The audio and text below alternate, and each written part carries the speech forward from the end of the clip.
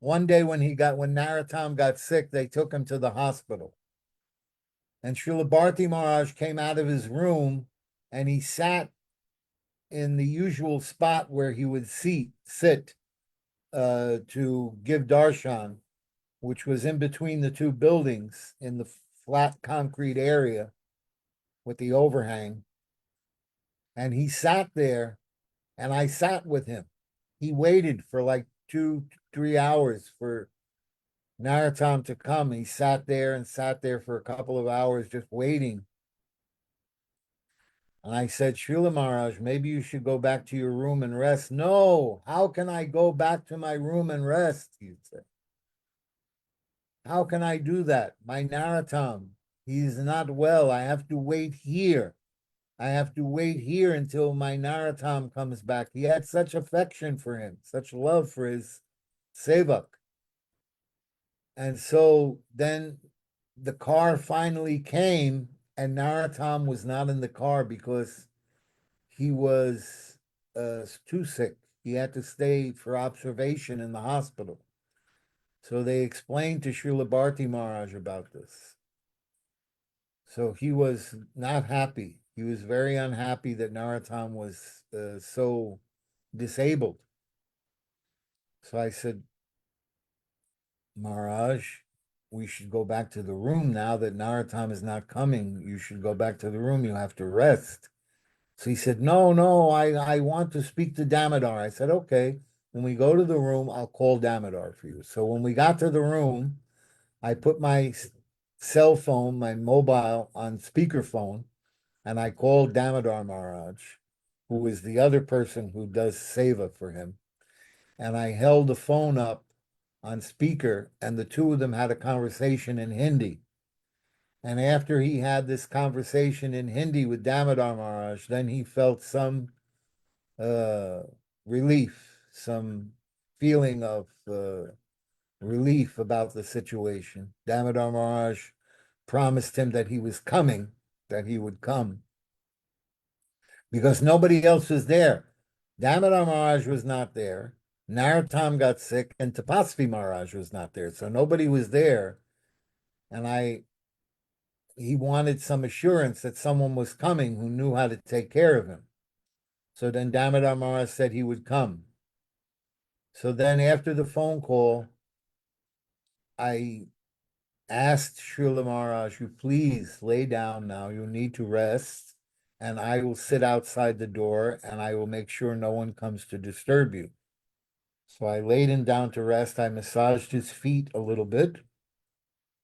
And then when he fell off to sleep, I went outside and closed the door and sat in front of the door. And 15 minutes later, some man came with his wife and kids and sister-in-law and all these people. We have to see Maharaj. I said, no, you can't see Maharaj. I want to see Maharaj now. He knows me. I know he knows you, but you're not going in to see him now because he's tired and he needs to rest. And so I had to shout a little bit to get him to go away, but finally he left, and that I spent a couple of hours sitting there protecting Maharaja's room. And Srila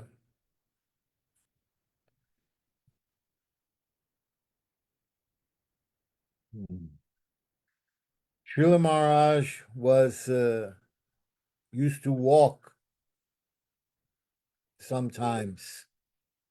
There was a big garden next to the temple, a public garden. And Srila Maharaj sometimes would go there and take a walk. So when he would walk over there in the garden, sometimes I would walk with him. And there was a bunch of photographs that were taken of him in that garden. And when Srila Maharaj would talk, he would make some discussions, answering questions. I read that I think it was Madhava Priya. He posted one day on Facebook that we should all be attentive not to push Srila Maharaj too much, because Srila Maharaj had complained to Madhava Priya. English was his third language. His first language was Bengali and then Hindi, and English was his third language. So he felt sometimes that when they asked him questions, he said, I try to remember the words in English, and I can't remember them very well. And so then I start getting a headache from pressing my brain to remember these words.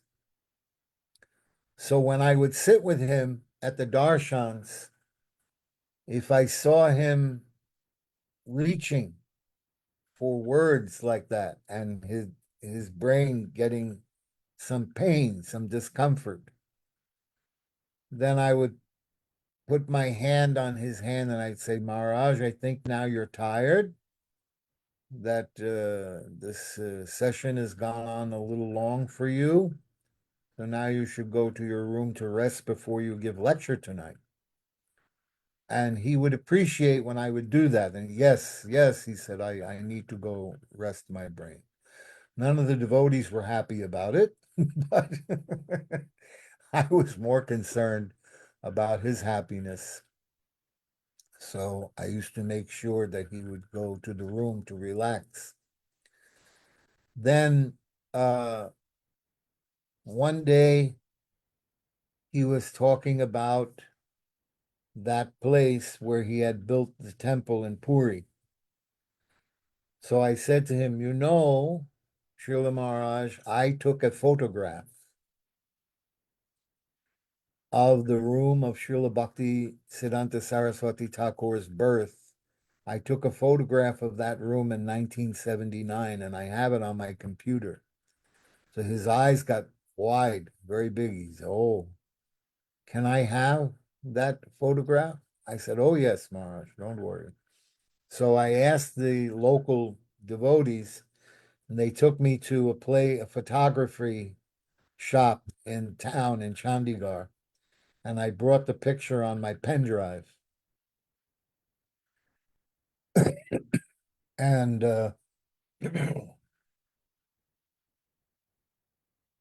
then what happened was he I had the picture enlarged, because when I originally got the photograph, I had it made into a high resolution photograph, so it was a very detailed photograph. And then I had the picture enlarged, like 12 by 12 or something like that. I don't remember exactly how large it is. I have a picture of me giving him the photograph. I put a gold frame on it. So I brought it to him, and we had a little ceremony. I handed it to him. They took some photographs, and he was very happy that he got it.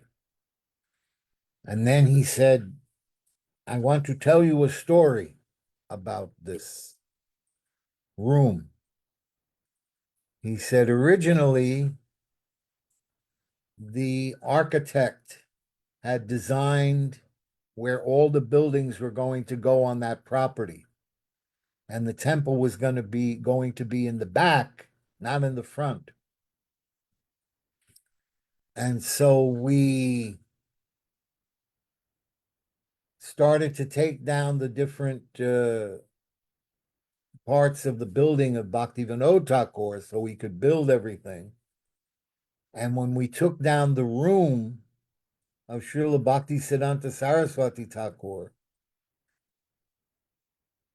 the earth underneath the room emanated a divine fragrance that permeated the entire property.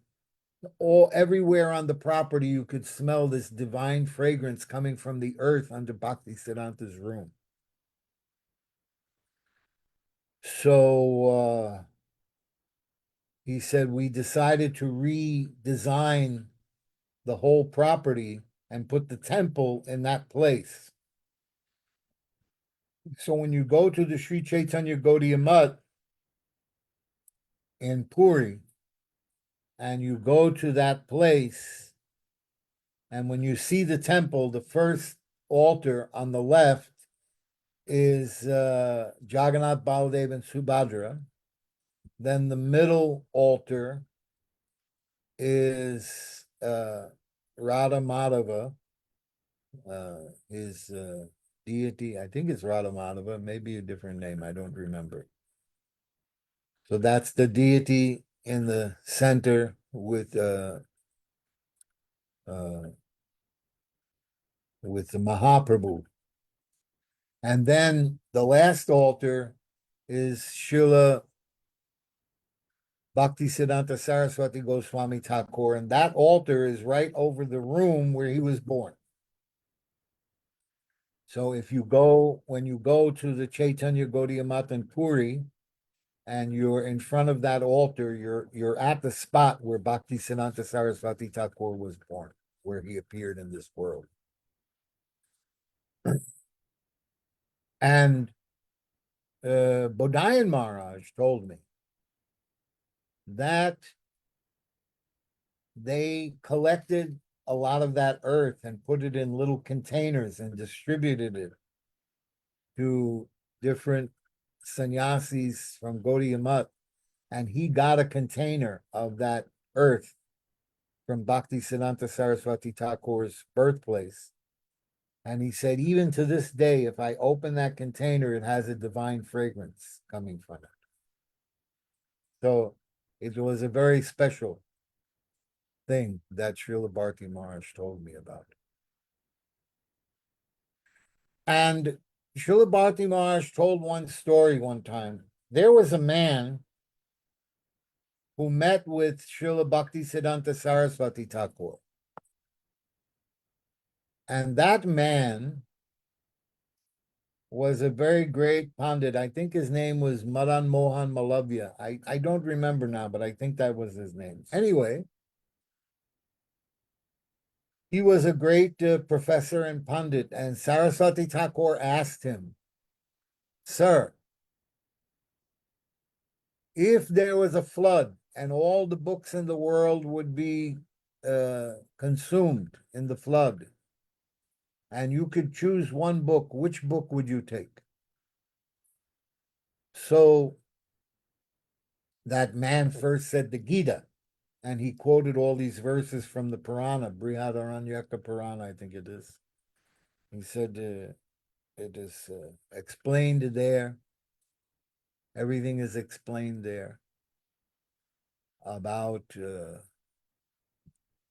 how the Gita is the most important book. So Srila Saraswati Thakur said, no, not the Gita. So then he said, okay. Then he quoted from Bhagavatam, Dharma Projita Kaitavotra Nirmat Sadanam Satam, that this is the ripened fruit of the Puranas and the Vedas, that it should be the one book that you take with you. And Saraswati Thakur said, no, not that book either. So then the man said, well, then I don't know. I don't know which book. Bhaktisiddhanta Saraswati Thakur told him the most important book is Sri Chaitanya Charitamrita. So Srila Bharatīji Maharaj told me that he had the opportunity to speak with that man. And the man told him the story directly of his discussion with Srila Saraswati Thakur. So then Bharatīji Maharaj said, at the time when he told me the story, I accepted that Chaitanya Charitamrita was the most important scripture. He said, but I didn't realize it from this discussion from this man. He said, and then I heard my Guru Maharaj and other exalted disciples of Saraswati Thakur lecture on Chaitanya Charitamrita, and by hearing their Harikatha, I got a deeper understanding of it. He said, and then my Guru Maharaj ordered me, Bhakti Daitya Madhav Maharaj ordered Srila Bharatīji Maharaj to translate the Chaitanya Charitamrita from Bengali into Hindi. He said, and so I undertook this task of translating it from Bengali into Hindi, along with the commentary of Srila Bhakti Siddhanta Saraswati Thakur and Srila Bhakti Vinod Thakur. He said, and then by doing service to my Guru Maharaj, by doing service to Chaitanya Charitamrita, by explaining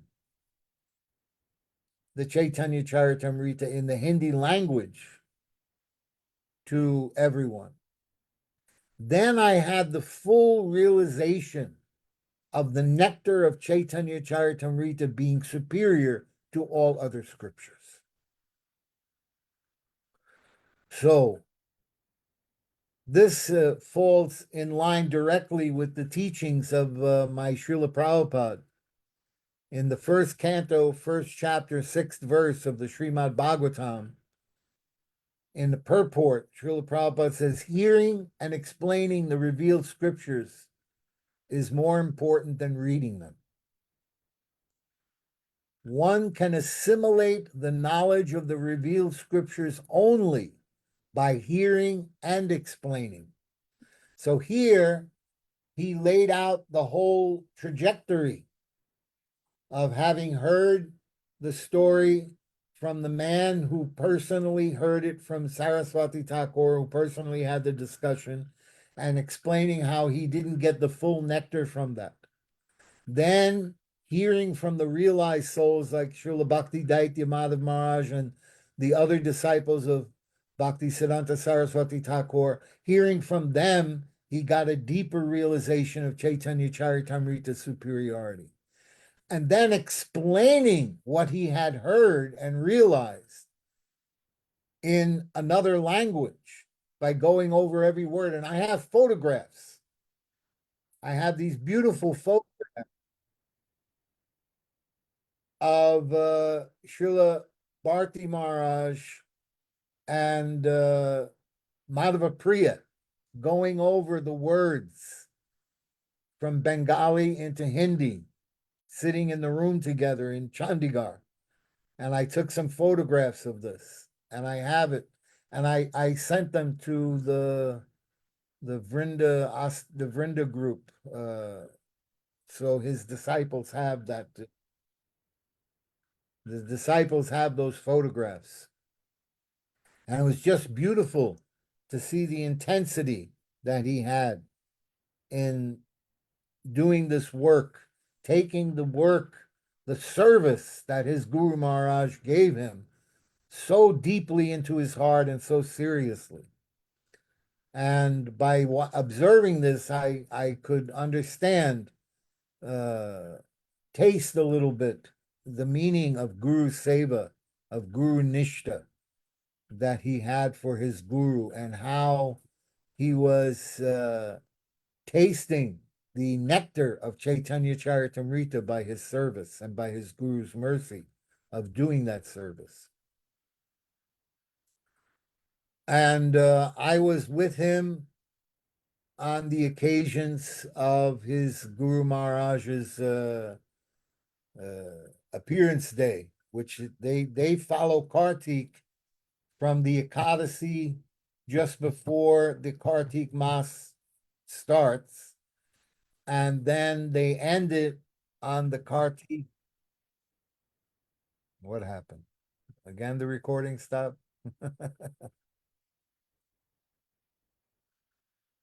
Is anyone? Okay. So we used to be with him because they would do the Kartik from the Ekadasi just before the Kartik to the last Ekadasi, the second Ekadasi in Kartik. which is the birthday of Srila Bhakti Daitya Madhav Maharaj, his appearance day. And so they would have the big celebration there at the Mutt, and everyone would speak the glories of Srila Madhav Maharaj, and they would have a big feast, Ekadasi feast. It was very nice, very attractive, and very beautiful ceremony. And then the next day they would have another feast, a grain feast.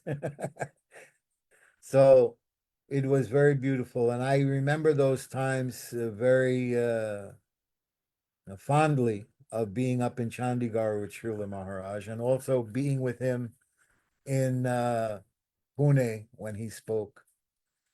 And I remember when I spoke with him one time,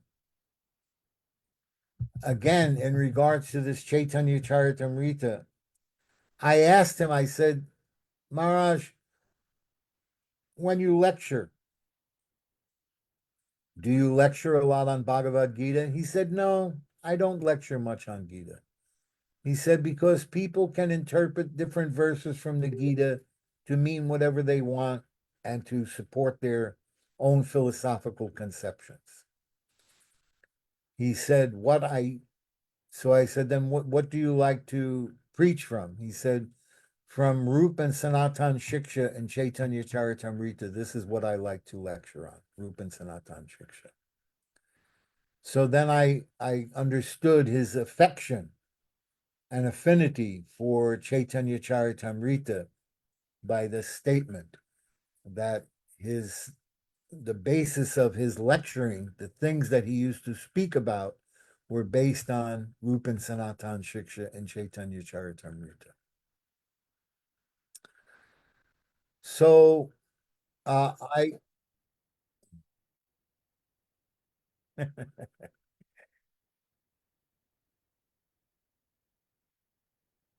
when it says recording stop, can you still hear me speak? Yes, okay. So then I'll continue to speak. All right, so I can just say that he was very kind to me, and he gave me a lot of mercy. Sometimes I can't even remember all the beautiful things that he told me. And other times I can remember how he used to give me a lot of opportunity to develop my devotional mood. I will tell one more quick story. I was coming home from the market because I used to cook my own food. So I was in Chandigarh. I think this was during Purushottam Mas.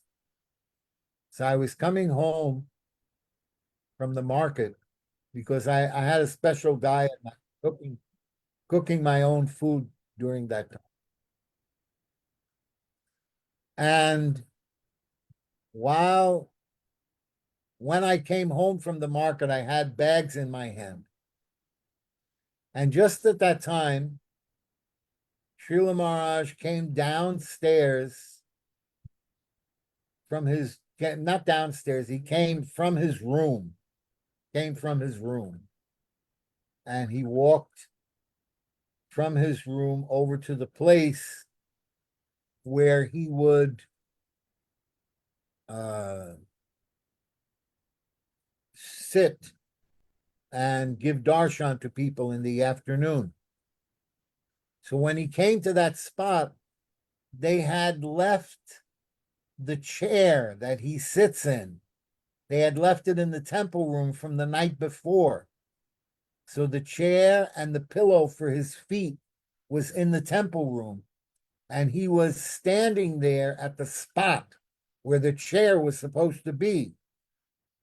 But there was no chair. And I looked and I saw this, and I realized that he was not being taken care of. And I just dropped the bags on the floor and ran into the temple room like a young boy. And I got the chair and I got the pillow and I came and I put the chair for him to sit down, and he sat down, and then I put the pillow under his feet. I took off his shoes and I placed his feet on the pillow, and he didn't say a word. He just accepted my service. Then I went back and I got my bags and I walked up to my room, and suddenly my heart filled with a kind of happiness that it's inexplicable. And I realized that he was giving me his mercy, his blessings. So I was a very fortunate person to be a benefactor of his direct love and affection and mercy on so many occasions. And that I had opportunity to massage his feet in his room and let him sleep. I did that several times. That I had opportunity to walk with him, that I had opportunity to escort him back to his room from the lectures at night. All these little opportunities of service that I got for him, giving me this chance to have some intimate association with such a great Mahabhagavat. Have those impressions are in my heart. And I was in America when he left, and they asked me if I would go to India. And I told them that I was there when my Guru Maharaj was put in Samadhi, and I was there when Narayan Maharaj was put in Samadhi. And I could not take another event like this in my heart. It was too much. So I didn't come to India from America for that ceremony. But I followed it very carefully on the internet, and we owe a great debt of gratitude also to Śrīla Bodhayan Maharaj for providing that property for his samadhi in Puri, in not my Mayapur. So I want to thank Chandrika Dasi and for the opportunity to speak something about my great Shiksha Guru, Srila Bhakti Vijñāna Bhāratī Mahārāja, and also giving me chance to see the face of my beloved god brother, Bhaktivedanta Nemi Mahārāja, who I love very much, and all of the devotees.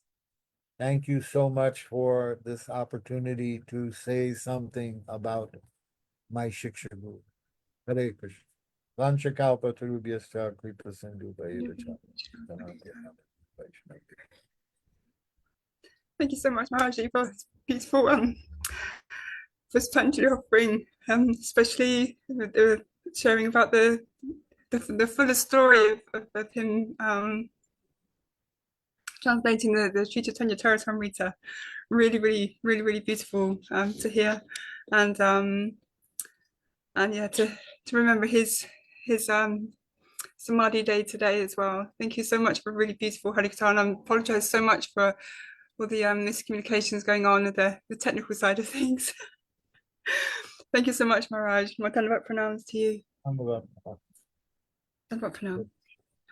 Hare Krishna. Okay, so now we move on to Sundar Gopal Das, who will join us. Prabhu, if you could please unmute yourself. Sundar Gopal Das was a very intimate servant of Guru Maharaj, and we're very grateful that he has joined us here today. Prabhu, if you could please offer your Pushpanjali, and if it's okay with you, I will ring the bell 5 minutes before your finishing time. Is that okay? That is fine, Didi. Thank you very much. Okay. Okay, Madhanva Pranam Prabhu. Thank you for joining us. Hare Krishna. Om Ajnanatirmirandasya Jnana. Can you hear me okay? Is it Yes, fine? yes, very well, Okay. Prabhu. Yes, thank you. Okay, Yes. thank you. Om Ajnanatirmirandasya Jnananjanashalakaya Chakshurannlitamena Tasmai Shri Guruve Namaha. Vanchakalpatarubhascha Kripasindhu cha Patitanam Pavnebhyo Vaishnavebhyo Namo Namaha. Jai Shri Krishna Chaitanya Prabhu Nityananda Shri Advaita Gadadhar Shivasati Gaur Bhaktavinda. Hare Krishna Krishna Krishna Hare Hare, Hare Rama Rama Rama Hare Hare. First of all, I like to offer unlimited obeisance and lotus feet of Guru Padma Shri Srimad Bhakti Vedanta Narayan Goswami Maharaj, at the lotus feet of Shiksha Gurudev Srila Bhakti Vijñāna Bhārati Gosvāmī Maharaj, whose auspicious Tirobhav Tithi is today. And today is also the Nirjan Tithi of Shri Haridas Thakur. So Srila, because we are so used to speaking this way, whenever I say Gurudev, I mean my Diksha Gurudev Srila Bhakti Vedanta Narayan Goswami Maharaj, and when I say Srila Maharaj, I mean Srila Bhakti Vijñāna Bhārati Goswami Maharaj. So our Maharaj, Srila Maharaj used to speak. He was the one who introduced me to this term Niryan Yati. Niryan Titi today of Srila Haridas Thakur, because Srila Haridas Thakur, because every pure devotee can decide when to leave this world physically, but they leave it to the desire of the Lord to leave. So they never force the Lord when they want to. But Haridas Thakur, just like Bhishma, he requested or informed the Lord that I want to leave on this day. So that's why we don't say Tiroba, but Maharaj says we say Niryan, that he's departed on his forward journey on his own, with his own. He made his own decision that this is the day I will leave. Whereas with all the acharyas, they leave it to the desire of the Lord. So that's why we say it's a Tirobhav Tithi. So many devotees have spoken. Unfortunately, we're busy. Before I start, I'm speaking from, those who don't know, I'm speaking from Shri Radha Madhav Gaudiya Math in Faridabad. And where I'm sitting, here is where Srila Maharaj actually performed his final pastime. This is from where he went to Nitya Leela. So Maharaj, many devotees have spoken today. Unfortunately, we also had a program here, so I was not able to participate in any of that. So many devotees must have spoken. So very quickly, I just want to speak a few things. His life philosophy is when we first, just a quick introduction. I first met Srila Mahārāja in 2013. I spent a couple of months with him just before Navdeep Parikrama in a month after that. And by his mercy, I was able to engage in his service fully from 2014. So when we first came, he was always reciting one verse. The verse he used to recite many times. Ata Shri Krishna Namadi na bhavet gre indrai sevan mukhe jivada swayam api spurati yataha. This is a verse by Srila Rupa Gosvāmī in Bhakti Rasamrita Sindhu, where he is saying that the name, form, qualities, pastimes of Shri Krishna is transcendental and beyond the grasp of our senses. And the only way, if there is someone who desires to serve the Lord, only then these things will manifest automatically to him by the mercy of the Lord. So all these things related to Krishna, we cannot touch them. Only when Krishna and his associates, they are merciful to us, then we can realize them. So when will Krishna give his mercy? Is when Sevan Mukhe Jiva, those verses, when we have desire to perform service. So another one of his favorite verses he used to say was Sneh my seva. Sneh seva upeksha mata Shri Krishna kripaya. That Krishna mercy is dependent on Sneh my seva, when one serves with the great love and affection.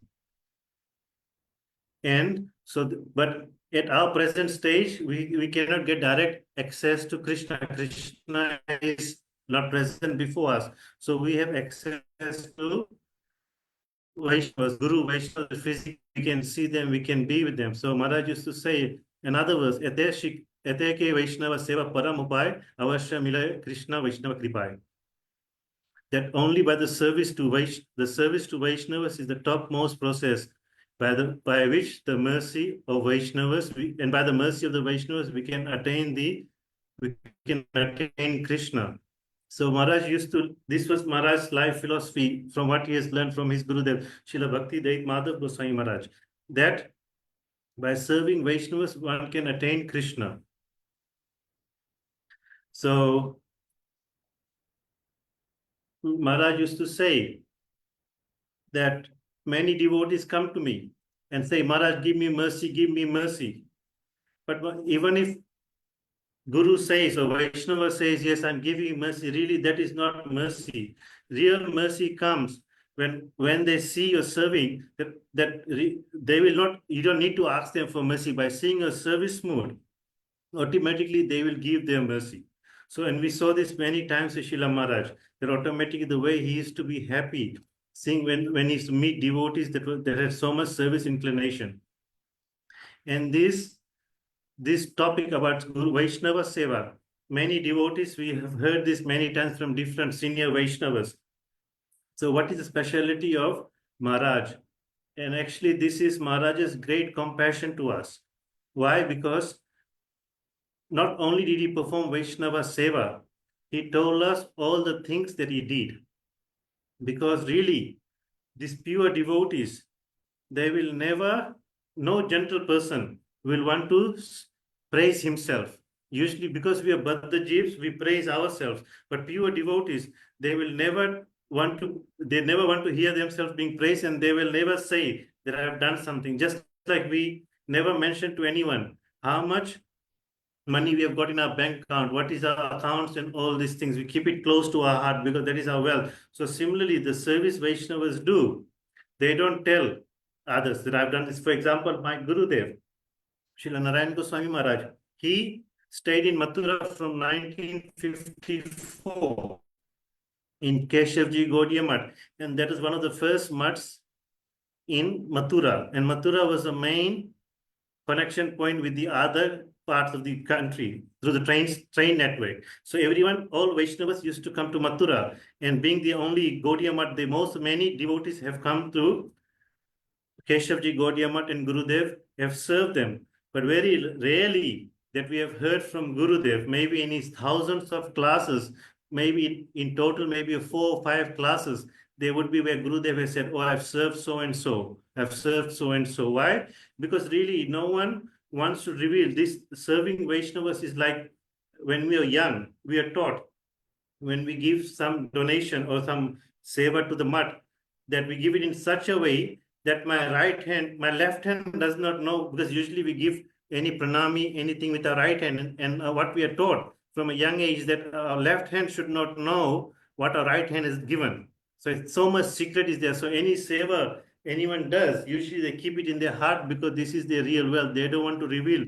But Srila Maharaj was so compassionate. Why? He told us all these things, that how he has served and what he has learned in the way. Because many of us, we do many services. And nowadays, biggest emphasis is given on physical, how much physical labor I have given, how people think. But Maharaj has shown through his example the mood that one should have when one serves. And what we do is, what we do those services which we like, and we give conditions. I will do it when I feel like, or we do it to get praise of others. But we can see in Maharaj that he was an embodiment of seva, and everything he did was for the pleasure of Guru Vaishnavas. So he was given the award Seva Vigraha. And I don't spend so much time because we have published this in our website also, but Vijñāna, where that award is, that when his Gurudev Srila Bhakti Dait Madhav Goswami, he gave this award. At that time, that he gave, why did he give him the award, the Seva Vigraha, the embodiment of Seva, because of these characteristics. And Maharaj used to explain to us, what is Seva?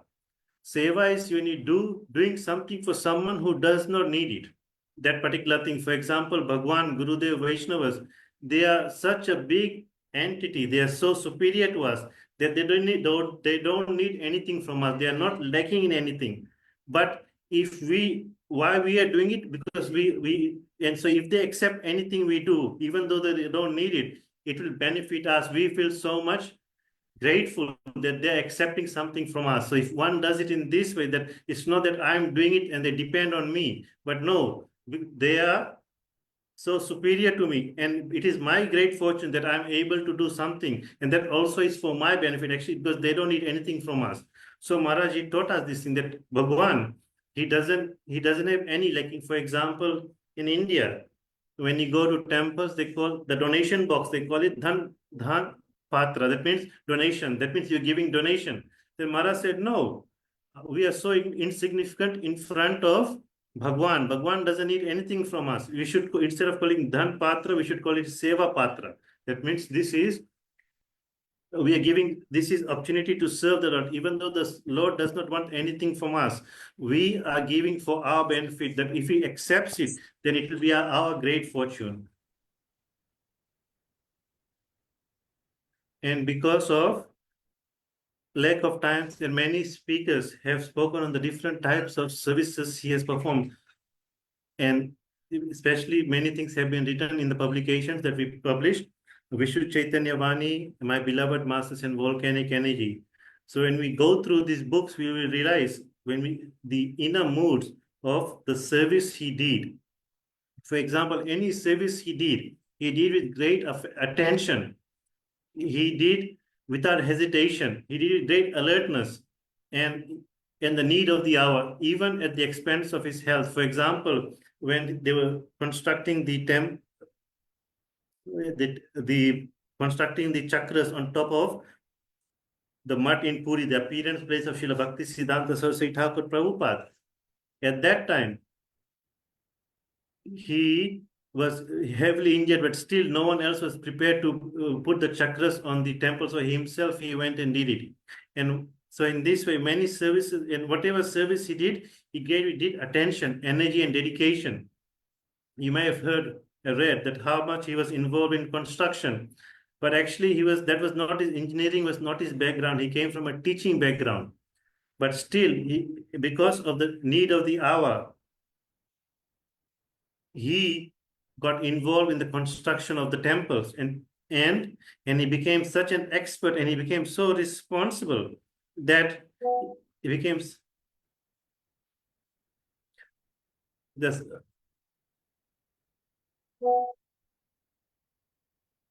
1 minute. Just sorry. Just 1 minute. Just.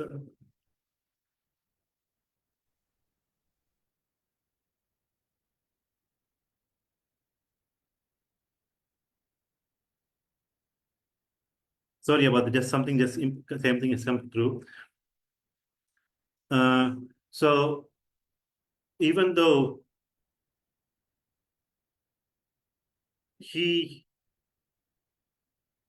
sorry about that.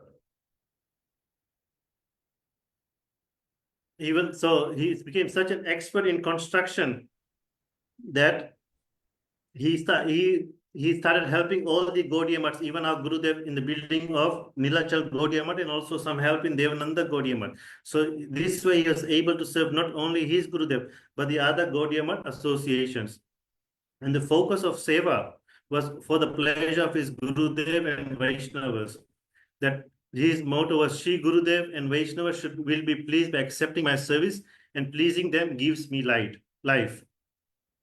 So in this way, with this attitude, the way he served, that my duty is only to serve Guru and Vaishnavas and to please them.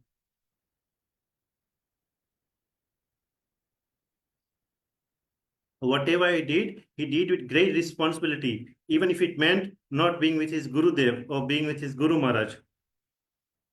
For example, when we came to him, like, I'm not sure, when we came to him at that time, he was concerned about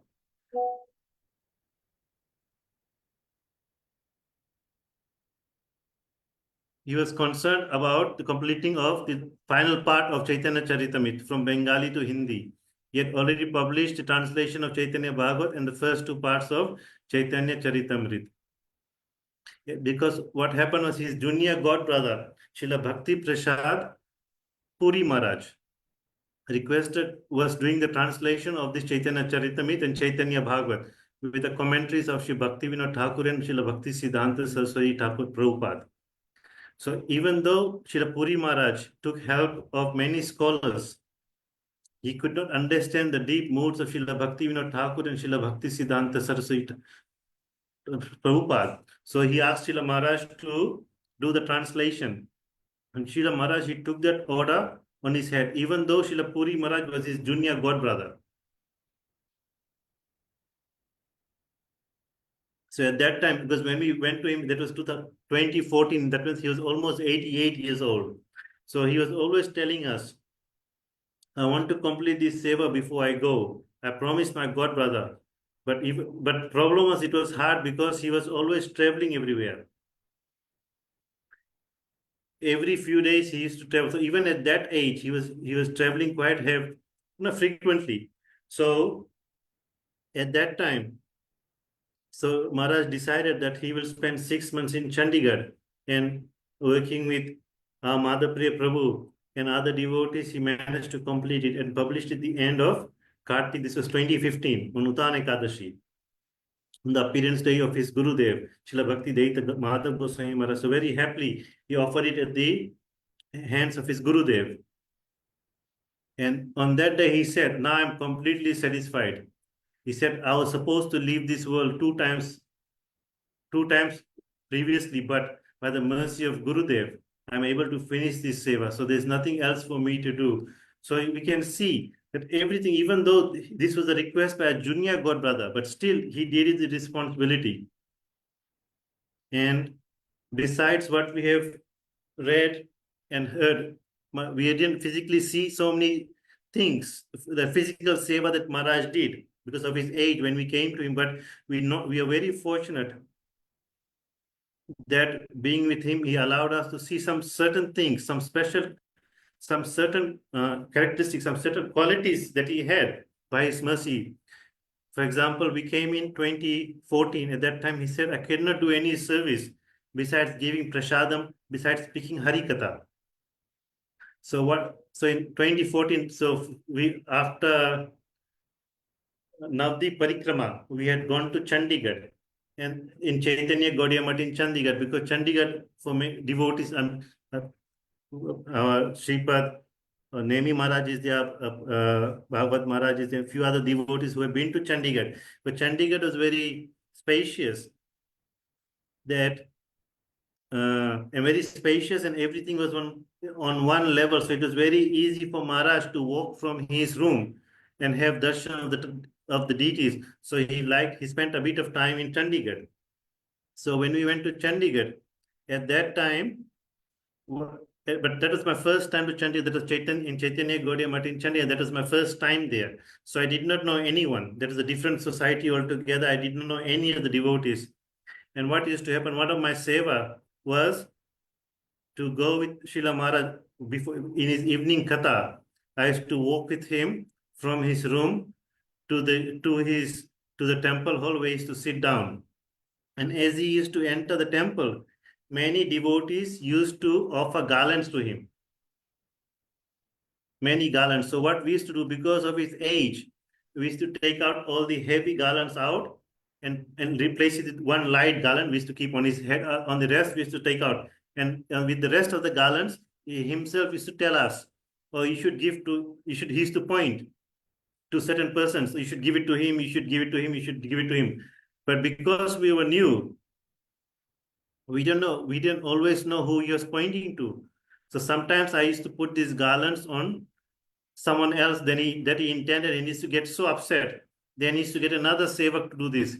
And some of us, Tapasvi Maharaj, I'm not sure if he's here or not, he also did that. And all of us, we got in trouble with Maharaj in one way or the other by giving to the wrong person. And at that time, we didn't know what was going on. We didn't know why he was getting upset. Then Madhapriya Prabhu, who has been with Maharaj for a while, as well as been to Chandigarh Math, he used to take the garlands from us, and he used to take the garlands from us and he used to put it on the right persons. Then after a few days, we realized that he used to give to certain devotees, like our Nemi Maharaj, our Nandan Prabhu from Hong Kong, and some senior Vaishnavas who we later found out that they had rendered a lot of service to his Gurudev, to the Math and general service. So Maharaj, then through this pastime, we realized actually what was Maharaj doing. Because for us, giving garlands meant nothing. But for Maharaj, his thinking was, in my age, I cannot do anything for anyone now. These people are serving so much. Nandan Prabhu used to bring so many devotees from Hong Kong and China. He used to look after them. He used to translate for them, make sure they were fed properly and all these things. And Maharaj was appreciative of all his service. So always he used to ask me to, give one garland to Nandan Prabhu, as well as Nemi Maharaj. He used to do it. Because seeing the service of these Vaishnavas, he's only thought, how can I bless them? Because I cannot please them. I cannot serve them physically. So through Hari Katha and small things like this, I'm blessing them, so in these small things, Maharaj used to, it's such grave, for us it's very small, but for him there's such a deep mood is in this. And what we notice also, that he loved distributing prasad to all the devotees who came to listen to Hari Katha. Why? Because we found that because he had so much effort, he took so much effort because they took so much effort to come and listen to Hari Katha. So how can I serve them? They've taken their time, the energy, they're coming. So how can I serve them? The only way I can serve them is by giving something in return. So Maharaj was very grave. This kind of thing, even though for us it's very small, giving sweets and all this, but for him it was like personal exchange with the devotees. They've come here, they're listening to Hari Katha, to serve the Lord, having darshan of Thakurji. They're giving the energy to me. I should return something. And it's a very, once like our Nemi Maharaj, Tapasvi Maharaj and Bhagavad Maharaj would know, in Chandigarh Mutt, outside, just near the temple room, Maharaj used to, just near, from when he entered the courtyard where the temple is, Maharaj used to often sit there and give some darshan, used to speak Hari Katha, or just general talking with the devotees. At that time, one brahmachari, he came with some guests, one brahmachari of the mutt, he came with some guests. And he came to Maharaj and he said to Maharaj, Maharaj, can I have some sweets I can to give to these guests? And Maharaj ignored him completely. And I was that's the first time I've seen that, so I was a little confused, but I didn't say anything. So he requested Maharaj again, can I have some sweets?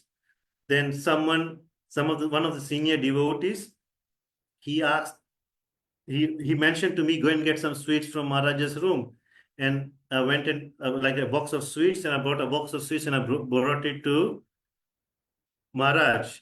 And he was forced to give these sweets to this devotee and guest, and he was not happy, because we used to think on an external point of view, oh, Maharaj always loves giving sweets.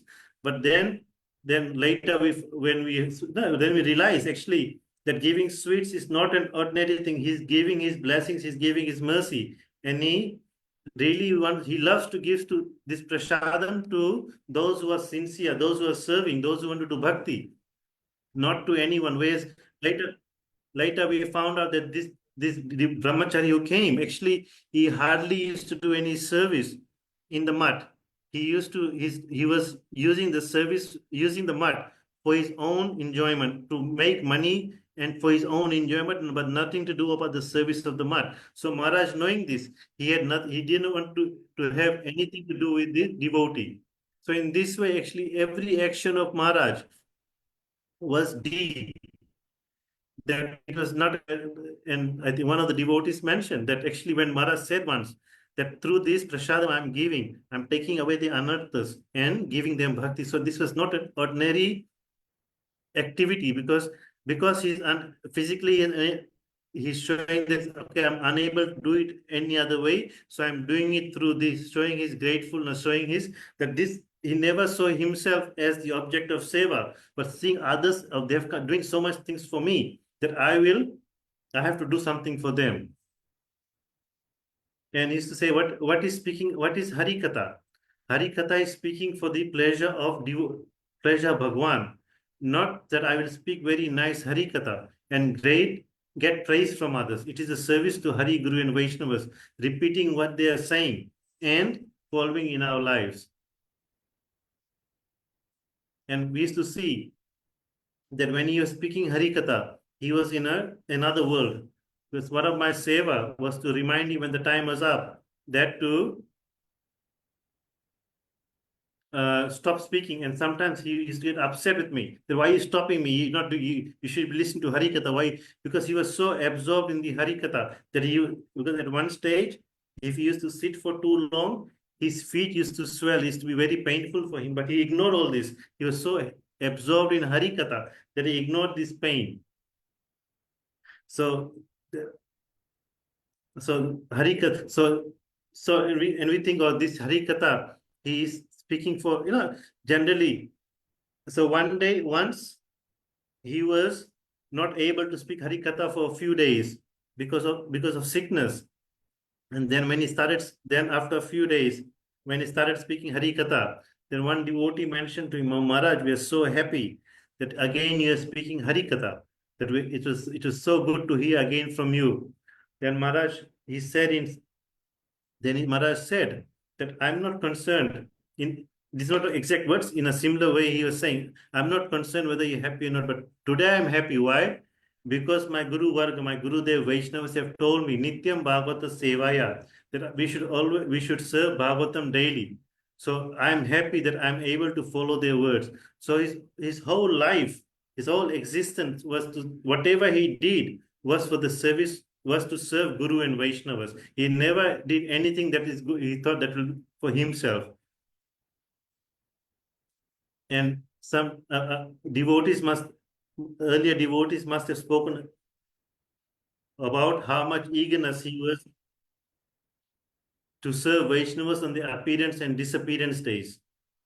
We used to say, how do we serve them, especially for those Vaishnavas who are not physically present in them? By speaking their glory, speaking about their life, speaking the conduct and teachings, and trying to remember them and trying to follow them in our life. This is the real seva for them, and to observe them, to remember them on their tithis is our greatest wealth, and to forget them, especially on these days, is our greatest misfortune. And he is very particular about this. Every morning, when he used to wake up, he used to look at his Vaishnava calendar, and their Vaishnava calendar is very comprehensive, more than ours. He had all the tithis for all the disciples of Srila Prabhupada. So from the morning, he knew, okay, today is someone whose tithi it is. And he unfailingly used to glorify them, even though there may be more than 2 or 3 tithis in a day. He would definitely speak about all of them.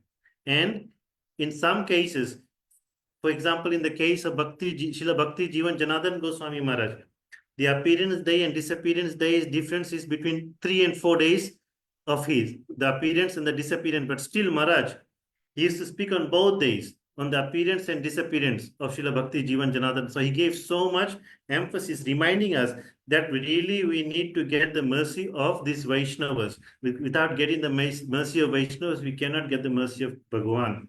And this was his unique contribution to the Gaudiya Vaishnava Saraswat Society, about speaking about the glories, the conduct, the teachings, and about the prominent disciples of Srila Prabhupada. And in this way allowed us to get some connection, get some mamta towards them. So there are many things Maharaj spoke. So some of the things we noticed when we traveled with Maharaj, that whenever he went anywhere, he never went empty-handed. For example, if you went to a Grahastha's house, we're traveling, for example, if you're traveling from Puri, he would definitely take some Jagannath Prasad for them. And if we knew that the host, he liked some particular sweet or he liked something particular, because Mahārajas memory, even till the end, was so very sharp, that he could remember train numbers, he could remember train journeys, the length of the time, every small thing he could remember, the date, the time that he talked to the certain person. His memory is very sharp. So he always used to remember, this person, he liked this. So he will definitely take something for them. And if he is going to another mutt, for example, if he is going to the Chandigarh mutt, he would take some sandalwood. If he is going to the mutt in Jagannath Puri, he used to take ghee for them and things like this. So in this way, wherever he used to go, he used to, so teaching us that that we should always be grateful. We should never take anyone or anything for granted, that we should not take advantage of anyone. That someone is providing me something, I should give something in return, otherwise we'll be in debt. And in Jagannath Puri, when we used to go with Śrīla Mahārāja from his room to the Harikatha, we used to take to the Kirtan hall, to the temple room. At that time, many devotees used to leave their shoes along the way. So because Maharaj was walking very slowly, we used to shift the shoes in front of him with our feet. So Maharaj used to get upset. He said, you shouldn't do that. Why? Because they are all Vaishnavas. You shouldn't touch the feet, shouldn't touch the shoes of the feet of the, shouldn't touch the shoes of the Vaishnavas with your feet. You should move it with your hand. You should give respect. So these kind of small things. Once he was about to sit in his Vyasasan in Faridabad, and then he realized that the level of Tulsi Devi was lower than his Vyasasan. So he refused to sit down. Then one devotee asked Maharaj, why aren't you sitting down? He said, how can I sit down? The level of Tulsi Devi, she should be higher than me, the level. Then I can sit down. So these small things Maharaj showed how much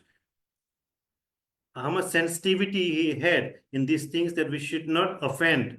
We should not do so very proper. And through his example, very proper archana, like he showed his conduct, that I'm a sannyasi, I should not. So he never used to allow any women to touch his feet or to garland him. And he would not even pat on the head. Sometimes parents used to come, oh, Maharaj, give blessings to our children. But when he used to find that there were girls, even baby girls, he would not used to touch on their head, said, no, I cannot, I'm a sannyasi.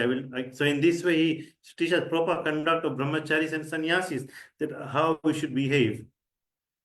And his mood, for example, like devotees who have been in India, when they've gone to programs, they would know that whenever they go to programs, the host, they will put garlands on them. So what is our general mood?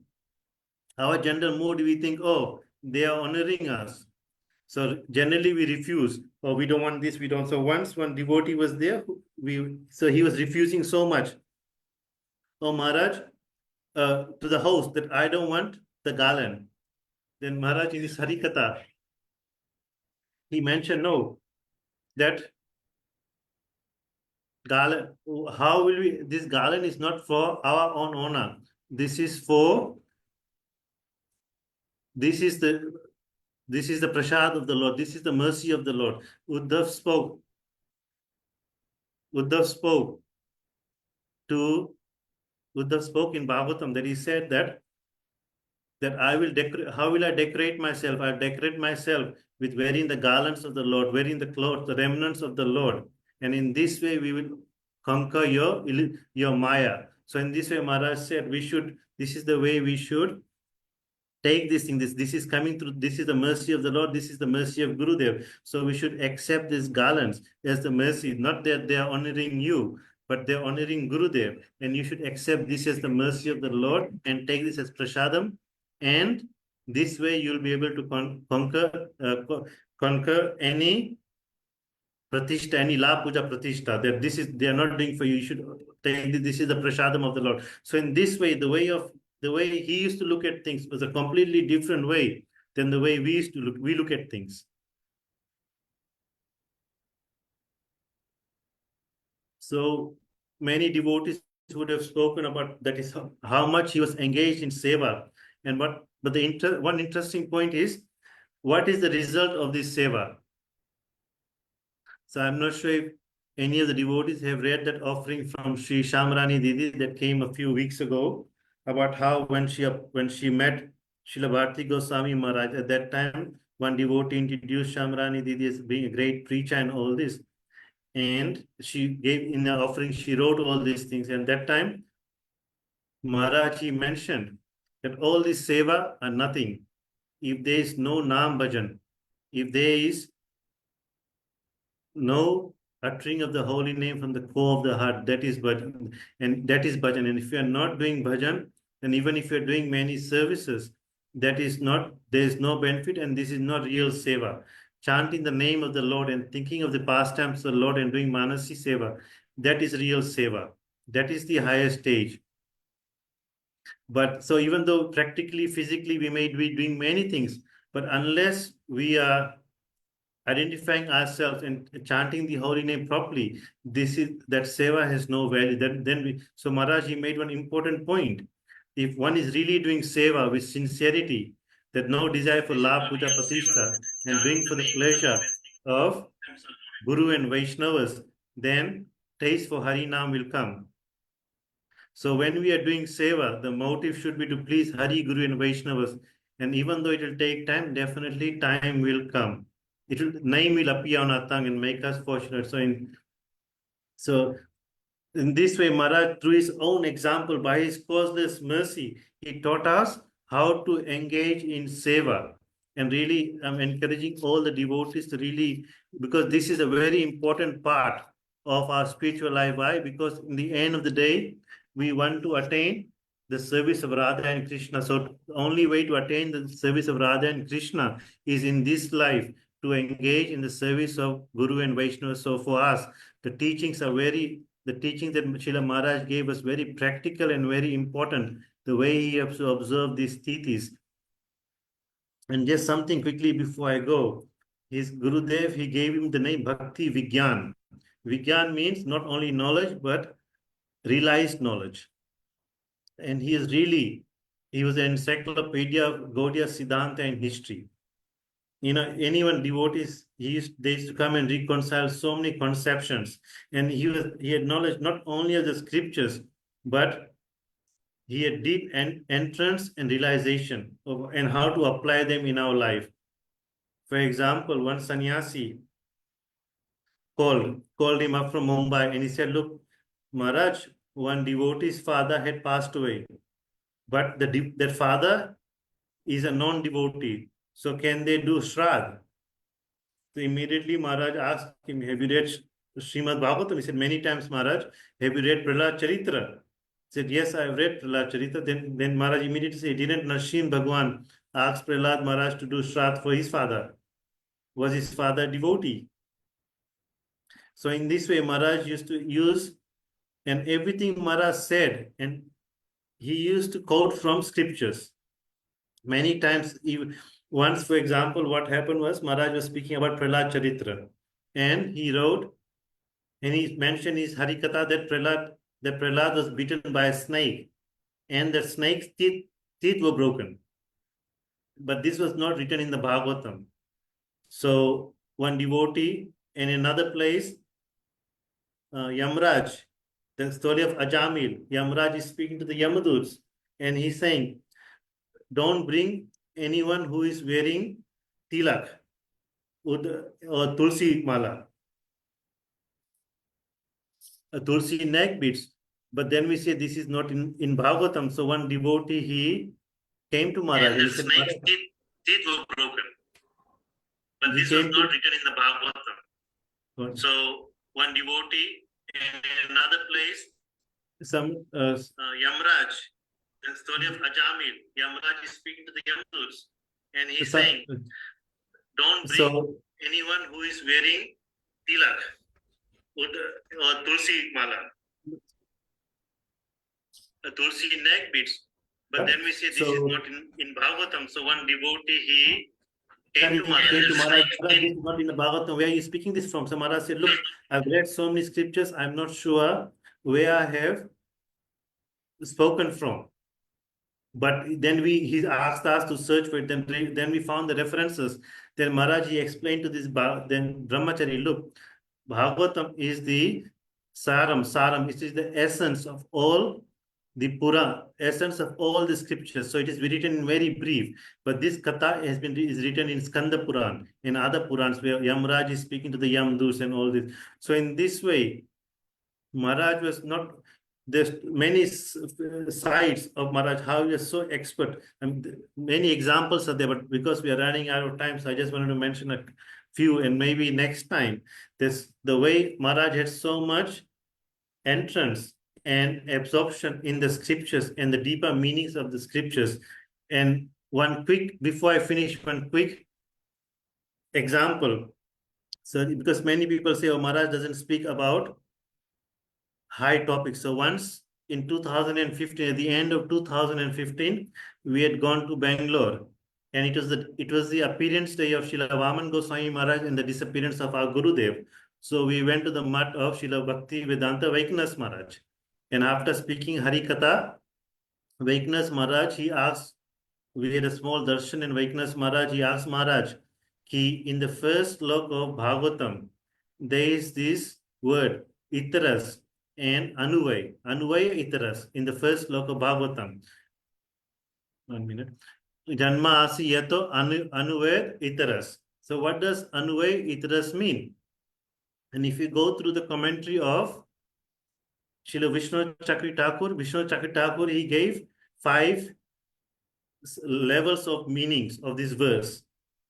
And each one is in a higher verse. So Maharaj immediately, he went to the topmost meaning. He said, look, Anuvaya. Anuvaya means Anuvaya. It means someone who is following another person. Who is that someone? That is Krishna. And Itaras means Dvitya. That means the second person. So in this verse, there are 2 people. One who is following there's one person who is following another person. So there's one person who's going ahead and one person who is following. Anuvaya itaras. So this is referring to Ras Leela. When Srimati Radhika, she left Ras Leela and Krishna followed her. And so Srimati Radhika is so special that Krishna left thousands and millions of gopis for her. So in this way, even though Srila Maharaj rarely used to speak about the Braj gopis or the deep pastimes, but still we could see how much he was absorbed in this pastime, that when our Vaiknas Maharaj asked this question, immediately Maharaj, he came to this answer. So in this way, I'd like to offer my humble obeisance at the lotus feet of Srila Bhakti Vijñāna Bhāratī Gosvāmī Maharaj, that he can please bless us, that we can really follow his conduct and proper conduct, his teachings, and something in our lives, and always engage in the service of Hari, Guru, and Vaishnavas, and be successful in our spiritual life. Vanchakalpatarubaischa kripasindevacha patitanam pavanebhyo that we can really follow his conduct and proper conduct, his teachings. Thank you so much, Sundaka Prabhu. My Dandavat pranams to you. Thank you for your beautiful Pushpanjali. And yes, it would be lovely to hear from you again some more glories of Srila Maharaj for sure. Maybe we can have another program quite soon or something. It would be really nice to have a part 2 of hearing all these amazing glories of Srila Maharaj. Thank you so much for joining us today. My Dandavat pranams to you. Thank you very much, Didi, for taking the endeavor to have this program. Very grateful for that. Thank you, Hare Krishna. My apologies, I can't actually hear you properly because I have no sound. So please forgive me that I can't hear what you're saying. I'm just saying now, thank you very much. No, we are very grateful that you took the effort to organize this. Thank you, Hare Krishna. Hare Krishna. Thank you, Prabhu. Okay, so now we will hear from our very dear Chandrika Didi. If you would like to unmute Didi, it would be lovely to. Hi, everyone. Dandavat pranams to you, Chandrika Didi, and all the devotees on this program and those who Didi. After. I'm just going to quickly speak because I can't hear you. So I'll just say for my Dandavat pranams to you, and it's really lovely to see you, and very well, and it's really lovely to see you. And so please offer your Pushpanjali offering to our dear Srila Maharaj. My Dandavat pranams, Didi. Okay. Thank you, Didi. Thank you so much for arranging this very nice program. It's a big endeavor, I know. Okay. Ommagina Timandasya Gananjana Salakaya Chakshumalitam Yena Tasmai Shri Guruve Namaha. Namo Om Vishnu Padaya Radhikaya Priyapane Shishima Bhakti Vedantan Narayaniti Namane Vanchakaparubhyascha Kripa Sindhave Vacha Patitanam Bhavanabhyo Vaishnavebhyo Namo Namaha Gove Gochandraya Vadikaye Tadalaye Krishnaya Krishna Bhaktaye Tadbhaktaye Namo Namaha Shri Krishna Chaitanya Prabhu Nityananda Shri Advaita Gadadhar Shiva Sadi Shiva Bhaktavinda Hare Krishna Krishna Krishna Hare Hare Hare Rama Rama Rama Hare Hare. So before I begin, I'd like to offer my humble, most respectful obeisances. I offer my heart like flowers time and time again at the dust of the lotus feet of my Gurudev. Nityalila Vishnu Mahārāja Astotara Sada Shishimada Bhakti Vedanta Narayan Gosvāmī Mahārāja. And at the same time, I offer my Koti Koti Dandavat Pranams, my unlimited obeisances at the dust of the lotus feet of our dear Nityalila Vishnu Mahārāja Astotara Sada Shishimada Bhakti Vijñāna Bhāratī Gosvāmī Mahārāja, whose disappearance day it is today. So, we've heard so many beautiful glories from the lips of all the Vaishnavas, but unfortunately I could only join you just recently. I heard some of Sundar Gopal Prabhu's Pushpanjali, and he spoke so very nicely because he had so much association with Mahārāja, and he served him and his brother served so nicely Mahārāja. So it's very, very nice to hear from him. Anyway, I'll try to speak something of what I heard from Srila Bhakti Vijñāna Bhāratī Mahārāja, directly and indirectly, because I fortunately saw Srila Mahārāja first time was with our beloved Gurudev, Srila Bhaktivedanta Narayan Gosvāmī Mahārāja. He would invite him to speak sometimes during Srila Goswami Pad's Tirubhav Titi, when Gurudev would hold a conference, like 3 or 4 day conference there in Rup Sanatan Gaudiya Math. And Mahārāja would always speak very, very nicely about the glories of Srila Goswami Pad.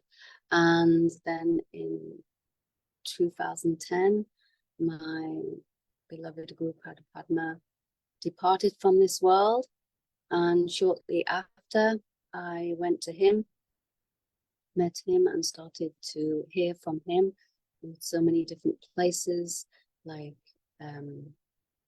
Chandigarh, travel sometimes Pune, see him in Mayapur Dham, Delhi, Calcutta, and so many different places around India. So I had the great good fortune of getting his association, and he would always be so sweet and very personal with everyone. So Srila Bharatīji Maharaj, he once said, how can we serve the lotus feet of Vaishnava after they disappear from the vision of this world?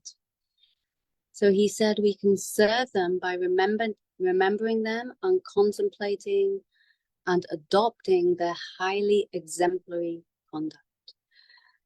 So he also mentioned that we must try to share and distribute their teachings to others so that others may easily establish a relationship with them. So what will be the result of remembering the lotus feet of Shri Guru and Vaishnavas? Sadgu Vaishnav Bhagavan Tinara Smaran. Tinara Smarana Hoy Vigna Vinasan. So by remembering Shri Guru and Vaishnavas, as well as Bhagavan, all difficulties, all obstacles will be completely destroyed on one's path. And one's ultimate desire will very easily be fulfilled.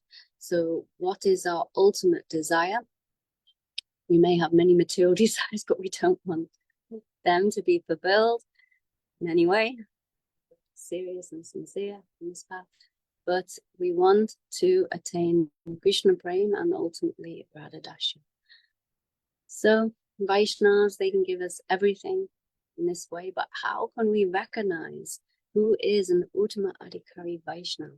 So there are different symptoms, there are different ways we can recognize them. According to Shastra and according to Mahārāja, he's explained that number one, you can recognize them by their Shraddha, by their faith and realization of Shastra.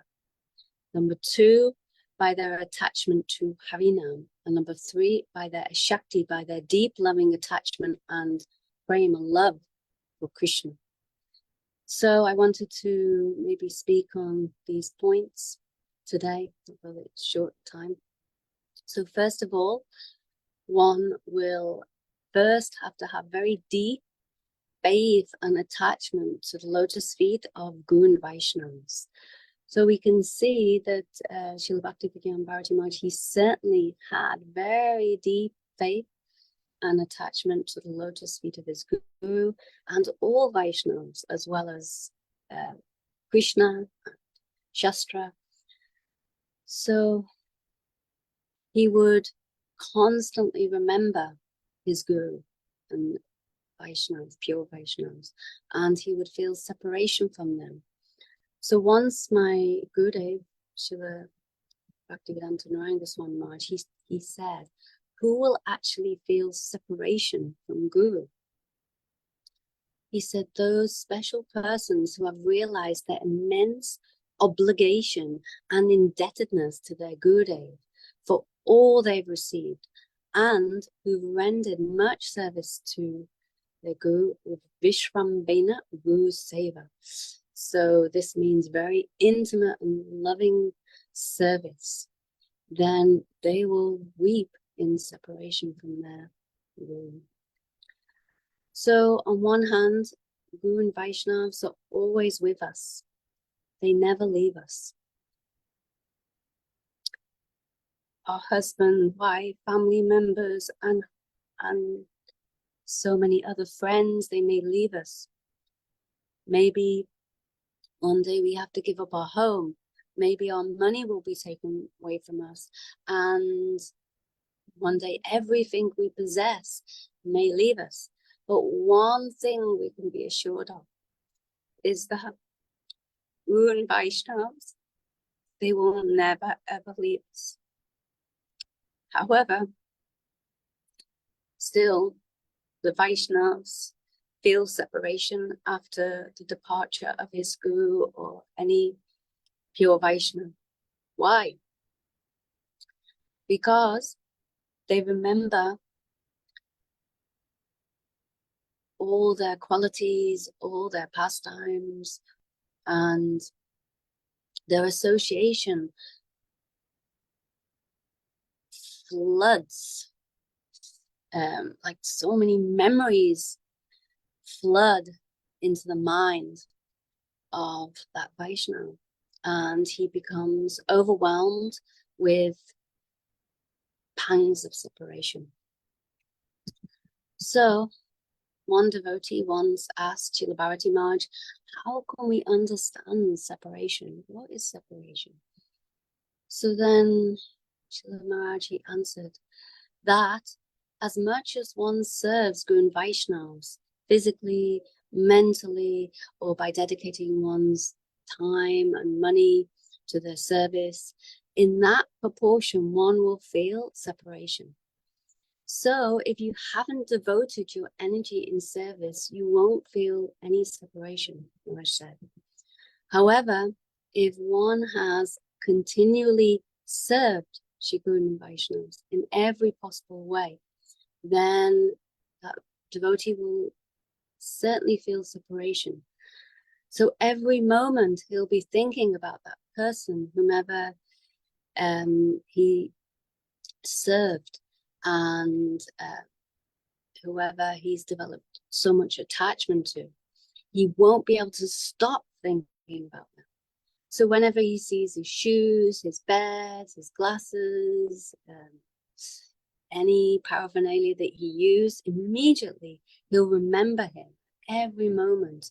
So Mahārāja said, this is real viraha, this is real separation. So, for example, he gave this example that if you devote your energy to an adopted son and you're continually serving him, but if that boy then dies, he gives up his body, then you will feel most bereft of his presence, and you'll feel very sad. You'll always feel viraha, separation for that boy. Why? Because you have a relationship. So how much separation we have, we experience, is proof whether we've served Guru or not. But we could ask the question, what is service? So Mahārāja explained that service is that which is performed from the core of his heart, core of one's heart, with a mood to please one's object of service.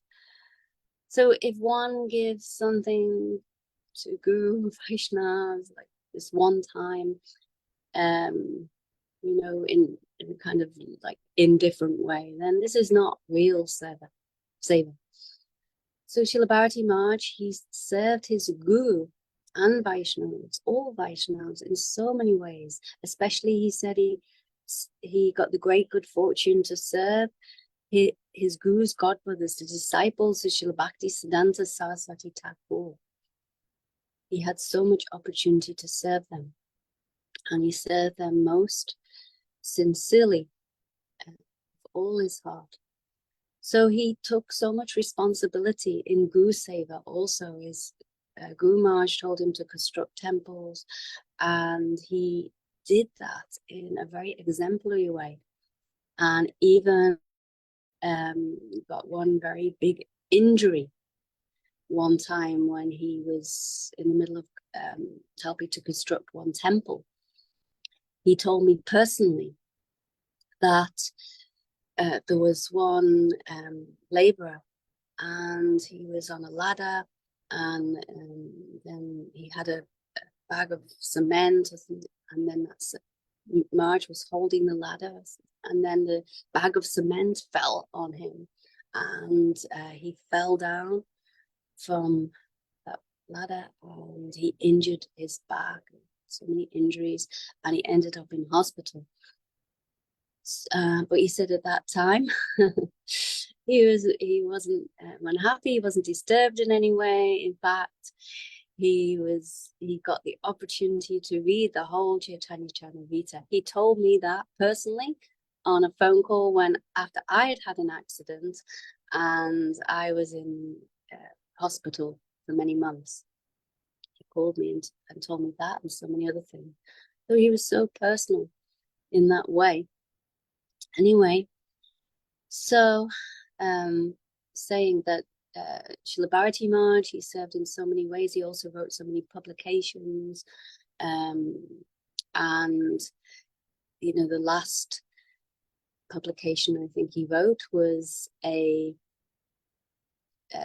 translation and commentary to Śrī Chaitanya Charitamrita, and he said he did not want to leave this world until that was completed. So like he said, he completed, and shortly after he left this world. So he served on parikramas, he served in so many ways, really sincerely from the core of his heart. So he was such an example of Guru Sevak and Vaishnava Sevak. So Srila Bhāratī Mahārāja, he he was explaining, you know, what is viraha, what is separation. And this, he said, entirely depends on the energy that is devoted by the devotees. So how much we dedicate our energy in the service of Guru and Vaishnavas, that much we will become attached to them. And according to how much we have served them and developed devotion and attachment to them, then that much we will feel separation.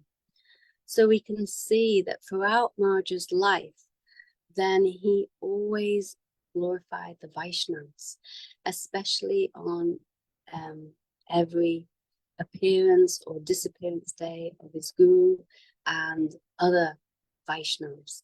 And he especially glorified the prominent disciples of Śrīla Bhakti Siddhanta Saraswati Thakur. Each and every one of them in the calendar, he would see, oh, it's like Śrīla Bhakti Pramod Puri Mahāraja's appearance day today. Śrīla Bhakti Śrīla Sridhar Mahāraja's disappearance day. Like this, he would always want to glorify them. So he would speak about their glories, like he had hundreds of mouths, and he would love to glorify them. That would give him life. You know? So he would always enumerate the glories also of his Guru Maharaj, and he wrote this book, Volcanic Energy, incorporating his Guru Maharaj's life and teachings in a very deep way. And he also wrote the book, of course, My Beloved Masters, compiled from all his lectures he gave on the appearance and disappearance days of the various disciples of Śrīla Bhakti Siddhanta Saraswati Thakur, Prabhupada. And he saw their transcendental qualities, and he enumerated them in very profound way, and he gave these jewels to the world. Otherwise, how would we have known their glories? So I'm speaking now on the qualities of an Uttama Vaishnava, how to recognize them. So I first was speaking on the first symptom, the qualification is one's Shraddha, one's faith in Guru Vaishnavas, as well as Krishna. And also that Vaishnava will have so much realization of Shastra. So we know that Srila Bhāratī Mahārāja, he had so much very deep realization of all the Shastras. He knew all the conclusions of all the scriptures. So once he said, it's not possible to understand the transcendental essence of any Vaishnava teachings just by reading his books. One will be unable to realize the essence of their mood and siddhant unless and until we have taken shelter of that pure Vaishnava Guru. And then once taking shelter, we can only begin to realize our own misconceptions. So just simply reading Shastra, we won't be able to understand the essence of the Shastra. We will maybe have so many misconceptions if we read alone. So that's why it's so important to have the guidance of a living Guru. And Srila Bhāratī Mahārāja gave us his association after the departure of our own beloved Gurudev, Srila Bhaktivedanta Narayana Gosvāmī Mahārāja. So we could continue hearing so much Hari Katha. And Srila Bhāratī Mahārāja himself, he heard so much Hari Katha directly from his Guru Maharaj for so many years, Srila Bhakti Madhav Gosvāmī Mahārāja. And he read Shastra under his guidance, and he realized the essence of that. So he would give Hari Katha every single day, practically, for many, many years. And the day he couldn't speak Hari Katha, due to his poor health, like in his old age, he would lament and he would think, oh, this day is most inauspicious, highly inauspicious. Why? Because I didn't get the opportunity to speak Harikatha. So how Srila Bhāratī Mahārāja, he would speak on Shastra. He had so much attachment to speak Harikatha, and whoever came to meet him, he would go on speaking Harikatha to them for hours. Sometimes he would never become tired of speaking, and always his sevaks would say, "Oh, Maharaj, time for prasadam," and he would just continue speaking. He was so absorbed. And whatever we would speak on, like in class, like the Chaitanya Charitamrita or Srimad Bhagavatam, any subject, he would go very deeply into that subject matter in ways that we couldn't imagine. So he would explain so many deep points of Tattva Siddhanta. And he would take one verse and he would explain it in hundreds of ways. And then, someone might ask him a question, and then he may answer. And then sometimes I would ask him a question, I would think, oh, did he understand my question? Because he seemed to be going here, there, everywhere, like in a complete maze. And but then, after giving so many examples, then he would come back to the original question, the original point, and we would be all very amazed at his dexterity, his cleverness in understanding these deep and very subtle points of Shastra. So he could speak for a very long time, and like I think Sundar Gopal Prabhu would say, it'd be like you'd be in another world, in the spiritual world, and there was no concept of time. So he'd never want to stop speaking. And even when sometimes, it would be past like 1 hour more of him speaking Harikatha, then his sevak would, indicate like time now to go, and he would just continue.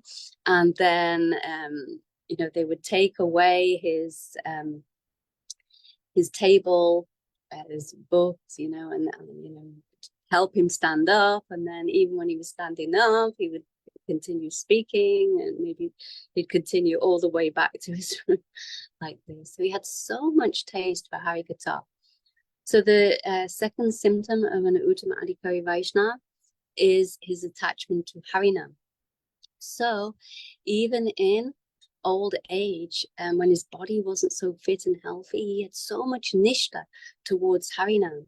So from the moment he woke up, he would be chanting Harinam. He would constantly chant throughout the day and even night in his sleep without any interruption. You would always see his lips vibrating Harinam at any given time. So also Sundar Gopal Prabhu mentioned how when Shamarani Didi was introduced to him, and someone said, she's great Vaishnavi, very famous, and she's performed so much service, so many beautiful paintings, so many books, and all these things. And Maharaj said, yes, okay, but this is nothing if one is not doing Nam Bhajan, one does not have real taste in Harinam. So Maharaj, he certainly had such taste in Harinam, always chanting the holy names. And he said that if we want to chant the pure holy names constantly, then we must become Sevanmukh. This verse, Atashi Krishna Namadi Nabhavam Vayamindriya Sevamukhi Jivado Svayam Eva Sprachado. So Krishna's name, form, qualities, and pastimes, as well as the Dham, Parikards, can never be perceived by the conditioned senses through the materially conditioned senses. But Mahārāja, he was completely seva mukh, so he had no bogan mukh, means inclination towards sense gratification. And throughout his life, he had no material desires, no attachments, and he was very simple, renounced. So his only attachment was to chanting the holy names. So Mahārāja said that only a self-realized pure Vaishnava who realized the transcendental objects of Vaikuntha can describe the real glories of the jewel, the Chintamani of Harinam. And he certainly could due to his deep realizations.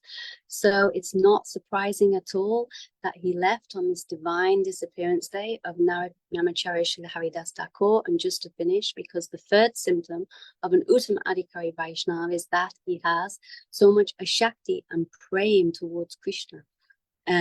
So we see that Mahārāja, he had very deep sambandha relation with Radha and Krishna. And how can we tell this? Because he was always speaking the glories of Krishna. And even like Sundar Gopal Prabhu said, that even though apparently externally it didn't appear that he was some rasik, but when he did speak on Radha Krishna Leela, he spoke in such a deep way, pointing out things that we'd never really thought of or heard before. Like he mentioned the example of Ras Leela, but one time Maharaj mentioned the example of Ras Leela when Srimati Radhika left Ras Leela, Krishna left Ras Leela, and then he was hiding somewhere. He manifested the form of Lord Narayan, four-armed Vishnu form, and so many gopis, including Radhika, was searching for Krishna. Then they saw this form of Narayan which Krishna had manifested, and they said, "Oh, my dear Lord Narayan, have you seen our beloved Shyama Sundar?"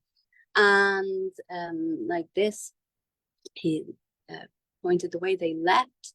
Went on searching, but only those when Srimati Radhika came, then she saw this four-arm form. She didn't even see the four-arm form of the Lord Narayan, because as soon as Krishna saw her, then his two arms went inside his body, and he again became two-armed form of Shyama Sundar holding flute. So Maharaj said only those gopis who were following in her footsteps, they were in anugatya of Srimati Radhika, then they were able to see Shyama Sundar. And those gopis who went ahead, then they weren't able to see the beautiful form of Shyama Sundar. So my time's run out, but I just wanted to say that Mahārāja had so much attachment to Thakurji. Also, even in his old age, he would go every day for darshan of Thakurji wherever he was, and he would go with so much eagerness, and he would submit heartfelt prayers before them. So Mahārāja, he was such an example of us, of a Mahābhagavat Vaishnava in every way. And how he always followed perfect Vaishnava etiquette. He knew exactly how to honor and respect all Vaishnavas according to their eligibility. So he gave us such an example how to serve Vaishnavas, how to follow perfect Vaishnava etiquette. And for that, we're completely indebted to him. So I'll finish my speech there, because time has run out. So thank you so much for giving me such an opportunity to try to repeat some of Mahāraja's teachings and enumerate his unlimited glories, although I am not qualified to do so, because only one Uttama-adhikari can recognize another Uttama-adhikari, so I'm certainly not on that platform, but it is our duty to say something of the glories of Vaishnavas on their appearance or disappearance days, so try to say something. So if anything good, only coming from the mercy of my Gurudev. If any mistake, then please forgive me. Shila Nityalila Bhushan Vishnupada Statara Sata Shishimān Shila Bhakti Vijñāna Bhāratī Gosvāmī Mahārāja Ki Jai. Vanchakapatri Pishta Kripa Sindhave Vicha Patitanam Pavanabhyo Vaishnavebhyo Namo. Thank you so much, Adi Chandra for your beautiful Pushpanjali offering for Śrīla Mahārāja. Always lovely to hear from you, and to it's so nice to be able to hear how much you always imbibe and how much you're always remembering it. It's always inspiring for me as well. But it's very beautiful to hear your memories and how much you've imbibed his teachings and everything. So yeah, thank you so much, Didi. Thank you so much for the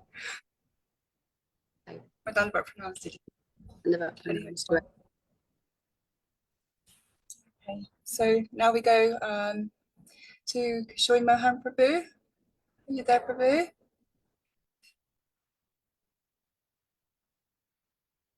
He was here just now. I don't know if he's gone. There you are. Hare Krishna, Prabhu. Dandavat Pranam.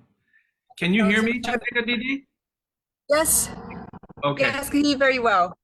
Okay, Yes. previously Yes, you said you couldn't hear Sundar Gopal Prabhu, so I was just concerned that you couldn't hear the devotees. I had some I have technical issues every now and again, but the hearing has come back luckily. So yes, I can hear you, Prabhu. So please go ahead and offer your very sweet Pushpanjali offering for Śrīla Mahārāja. Dandavat Pranam, Prabhu. What's my time limit? Well, we have a recording after yourself. So are you okay speaking for 20 minutes? Is that okay? Sure. All right. Want me to ring the bell, or are you okay? I am okay. I've got 8:47 Vrindavan time. Are you in UK? Yes. Okay, we were just there, but we had seva to continue here. All right. Gurave Gaurachandraya Radhikaya Tadalaye Krishnaya Krishna Bhaktaya Tadbhaktaya Namo Namah Ajnanatimmirandhasya Jnananjana Shalakaya Chakshurun Militam Yena Tasmai Shri Gurave Namah Nama Om Vishnupadaya Radhikaya Priyatmane Shri Srimad Bhaktivedanta Narayaniti Namine Nama Om Vishnupadaya Gaurapreshthaya Bhutale Shri Srimad Bhaktivigyan Bhāratī Gosvāmī iti Namine Nama Om Vishnupadaya Krishna Preshthaya Bhutale Srimate Bhaktivedanta Swami Niti Namine Vancha Kalpatarubhyascha Kripa Sindhubhya Evacha Patitanang Pavanebhyo Vaishnavebhyo Namo Namah Shri Krishna Chaitanya Prabhu Nityananda Shri Advaita Gadadhar Shrivasari Gaura Bhakta Vrinda Hare Krishna Krishna Krishna Hare Hare Hare Rama Rama Rama Hare Hare Mukam Karoti Vachalam Pangum Langayate Giring Yat Kripa Tamaham Bande Shri Gurung Dinatarinam. So, thank you for inviting me to speak something of my remembrances and also the impact that Srila Bhakti Vijñāna Bhāratī Gosvāmī Mahārāja had in my life. Actually, I didn't know anything about him until after the departure of our Srila Gurudev, Srila Bhaktivedanta Narayan Gosvāmī Mahārāja. When we had returned to Vrindavan after our Srila Gurudev had departed in Puri, Sudevi was in Vrindavan, and one devotee sent her a video of Srila Gurudev's disappearance festival in Navadvip. And she decided to watch it, and she was on the floor crying like I'd never heard anyone cry before in my life. The most immense, intense grief that I had ever seen. And she was crying and wailing out loud. And at a certain point in the middle of that crying, she was like, "What is that? Who is that?" And a vision manifested in her head, in her mind, in her heart. And it wasn't the face of Śrīla Gurudev Bhaktivedanta Narayan Gosvāmī Mahārāja. It was the face of a particular sadhu that we had seen many years before while on Navadip Parikrama. And she said, "Do you remember that sadhu who was sitting next to Śrīla Gurudev? There was 100 sannyasis on the stage, but that one who was sitting next to Gurudev, he was glowing along with Gurudev. They had a glow to them that was different than everyone else's." And so from that moment, she began to search for who it was. And she approached one devotee who happened to have a photograph. And he said, he went through many different ideas, but he pulled out the photo and he said, "Is this him?" And she said, "Yes." And he said, "That's Śrīla Bhakti Vijñāna Bhāratī Mahārāja." So from that moment, from the moment that he manifested in her heart, she realized that this is someone that I should search for. And so also I was very keen and interested to see and hear from this person. We didn't know anything about him, but we were told about him that he's not like Śrīla Gurudev. He's a very different kind of person. He doesn't ask people to stand up and speak. He doesn't interact with the devotees much. He just gives Harikatha, mostly from Srimad Bhagavatam, and it's quite straightforward, and then he goes back to his room. And we were fine with that. We didn't think it was any particular issue. We were fine and understood that different Vaishnavas have different kinds of natures, and that, you know, they don't all have to be the same. Gurudev wasn't the same as Prabhupada, who wasn't the same as his godbrothers, who weren't exactly the same as their guru. I mean, they're all individuals. So we were keen to see him, although we didn't make a strong endeavor to go find where he was or who he was. We were in Faridabad, and we were supposed to be, well, we were doing programs there. And Ragaleka Didi said, "Śrīla Bhakti Vijñāna Bhāratī Mahārāja is here. Would you like to see him?" And we said, "Sure." So instead of doing our normal program, she allowed me to drive for the first time in Faridabad, which was quite frightening. And we took a very long journey in the nighttime to go to a very, very small venue on the side of some little alleyway between some houses somewhere, in a small pandal tent with about 20 people. And that was for someone's engagement party. And I was thinking, Śrīla Bhāratī Mahārāja is going to come to this place. And sure enough, he made his way all the way from the temple where he was staying to that place just to give some blessings and encouragement for bhakti, actually, to those persons and to the devotees present. And my first impression of him was, this is a dignified Vaishnava, over 80 years old, who is, well, 80 years young, who has made such a journey in not the best of health for the benefit of even a couple of jivas. And I felt that my first impression was what kind of humility he has. And the next one was what kind of mercy he is giving. It was so obvious. He wasn't going there for name, for fame, for money, for anything. He was just going to give something with the hope of encouraging someone to take up more seriously the path of bhakti. And the next day we received the opportunity to go see him at the temple in Faridabad, in the old temple. And when we arrived, it was quite amazing, because all of those, or most of those, who were serving our Śrīla Gurudev in those last days, Pujapad Madhav Priya Prabhu, Pujapad Bhakti Vedanta Siddhanti Maharaj, also Vaijanti Mala, Vrindavan Vilasini, Shamrani, like so many senior Vaishnavas, and also Sanjay Prabhu, and the core group who was serving Gurudev, most of them were there. And I thought, oh my God, this is quite interesting. No one told us this. So we went, they asked me to sing, and I was singing E Baro Kurunakoro in the park. And then after some time, Śrīla Mahārāja came out. And I was quite surprised because they said he doesn't talk to anyone. But he said, "What is your name?"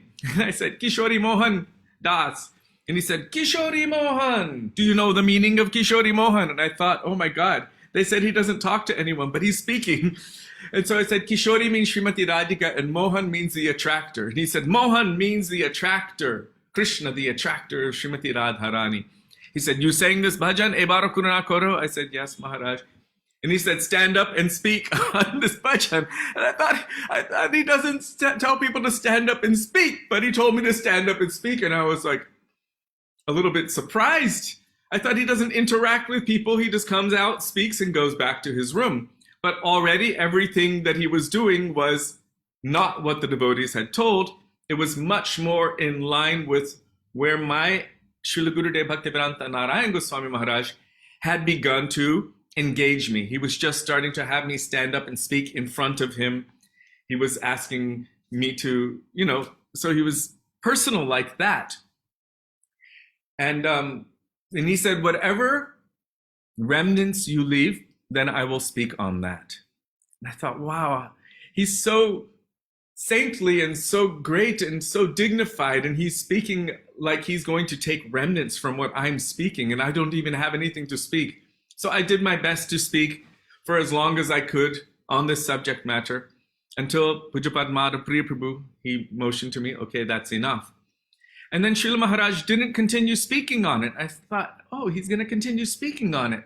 But he had a much more brilliant idea in the background. So he asked, "Does anyone have any question?" And 3 devotees raised their hand, but mine was up higher and faster than anyone's. Because just previously, mind you, this is after the departure of our Srila Gurudev, so many senior devotees were sitting on the stage at Gopinath Bhavan during Kartik and other times, and they were telling that if anyone goes outside of our Sangha to any other Mahabhagavat Vaishnava, to any other, they didn't use the word Vaishnava, to any other Mahabhagavat, then they are betraying Gurudev and they are making aparad to Gurudev. And one after the next was stating the same thing.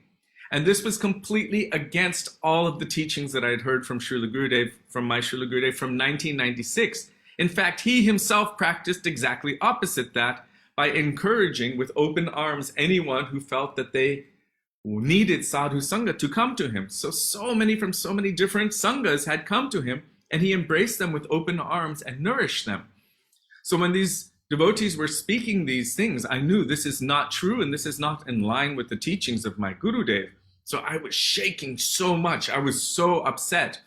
And so I asked the question to Srila Bhakti Vijñāna Bhāratī Maharaj. Some are saying that in order for someone to be your Shiksha Guru, they must have been physically close to your Diksha Guru. Otherwise, they can't be your Shiksha Guru. I don't believe it. I don't accept it. But can you please shed some light on this issue? And he said, "We have never heard such things." And then he quoted that beautiful verse from the Puranas about the sun and the lotus flower, the moon and the night lotus, and the peacock and the monsoon rain cloud. He said that the sun and the lotus flower are so physically distant from one another, but due to the closeness of their relationship, the lotus flower blooms upon the presence of the sun. In a similar way, the night lotus, the lily, blooms in the presence of the moon, although there's so much physical distance between them. And the peacock and the monsoon rain cloud, when that monsoon rain cloud begins to rumble with thunder, then that peacock begins to dance. Although there's so much distance between them, their relationship is so close that the peacock begins to dance. He said, so physical proximity is not the barometer. It is a matter of the mood in the heart. And when he spoke those words, it was, like Krishnadas Kaviraj Goswami says, essential truth spoken concisely is true eloquence. And it was so simple, so to the point, and so in line with the teachings of my Gurudev, I felt, I can drink here. I can drink from this person because he's not changing the teachings of my Gurudev. He's increasing my faith in the teachings of my Gurudev. And of course he is, because they're drawing from the same source. There was nothing of the mind or any material thing. They're speaking from the platform of truth. It wasn't about maintaining disciples, maintaining the institution, maintaining income, maintaining buildings or followers or anything like that. It was about truth. And that was something that I experienced from Srila Bhakti Vijñāna Bhārati Mahārāja again and again and again and again, every single time that I met him and heard from him, was that there was not one particle of nonsense in anything he told. It was all solidly grounded in Shastra, in truth. And he didn't speak to satisfy anyone, except for Guru and Krishna. He spoke the truth. Even we were at an engagement ceremony for Radhanath Prabhu's son in Ghaziabad, I think. And it was a big, big, fancy celebration. And Sudevi and I were concerned. They invited Srila Bhakti Vijñāna Bhārati Mahārāja to come to this place and speak. You never invite a sannyasi to come to your engagement party or your wedding party. It's not a good blessing. But anyhow, when he came there, he sat down. We all honored him. And he began to speak. Not in, oh, may you be happy, may you be blessed, or this or that.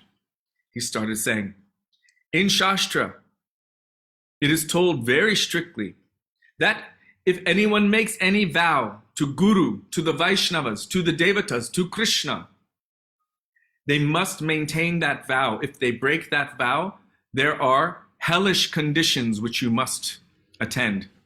In other words, you will go to hell. It wasn't something like sweet and lovely. It was heavy and straightforward and strong, and of course beneficial. The recording. Okay. And beneficial for not only the couple who was getting engaged, but for all of the devotees present and also for all of the guests who were present, because it was essential truth. The way he was speaking, he didn't want anyone to walk away with any mundane idea of what he was giving.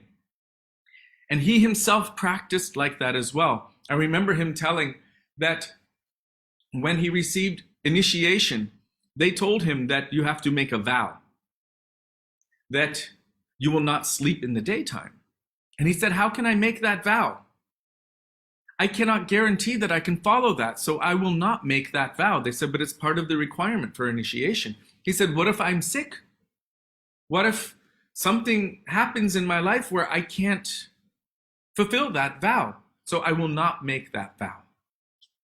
And so Srila Bhakti Vijñāna Bhārati Mahārāja was one of the rare, I would say, one of the last standing amazing personalities who observed this kind of satyam in his life. We read from the old British government diaries when they were in India that previously the Indian people would rather die than tell a lie. And some locals were telling us these days they would rather, die than tell the truth. It's changed so much. But Srila Bhakti Vijñāna Bhārati Mahārāja, Hare Krishna, such a personality that he never told anything that wasn't true. And even I remember he was saying that even if I don't know the location of any shloka or what exactly I'm telling, what location it is, you can be assured that if you do research, you can find it somewhere, because he didn't speak anything that was out of Shastric context. So Srila Bhakti Vijñāna Bhārati Mahārāja, at the this my first meeting with him where we were speaking, it was interesting because he mentioned that point that actually this connection is not about external physicality. It is about the depth of the mood in the heart. And then he began to answer the questions of the other devotees. But it was surprising to me because as he was answering their questions, he was continuing speaking on Ebara Kurana Koro, the bhajan I had just sung. And then afterward, as he was leaving, he gave his garland to one devotee and sent it to me. Bring it to Kishori Mohan. That devotee said, Maharaj just sent you his garland. And I was like, wow, that's so amazing. That garland we brought back to the place we were staying that evening. And I hung it on the knob and I went to bed. And that night I had a dream of Srila Bhakti Vijñāna Bhāratī Mahārāja.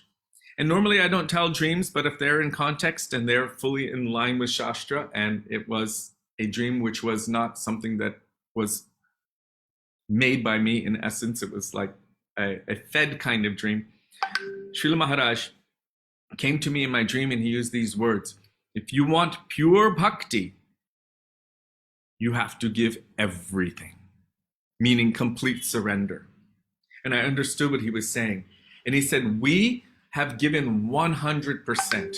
We have given 100%. So if you want the pure thing, you must give 100%. And the next day we went back to see him again. And he asked me to sing. Let me just check the timing. Oh, it's been 20 minutes. And then he spoke a beautiful pastime, which I've heard him speak 4 times. And it was quite significant for me because it included sadhu sangha. It included so many different relevant points. And it was through the medium of a Leela of Krishna. And so many said that he's not Rasik like Gurudev, but I found that he was.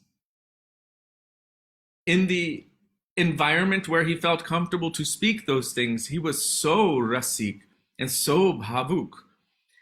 So we should understand that just because Srila Bhakti Siddhanta Saraswati Prabhupada may not have spoke publicly like that, it's not that he was not Param Rasik Vaishnava.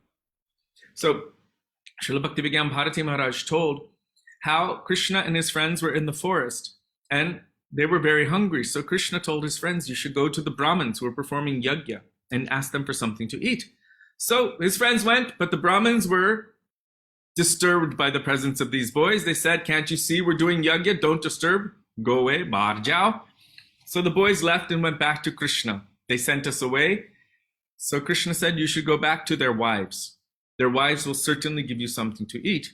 So the boys went back to the wives of the Brahmanas, and the wives of the Brahmanas, when they were told by the boys that Krishna and Balaram are hungry and we are hungry, immediately this inclination to serve Krishna greatly enhanced within their heart, and they were desperate to serve Krishna. They went and told their husbands, we're going to go and serve Krishna. And their husband says, absolutely not. If you leave, then we will never accept you back. So you cannot go. We forbid you to leave. They said, we're going anyway. And they took whatever preparations they had and they brought it to the forest to serve Krishna. After Krishna, Balaram, and all the cowherd boys were satisfied, Krishna told them that you should go home. And they said, we can't go home. Our husbands rejected us. They said, we'll never be welcomed back. Krishna said, trust me, everything will be okay. So they returned home. When they returned home, their husbands were weeping and crying that you have attained the result of all yajnas, of all sacrifice, of everything. But we are so unfortunate that even though we're chanting all of these mantras and yajnas, we were not able to recognize the goal of these yajnas, which is to serve Krishna. And they began to lament and even glorify their wives. So Srila Mahārāja asked the question, how is this possible that only 2 hours went by and yet they had such a change of heart? So first he spoke that actually they had this change of heart because their wives used their energy in the service of Krishna. Traditionally, the Brahmins would perform yajnas and people would pay them in the medium of foodstuffs. And so that payment means their money, their foodstuffs, that was taken by the wives of the Brahmins and used in the service of Krishna. So this is what changed their hearts so quickly. But what made the wives of the Brahmins risk everything for the service of Krishna, even being rejected forever? He said, it is because they heard or overheard the glories of Krishna from the mouths of the gopis. And so Srila Bhakti Vijñāna Bhāratī Mahārāja always made the point that sadhu sangha is everything. It is the most important thing. Jai Vaishnava Sevile Achintya Krishna Pai. That if one serves the Vaishnavas, whom Krishna considers to be even more than his own self, that by that one will attain the shelter of the lotus feet of Krishna. And so he himself embodied that by serving all of the disciples of Srila Bhakti Siddhanta Saraswati Prabhupada, and he even made a beautiful book, or a beautiful book was made of his glorifications of these Vaishnavas. What was it called? My Beloved Masters. And he personally served Srila Bhakti Pramod Puri Gosvāmī Mahārāja, Srila Bhakti Pragyan Keshav Gosvāmī Mahārāja, of course, his own Gurudev, Srila Bhakti Dayata Madhav Gosvāmī Mahārāja. I want to end with one very quick thing in relation to something I shared earlier at Gopinath Bhavan. After there was a big difficulty that happened in our society after the departure of Srila Gurudev. And I was in a state of danger. And so devotees were arranging for us to get our tickets out of India, and some devotees even paid for our hotel near the airport. At that time, Yashodanandan Prabhu, seeing what had gone on, took the opportunity to go all the way to Chandigarh to meet with Srila Bhakti Vijñāna Bhāratī Mahārāja, our Yashodanandan Prabhu who just departed from this world. He wanted to meet with him and ask this question personally so that he could receive a clear answer without any disturbance in the mediation. He felt it was essential and important for all of us to understand. So he went to ask Srila Bhakti Vijñāna Bhāratī Mahārāja this question, and then he came back to meet us at the hotel before we flew out the next day to the West. And so he was explaining to us that he asked Srila Mahārāja this question: how is it possible that personalities who have been serving Sri Guru and the mission of Chaitanya Mahaprabhu for so many years, who are so respected and loved and appreciated and who have served so much, how is it possible that someone like this can fall down or become spiritually weak? And in true Srila Bhakti Vijñāna Bhāratī Mahārāja form, Srila Mahārāja told that when Krishna was present in this world, by his own potency, he infused it into all of his associates. And so they were like invincible due to the presence of Krishna. But when Krishna departed from this world, he withdrew that Shakti, which also went with him. And it was to such an extreme extent that when, we know it was Krishna, but when the what are they called? The cowherds kidnapped the queens of Krishna in Dwarka, Arjuna could not even lift his own bow to help them. And so Srila Mahārāja utilized that as an example that when Sri Gurudev is present, he is personally infusing his own Shakti and potency into all of his disciples and preachers.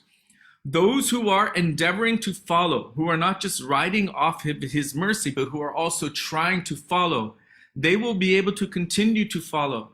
But those who are not strong, who are not endeavoring to follow, they will manifest weakness when Sri Gurudev disappears. Who is it? Srila Bhakti Sri Rup Siddhanti Maharaj. He said, we cannot detect what is in the hearts of the disciples during the presence of Sri Guru, but once he departs, then we can see what kind of anya abhilash, other kinds of desires or motivations are present within the hearts of the disciples, because the prominent thing will begin to manifest. So he explained that after Sri Guru departs, Srila Bhakti Vijñāna Bhāratī Mahārāja explained that after Sri Guru departs and pulls his energy, his Shakti with him, then we will see who is strong and who is weak. And so that is why weakness comes upon us.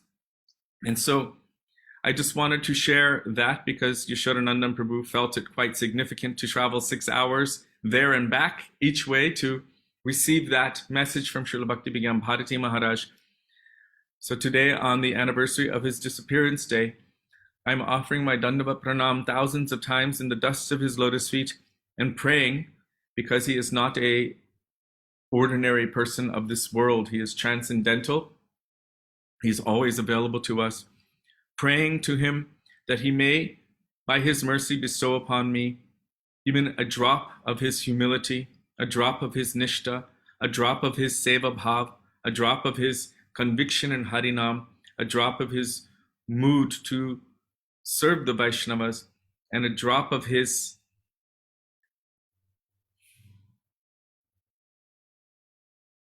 kindness and affection that he has manifested to all of us. Srila Bhakti Vijñāna Bhāratī Gosvāmī Mahārāja ki jai. Thank you so much for your really beautiful Pushpanjali. Always so enlivening to to hear you.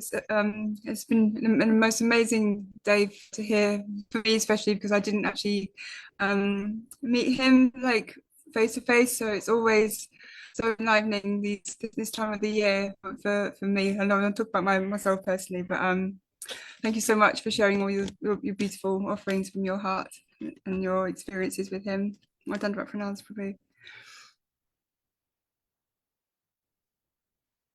Okay, so we will now go to Rikadasi. Are you there, Didi? I can see you. Would you please unmute yourself and your video on?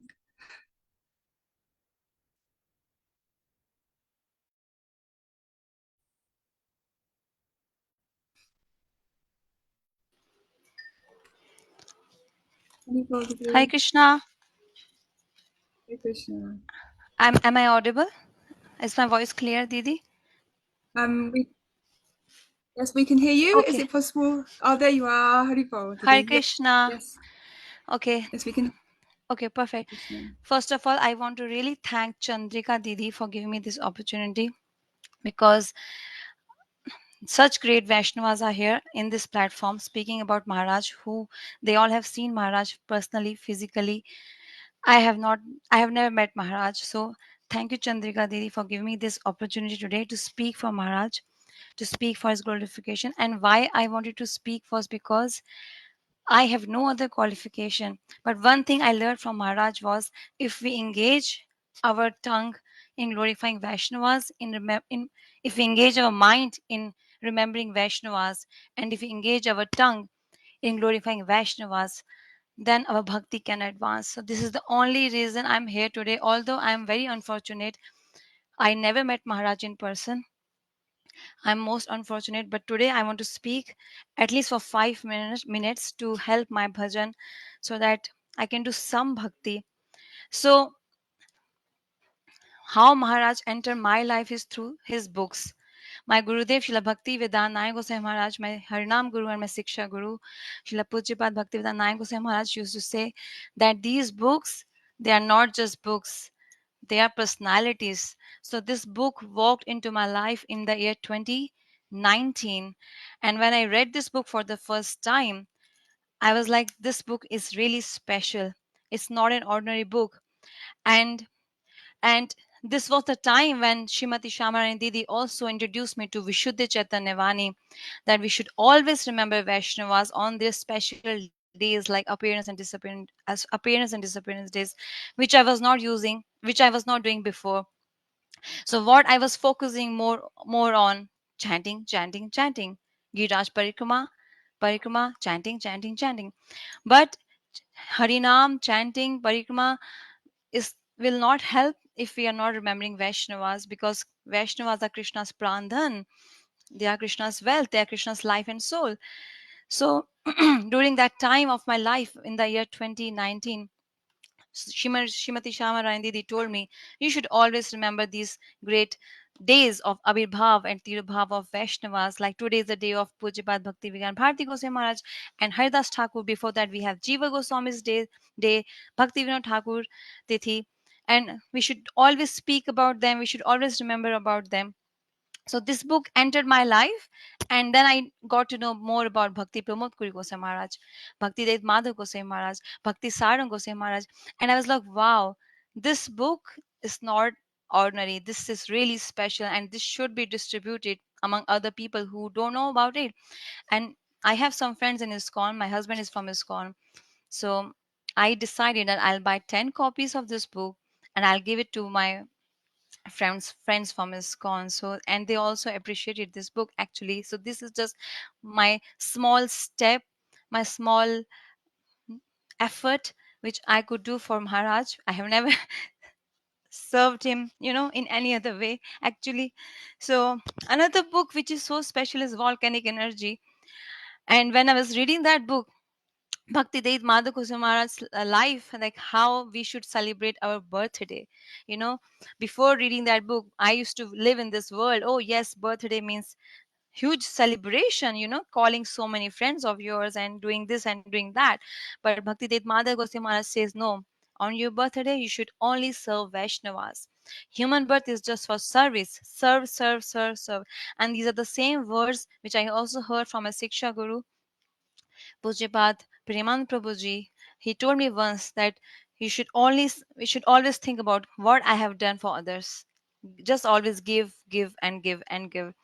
So these are the great lessons in my life, which, every acharya is special. Every acharya has a special mood. When I think of my Gurudev, my Guru Maharaj, I think of Radha Dasyam. Whenever I think of Gurudev, my mind goes to Radha Dasyam, Braj Bhakti, Radharani, Manjaris. And when I think of Bhakti Vigyan Bharati Goswami Maharaj, I think of remembering Vaishnavas. It's not that Gurudev is not giving us that mood. It's not that. Even he's saying that we should always serve Vaishnavas. But his prime siddhant, which he always focused on, like I read in this book, it's written that non-sectarianism non-sectarianism and always remembering and glorifying Vaishnavas, they are the best assets for a sadhak, like for any sadhak to advance in bhakti. And this is so powerful, and I was ignoring it actually. I don't know about others, but I was ignoring it.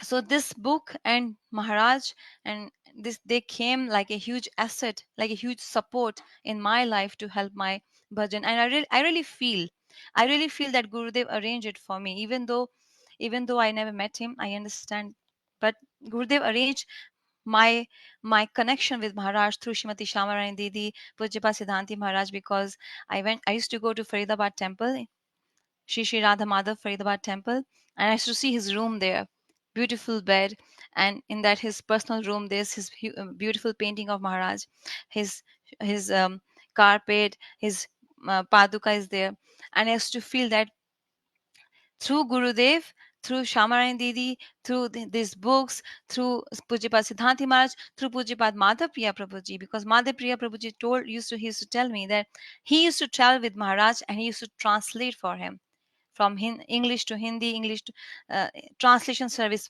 Madhav Priya Prabhuji used to do for Pujyapad Bhakti Vigyan Bharati Goswami Maharaj. So when I was translating for just few minutes for Pujyapad Siddhanti Maharaj, Madhav Priya Prabhu told me, I used to translate, so you must also remember that this service is very special and this will help you in your bhajan. This will help you in your bhajan. So we always say that I'm not qualified. We always say, I'm also saying here, I'm not qualified. But Hari Guru and Vaishnavas, they're always looking at us. They're always keeping us under their shelter and they're always guiding us. So I think of three statements. When I think of Srila Prabhupada, I think of chant and remember. When I think of my Gurudev, I think of chant. Sorry, when I think of Srila Prabhupada, Prabhupada used to say chant and be happy. And Gurudev used to say chant and remember. Remember the pastimes of Braj Bhakti, Braj Leela, Braj pastimes, and Srila Bhakti Vigyan Bharati Goswami Maharaj. When I think of him, I think of chant, holy name, chant, and always remember and glorify Vaishnavas. Never lose any minute, any day, any second, any week, any month, no waste. Don't waste any time when you don't remember Vaishnavas. And I also want to thank Lavanga Didi, because from time to time she always sends such nice short videos about Maharaj. In one of that video I once heard, which was such a powerful video, Maharaj was saying every Dwadashi we should serve Mahaprasad to devotees. Every Dwadashi we should offer prasad to devotees. If you can't do that, not just Devadashi, any special festival. And in case if you can't do that, just make sure you are saving money for Vaishnava service in your purse or in your donation box, anything like that. And whenever you go to Dham, you take that money and serve Vaishnavas there. In this way, Maharaj further said that in this way, your mind will be connected to serving Vaishnavas in a subtle way. This is so powerful. Our mind never goes to these directions, actually, how we can serve Vaishnavas. But these acharyas, these special personalities, they come in our life and they guide us, do this, do that. Otherwise, you will fall down. Otherwise, you can't advance in bhajan. These are small steps. How much does it take to just cook and offer prasad to Vaishnavas? Okay, if you can't do that, Take a purse, take a donation box, keep on saving money. Okay, this is for Vaishnavas, this is for Prabhupada, this is for Bhakti Vigyan Bharati Maharaj, this is for Bhakti Prabhu Pramod Puri Goswami Maharaj Tirobhav Tithi, this is for Bhakti Vedant Vaman Goswami Maharaj. So many Vaishnavas are there. Every month, every week, some Tithi is coming there, because Krishna says, Gurudev also said, you have no best friend, I am your only best friend. Gurudev said that, and Krishna also says, I am the only best friend of all living entities. And yes, that's true. That's why there's so many Tirobhav, Abhirbhav for us to celebrate, because they are our real family actually, nobody else. Nobody else. Today is also the day of Haridas Thakur, and I was reading about him on Gurudev's website, purebhakti.com, in which Gurudev says four qualities of Haridas Thakur. Tinadapi sunichena, tarorapi sehsuna. We all know this verse. Amanina mandena kirtaniya sadahari. And Bhakti Vigyan Bharati Maharaj perfectly fits in this verse as well. Perfectly. No, I see no difference between him, my Gurudev, and Haridas Thakur. So humble, so grounded, so forgiving, always giving mercy, and so tolerating. So much tolerance, just like Prahlad Maharaj, so much tolerance. They have seen so much, but still they have always forgiven, always giving mercy. And even to people like me, I never saw him, to still he gave me this opportunity to speak about him here, where there are so many advanced devotees than me. They have served Maharaj, they have seen Maharaj. I have never seen Maharaj. And um, Maharaj used to say that humility can only come in sadhu sang. It can't be earned. You can't demand humility. It only comes in sadhu sang. So we must always make sure that our association is the highest, and we are always remembering and serving Vaishnavas. And what else I want to say is that um, um, I don't have much to say, so I would like to end over here by saying that I pray at his lotus feet today that may I always remember him, and may I always celebrate his, Tirobhav and Abhirbhav festivals with his disciples from all over the world, so that I can advance in bhajan. Hare Krishna. And thank you so much, Chandrika Didi, once again for letting me speak here today. Hare Krishna to all the Vaishnavas and Vaishnavis. Hare Krishna Devi, my Dandavat pranams to you. This is all Guru Maharaj's mercy for sure. And I'm not doing anything, I'm just pressing buttons and losing connection. I'm not doing anything, but thank you so much for your very sweet and sincere glorification of Srila Maharaj. It's very sweet and very nice to meet you, and to hear how he's inspiring you, because we were both the same, having not met him. And it's very nice to hear your realizations as well. Thank you so much for joining us today. Okay, so now we will go to a recording of Srila Bhaktivedanta Tridandi Maharaj. So I will share the screen. So if everyone could just bear with me a minute while I do this. This recording was made yesterday, and we will pay his Pushpanjali offering.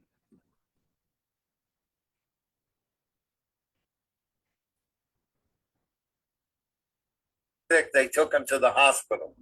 And we will pay his Pushpanjali offering.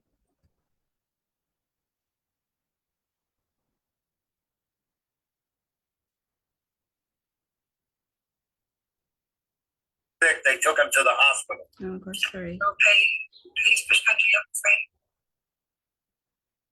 Okay.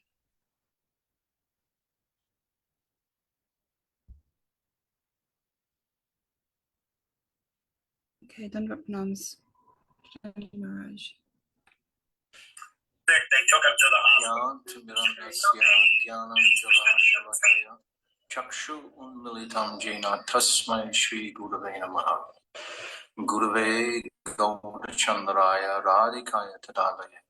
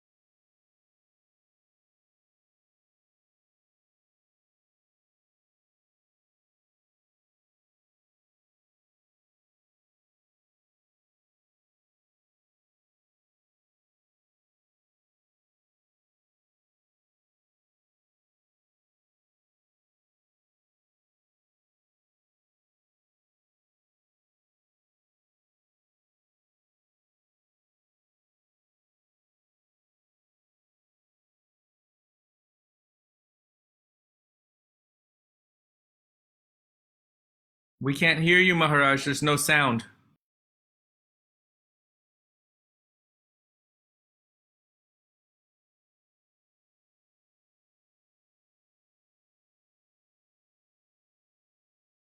Sean, Okay, I'm gonna said stop the very recording quietly and on start. it. We can hear you now. Legs one, so It's strange because I can hear it and you can't. I don't know why I can hear it and you can't. Sean, We can now. Okay, I'm We gonna can. very quietly on it. We can hear you now. Legs one, so Okay. Strange because I can hear it and you can't. I don't know why I can hear it and you can't. We can now. We can hear you now. Oh wow, it's feeding back terribly. Strange because I can hear it and Oh you can't. What's going on? Chandrika Didi, Turn have you off your done mic, Chandrika. Turn off your mic. One moment, Didi. Hang on. I can't see you. Just one moment. Feeding back terribly. Strange because I can hear it and you can't. What's going on? Chandrika Didi, have Turn Yes. off your mic, Chandrika. Turn off your mic. One moment, Didi. Okay. Hang on. I can't see you. Just one moment. Feeding back terribly. Strange because I can hear it.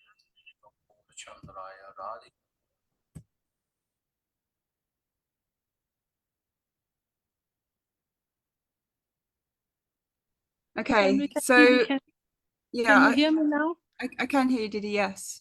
Did you do the thing Madhuka Prabhu said about sharing the audio when you shared your screen? You should select share your audio somewhere. Okay, let me think how to do that. So sharing. Well, it's sharing options, is it? Multiple.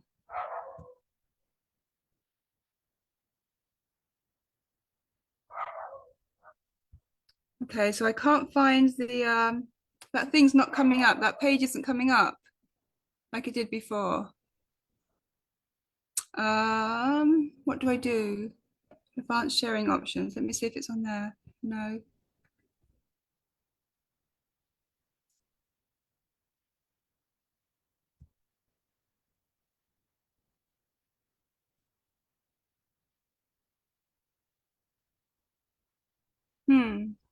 It's supposed to be a place where you can select share sound and optimize video, and you have to click both boxes. Oh, here we go.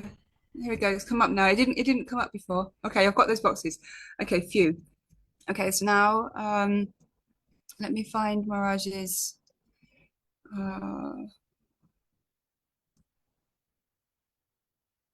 class again. Please bear with me. I'll just find the class again.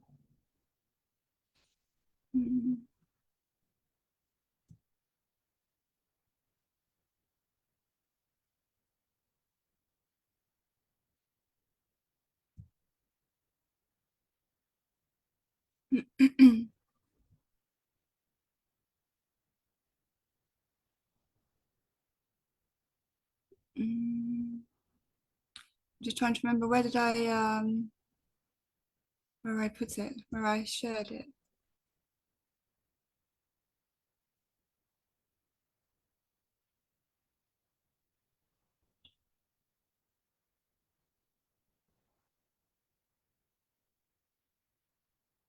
What do you need, Chandrika? I need the class of Mahārāja, but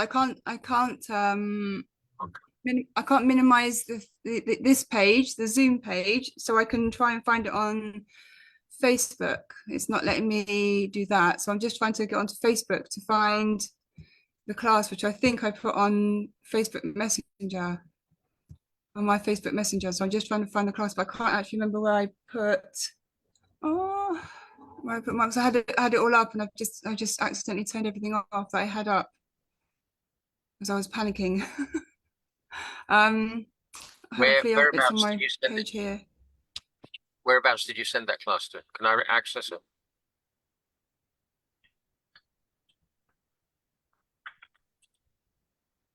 I can't hear you, Mahārāja. Your voice is breaking up really badly. Sorry.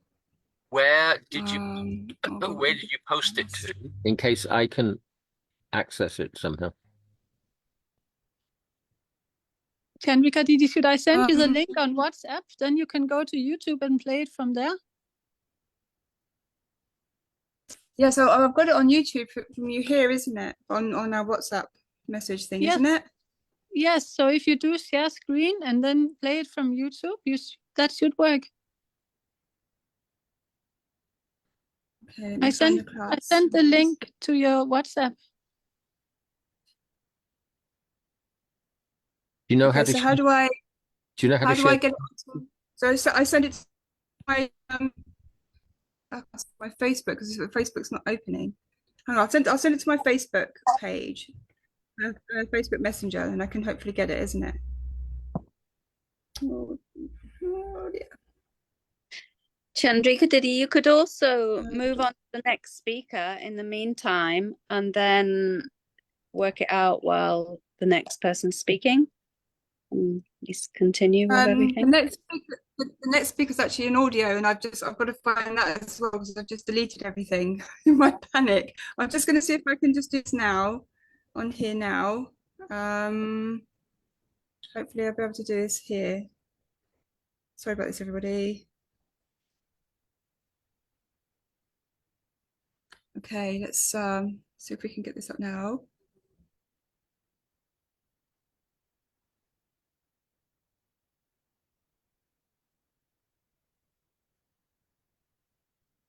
Okay. Okay, here we go. And I'll mute myself now. Jnanatimirandasya Jnananjala-shalakaya Chakshu Unmilitam Jena Tasmai Shri Gurave Namaha Gurave Gaurachandraya Radhikaya Tadalaya Krishnaya Krishna Bhaktaya Tadabhaktaya Namo Namaha. I'm first of all offering millions and millions of Dandavat pranams unto the lotus feet of my beloved Gurudev, Nitya Lila Pravishta Om, Astal Tadasarashti Shimad, Śrīla Bhaktivedanta Narayan Gosvāmī Mahārāja. And I'm offering the same again, millions and millions of times.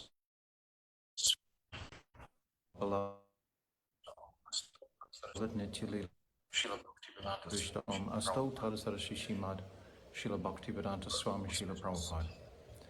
And on this most auspicious occasion, the Avirbhav of Śrīla Bhakti Vijñāna Bhāratī Mahārāja, I'm offering my Dandavat prostrated obeisances at his divine lotus feet.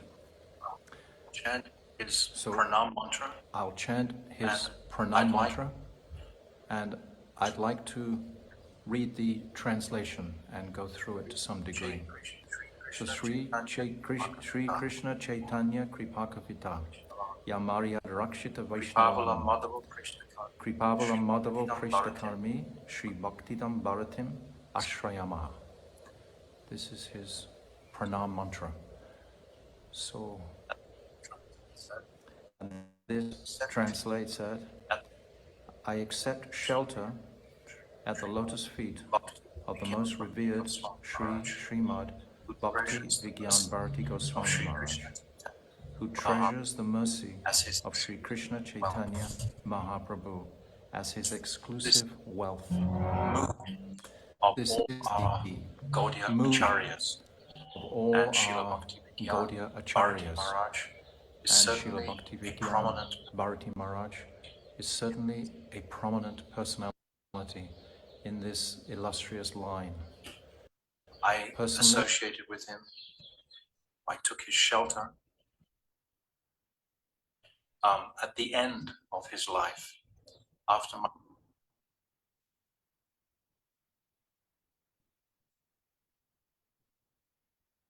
my Gurudev had departed in 2010. Then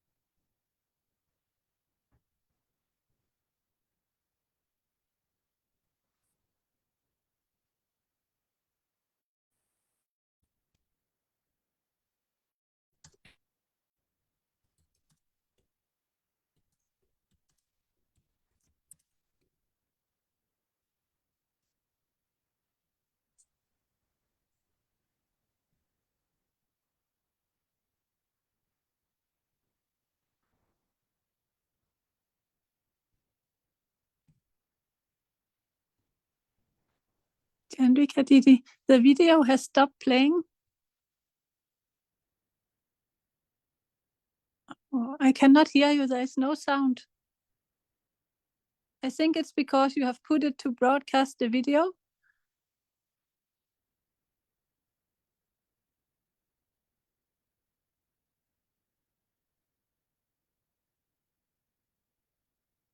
Try to play the video again.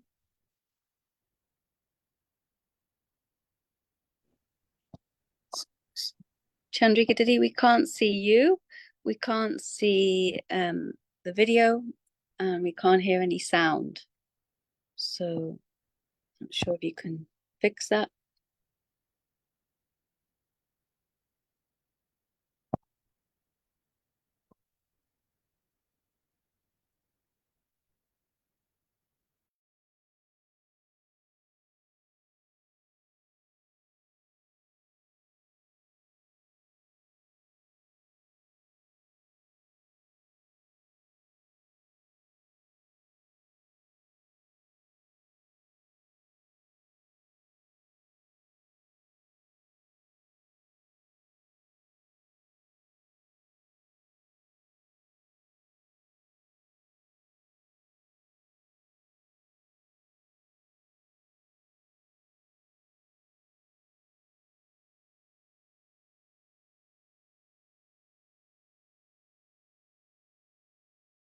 So beautifully and eloquently. His teachings are totally relishable and divine. So this pranam mantra is saying how he treasures the mercy of Sri Krishna Chaitanya Mahaprabhu as his exclusive wealth, who is the personification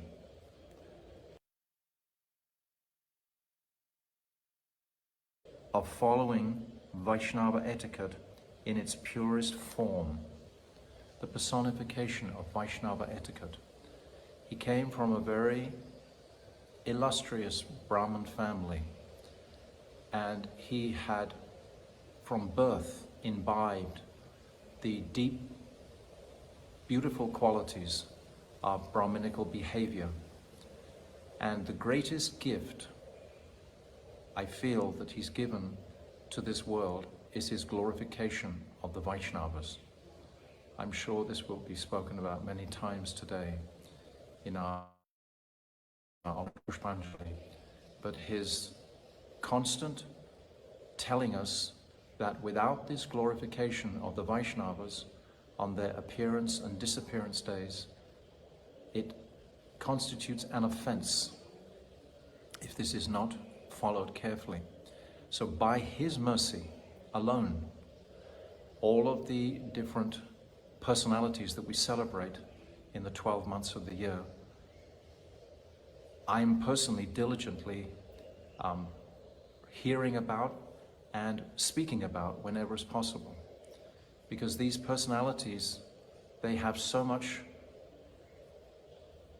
potency to imbibe in the practitioners. All of these different so many personalities I'd never even heard of before. Srila Bhakti Vijñāna Bhāratī Maharaj, he introduced me, first of all, to Srila Bhakti Daita Madhav Maharaj. I had never really listened or understood who this personality was. And then so many other stalwart Bhakti Siddhanta Saraswati disciples and followers. He's given us this beloved, my beloved masters. And in there, it's described all of these different personalities, so many of them. And just tremendous inspiration that the devotees can get from hearing about these past luminaries in our line. He has really established this truth very prominently, this Vaishnava etiquette, never walking past any type of tithi, any type of holy day or appearance or disappearance day, always prominently glorifying those persons, whoever. Sometimes they would just be like we'd call a life member, something like that, some contributor of wealth to the temple and so on. And if Srila Bhāratī Maharaj had detected that they had sufficient bhakti, then he would glorify them so much. Jagat Bandhu, I think, is the name of one person that he glorifies very beautifully. And today, Srila Bhakti Vinod Thakur, he says clearly, he reasons ill when others die,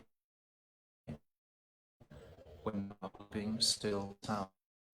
Vaishnavas die to live, and in living try to spread the holy name around.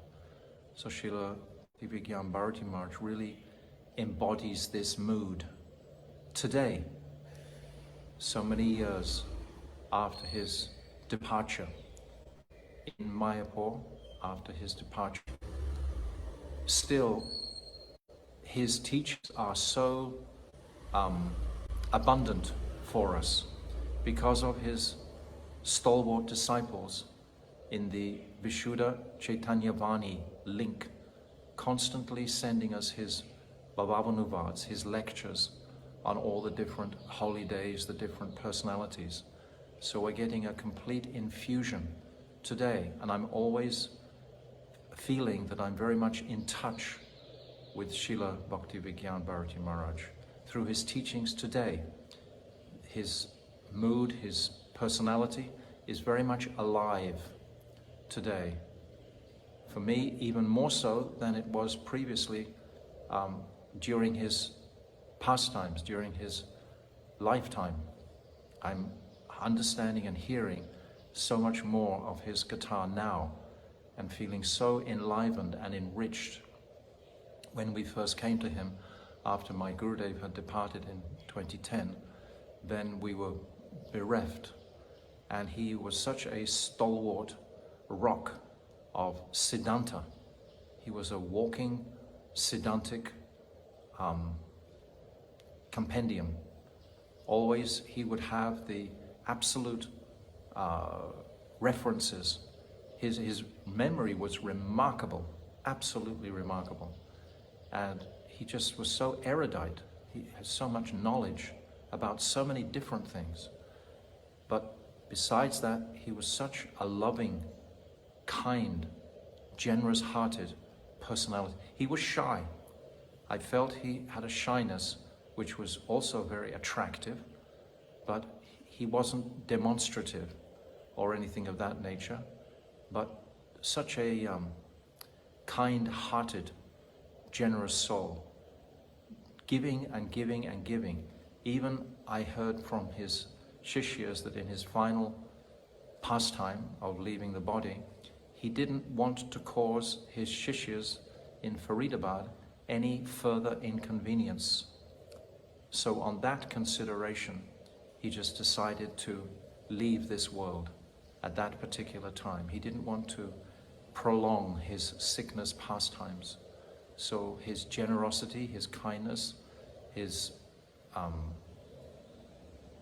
nurturing us when we most needed it. We would ask him many different types of questions. I remember when there was one devotee was having great difficulty, and we asked him, how should we feel about this person? This was a sannyasi.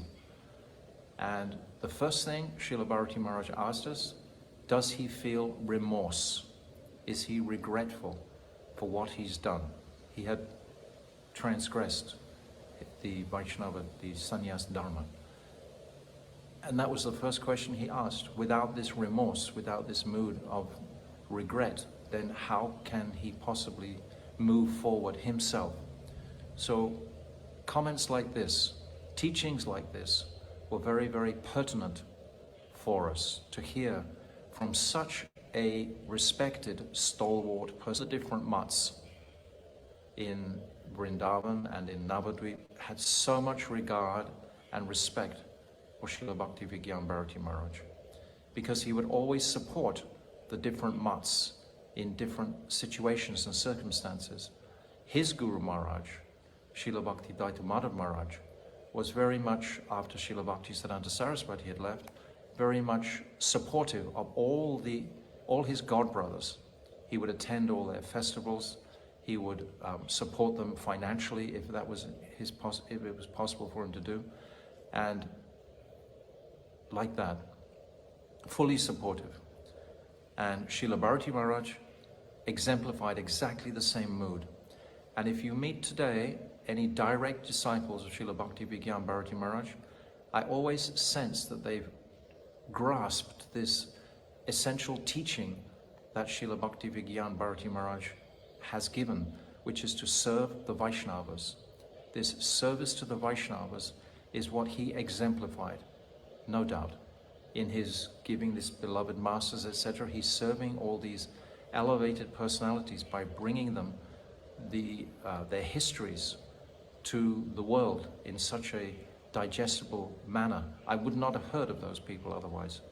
So I feel that Srila Bhakti Vijñāna Bhāratī Mahārāja is so much connecting us with each other in a mood of honoring and respecting the Vaishnavas in the world at large.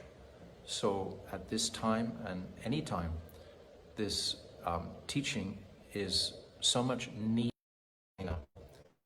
So just finish the translation of this beautiful pranam mantra. So it's saying, Vaishnava, who is the personification of following Vaishnava etiquette in its purest form. He himself, he once told us he'd never spoken a lie in his life. Never a lie in his life. Coming from such a Brahminic, he'd never eaten anything except Mahaprasad before he came to the temple. And of course he continued to do like that. But there were so many foundational realities about this personality that were powerful and would give such heart infusions to us. So it's saying that following Vaishnava etiquette in its purest form, who considers the boundless mercy of Sri Srimad Bhakti Dvaita Madhava Gosvāmī Mahārāja as his life and soul, and always aspires to eternally remain his dearmost servitor. This was the nature of Srila Bhakti Vijñāna Bhāratī. Anything his Gurudev requested, he would be there, available. He spent so long in Puri, in the temple there, just constructing. He did many constructions, work, services in his life, so many. And this is tedious in one sense, but still, if it was pleasing to his Gurudev, he would perform that task. So this remain his dearmost servitor, one who knows and fulfills the most cherished desires, manobhishta, of his beloved master, and who bestows bhakti, the topmost service, to Srimati Radhika as her maidservant, to one and all without discrimination. So this is such a monumental personality in our line. And I'm just amazed at how, in my own life and experience, all his teachings daily are becoming more and more prominent and alive for me. So it's continuing. As I just said, Bhaktivinoda Thakur says Vaishnavas don't die, and it's due to the diligent, hard labor, service of his shishyas who are propagating his teachings so beautifully and so much needed in the world. These teachings are invaluable, of relationships, etc. And honoring, this honoring and respectful mood is so essential for this path of bhakti. And as Kali Yuga advances, then externally we see these qualities reducing everywhere. But in the Vaishnava communities, they must be increasing. That will give us our potency. So today I'm just expressing my utmost gratitude for being able to spend even a little time with this extraordinary personality and to walk beside him, to hear him speak. One time he said to me in Delhi, he said, my whole body has broken down. The only thing I have left for service is my tongue.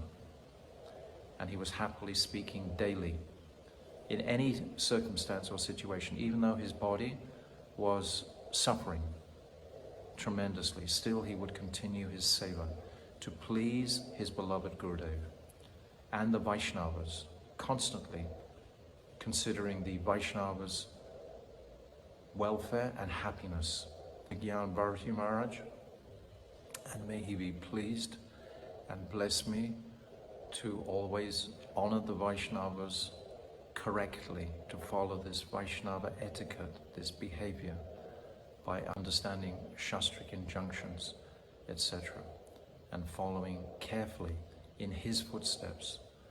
So this is my Pushpanjali for our beloved Srila Bhakti Vijñāna Bhāratī Gosvāmī Mahārāja Ki Jai.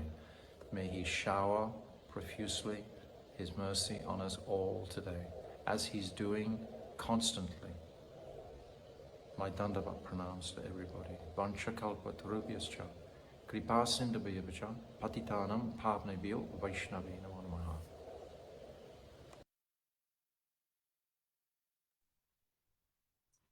So a very warm thank you to our Bhaktivedanta Jalandhar Maharaj for joining us and offering his beautiful Pushpanjali with regards to Srila Maharaj's Pranam mantra. It was very, very beautiful. Thank you, Maharaj. So now, is Jamuna Didi here from the USA? Hi, Krishna Didi. I'm here. I just need about just a couple minutes and then I'll be ready. Okay. If you want to just give me 2 minutes, because I Salavangala was next, but I can definitely go now. Yeah, are you okay? Would you like me to ask Lalita Didi? She wants to go first. I don't know how you are with waiting. Either way is great for me. If Lalita Didi would like to go, that's totally great too. Yeah, you sure you're okay with that? And then you can. Sure, I'm not ready yet. Okay. Ready, yeah, okay. I'll be right there. Just 1 second, okay? Okay. Okay.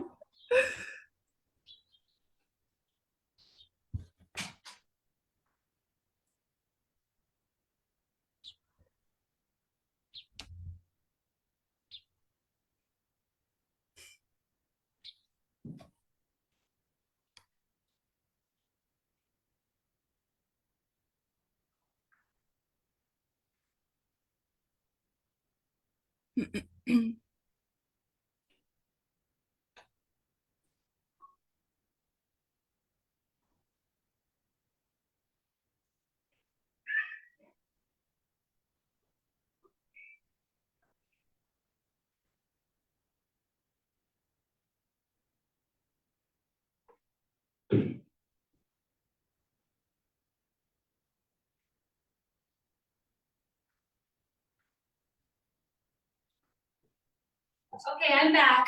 Thank you. Okay. I had to turn the stove off. Okay. Sorry, everyone. That's okay. Okay. Don't Let me turn on my video camera. Thank you, everyone, for waiting. Okay. Okay, let's see here.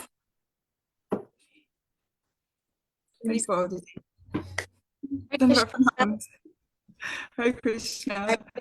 Okay, so you have how long were you going to be speaking for? Do we say 10 minutes? Was it 15 minutes? 15 minutes. Is that okay? That's sure. That's amazing. It's an honor. Thank you. Yeah. Yes. Okay. Please offer your Pushpanjali. Hare Krishna. Thank you so much, Hare Krishna.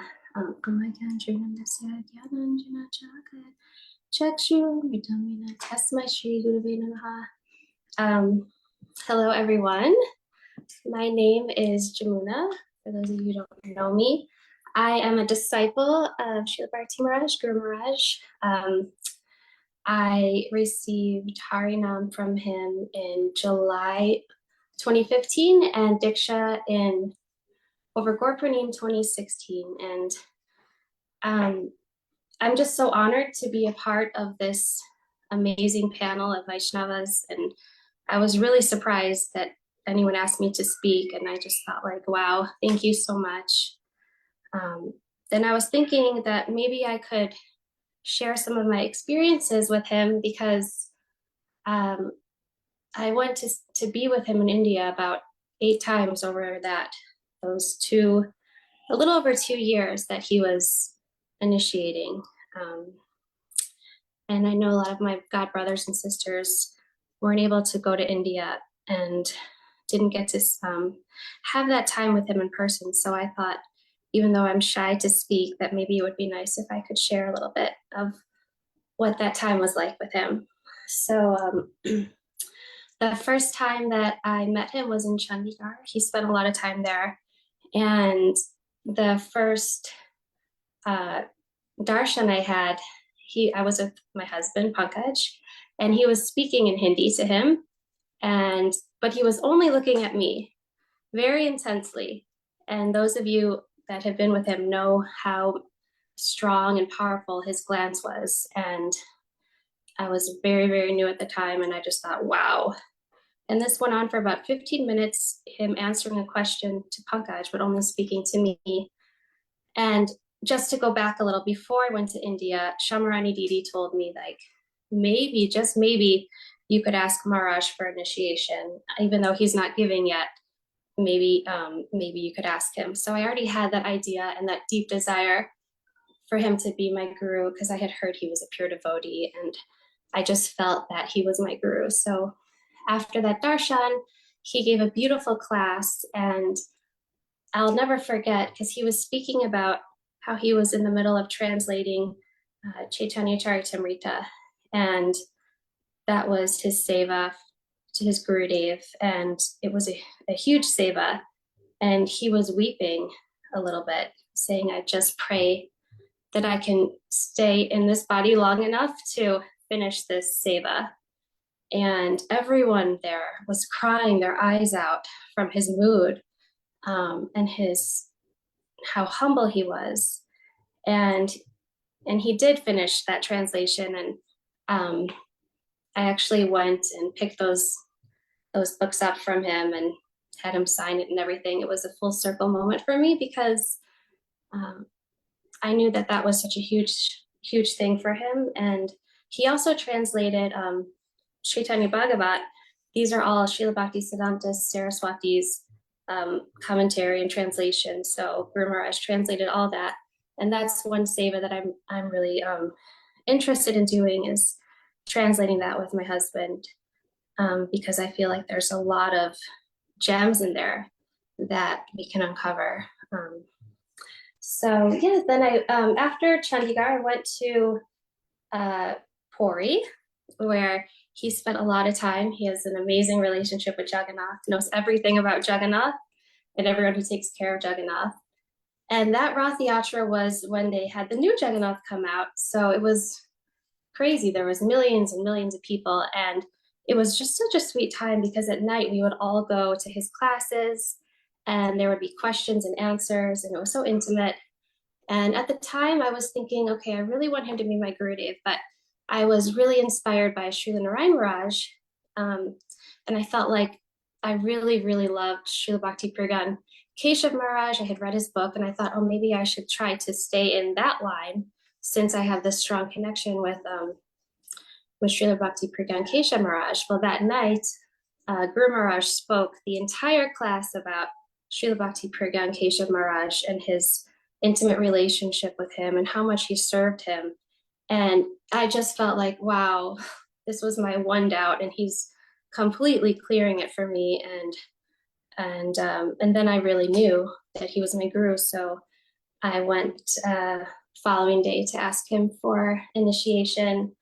And I remember just in that beautiful temple, Srila Prabhupada's birthplace that he built himself and maintained. He was staying, and I remember there was always like kittens around, and all the animals loved to just be around his energy, his beautiful energy. So I went to his room. He was laying down, and when I asked him for initiation, and it was a little bit scary, because again, he wasn't really initiating yet openly, but he sat up and he put his chadar on, and I just remember thinking, wow, he's like a king. Just his energy and his whole presence was so powerful. And at that time I had been chanting a lot, but chanting really quickly, and he initiated me, and then he laughed and he told me, slow down. And he said, quality over quantity. And one thing that he often talked about was, if you go to school, even if you show up every single day on time and you're dressed perfectly, if you're not paying attention in class, you could be there every day and never advance. And similarly, when we're chanting, he would always say that we should focus and we should put our mind into it.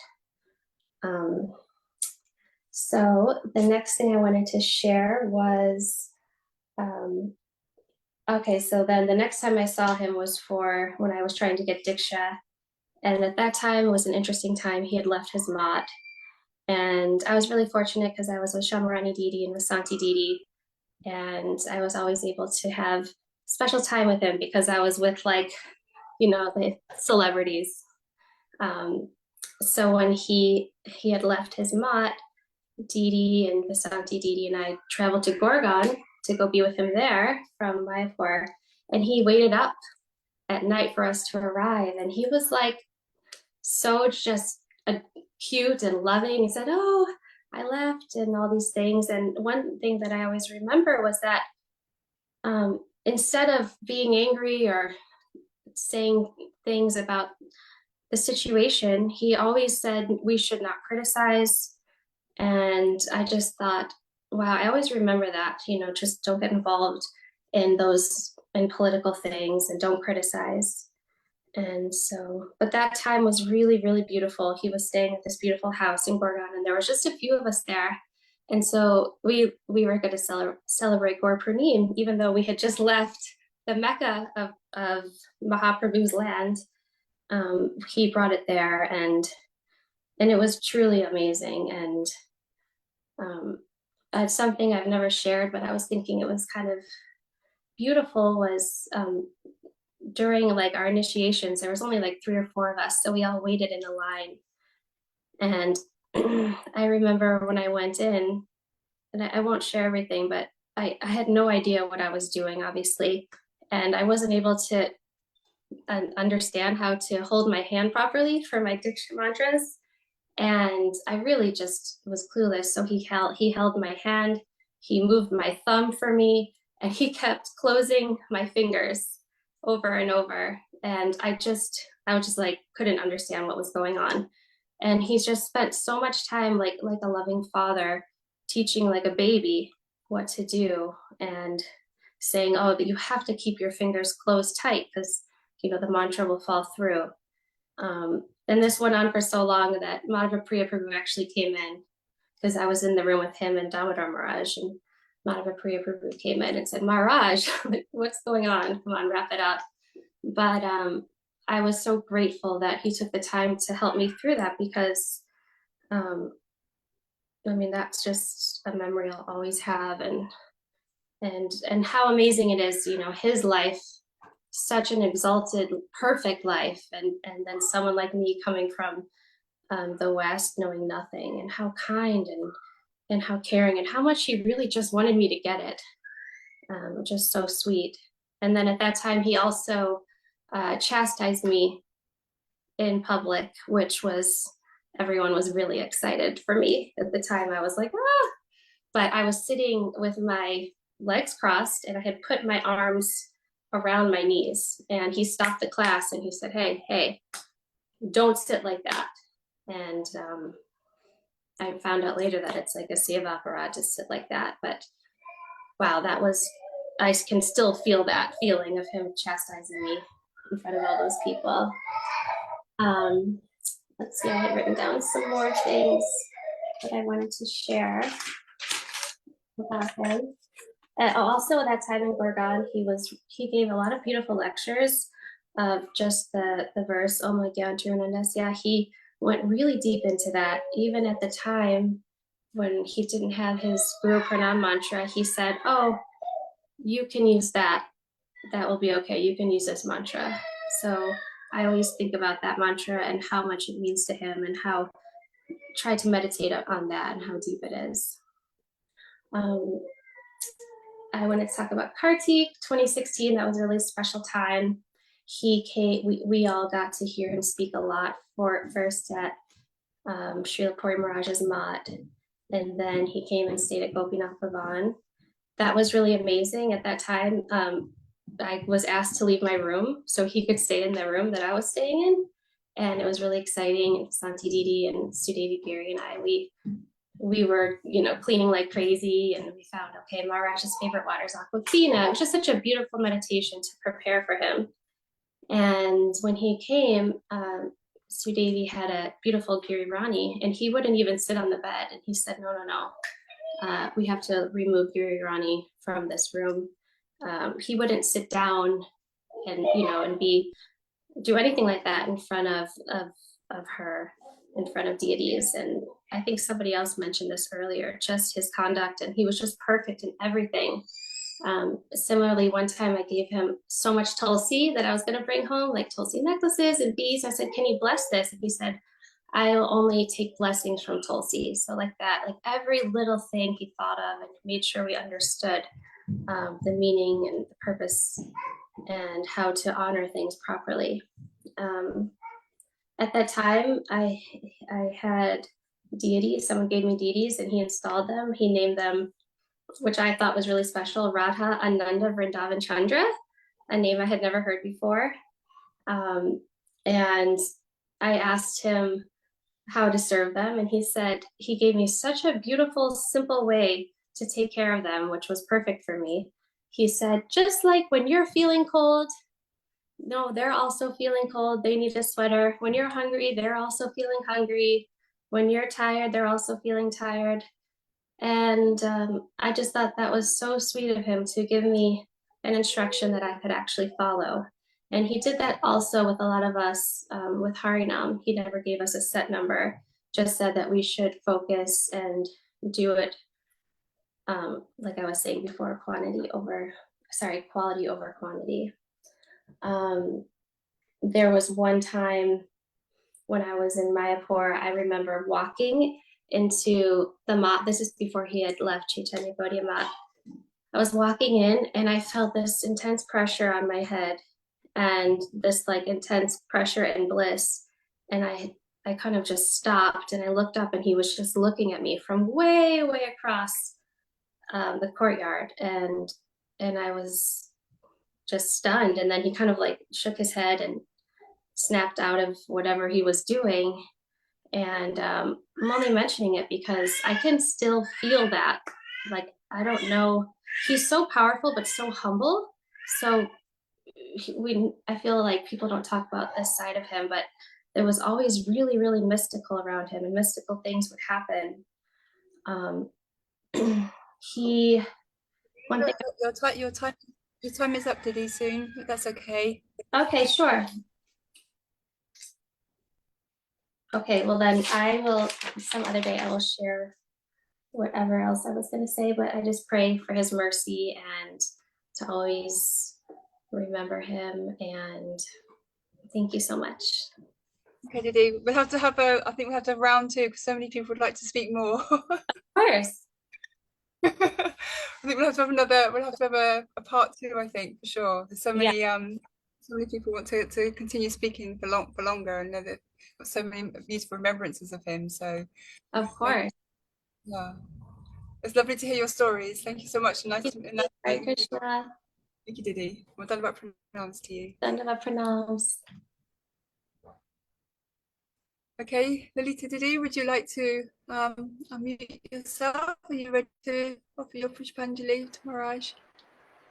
Yes, thank you very much. I will try my best. So I don't have any previous experience speaking. So what I have done is that I have made a written Pushpanjali that I will read aloud. That takes around 5 minutes. And after I will read some of Śrīla Mahārāja's Harikatha for another 5 minutes approximately. So. Okay, Jnana-timirandhasya Jnananjana Shalakaya Chakshu Unmilitam Yena Tasmai Shri Gurave Namaha.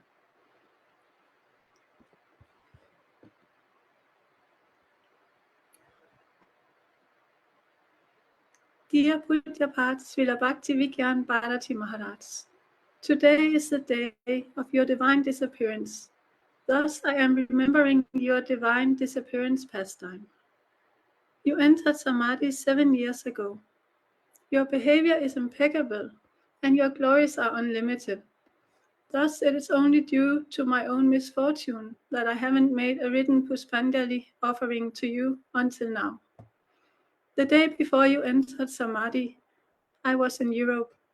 By your mercy, a senior devotee informed me that you were about to enter Samadhi and asked me if I would come. My physical health is bad. I had no flight ticket, my suitcase wasn't packed, and traveling to India requires a visa. There were so many obstacles that I would not even have thought about trying to see you had it not been for the invitation of that very merciful devotee. Fortunately, in a very mysterious way, the impossible became possible. I suddenly remembered that actually I already had a valid visa because I had planned to visit you for Kartik and had been granted a visa just 1 week ago. So then I started looking for flight tickets, and thereafter I had a few hours left to pack before I had to jump on the earliest morning train and travel 4 hours in order to try to reach the flight to India, which, thanks God, I fortunately managed. As I entered the temple in Faridabad, many devotees were there, doing kirtan and other services, and a devotee followed me to the room where you were staying. You weren't externally conscious, and thus we weren't allowed to enter your room, but we could offer our pranams and prayers and garlands through the open window, which we did. I felt very relieved and grateful that you had somehow waited for me, and I got to tell you that which I felt I needed to tell you. I felt that you were aware of my presence and reciprocated, which was nice. But we all knew that it was only a matter of time, and it felt surreal. Some devotees were holding on to the hope that you would recover and remain manifest with us. Others were thinking that you would be manifest for at least another couple of days. It was difficult. I was standing there in front of your room, feeling grateful to those talented devotees who had made nice, colorful decorations outside your window, reminding us that we are all colorful eternal spirit souls, and thus there's always hope. Thereafter, a devotee suggested to me that I should go to a place where I could put my luggage and get some rest. Since my body hadn't slept the entire night, and you were expected to remain manifest for at least another couple of days, it seemed sensible to find a place to rest. Before I left, I remember saying to you that if it was easier for you to enter Samadhi whilst I was not there, then let it be that way.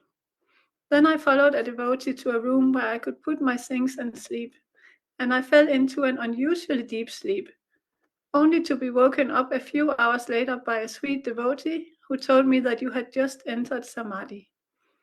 We hurried to the temple, and when we got there, everyone was gathering for Sankirtan in the temple room, awaiting your arrival.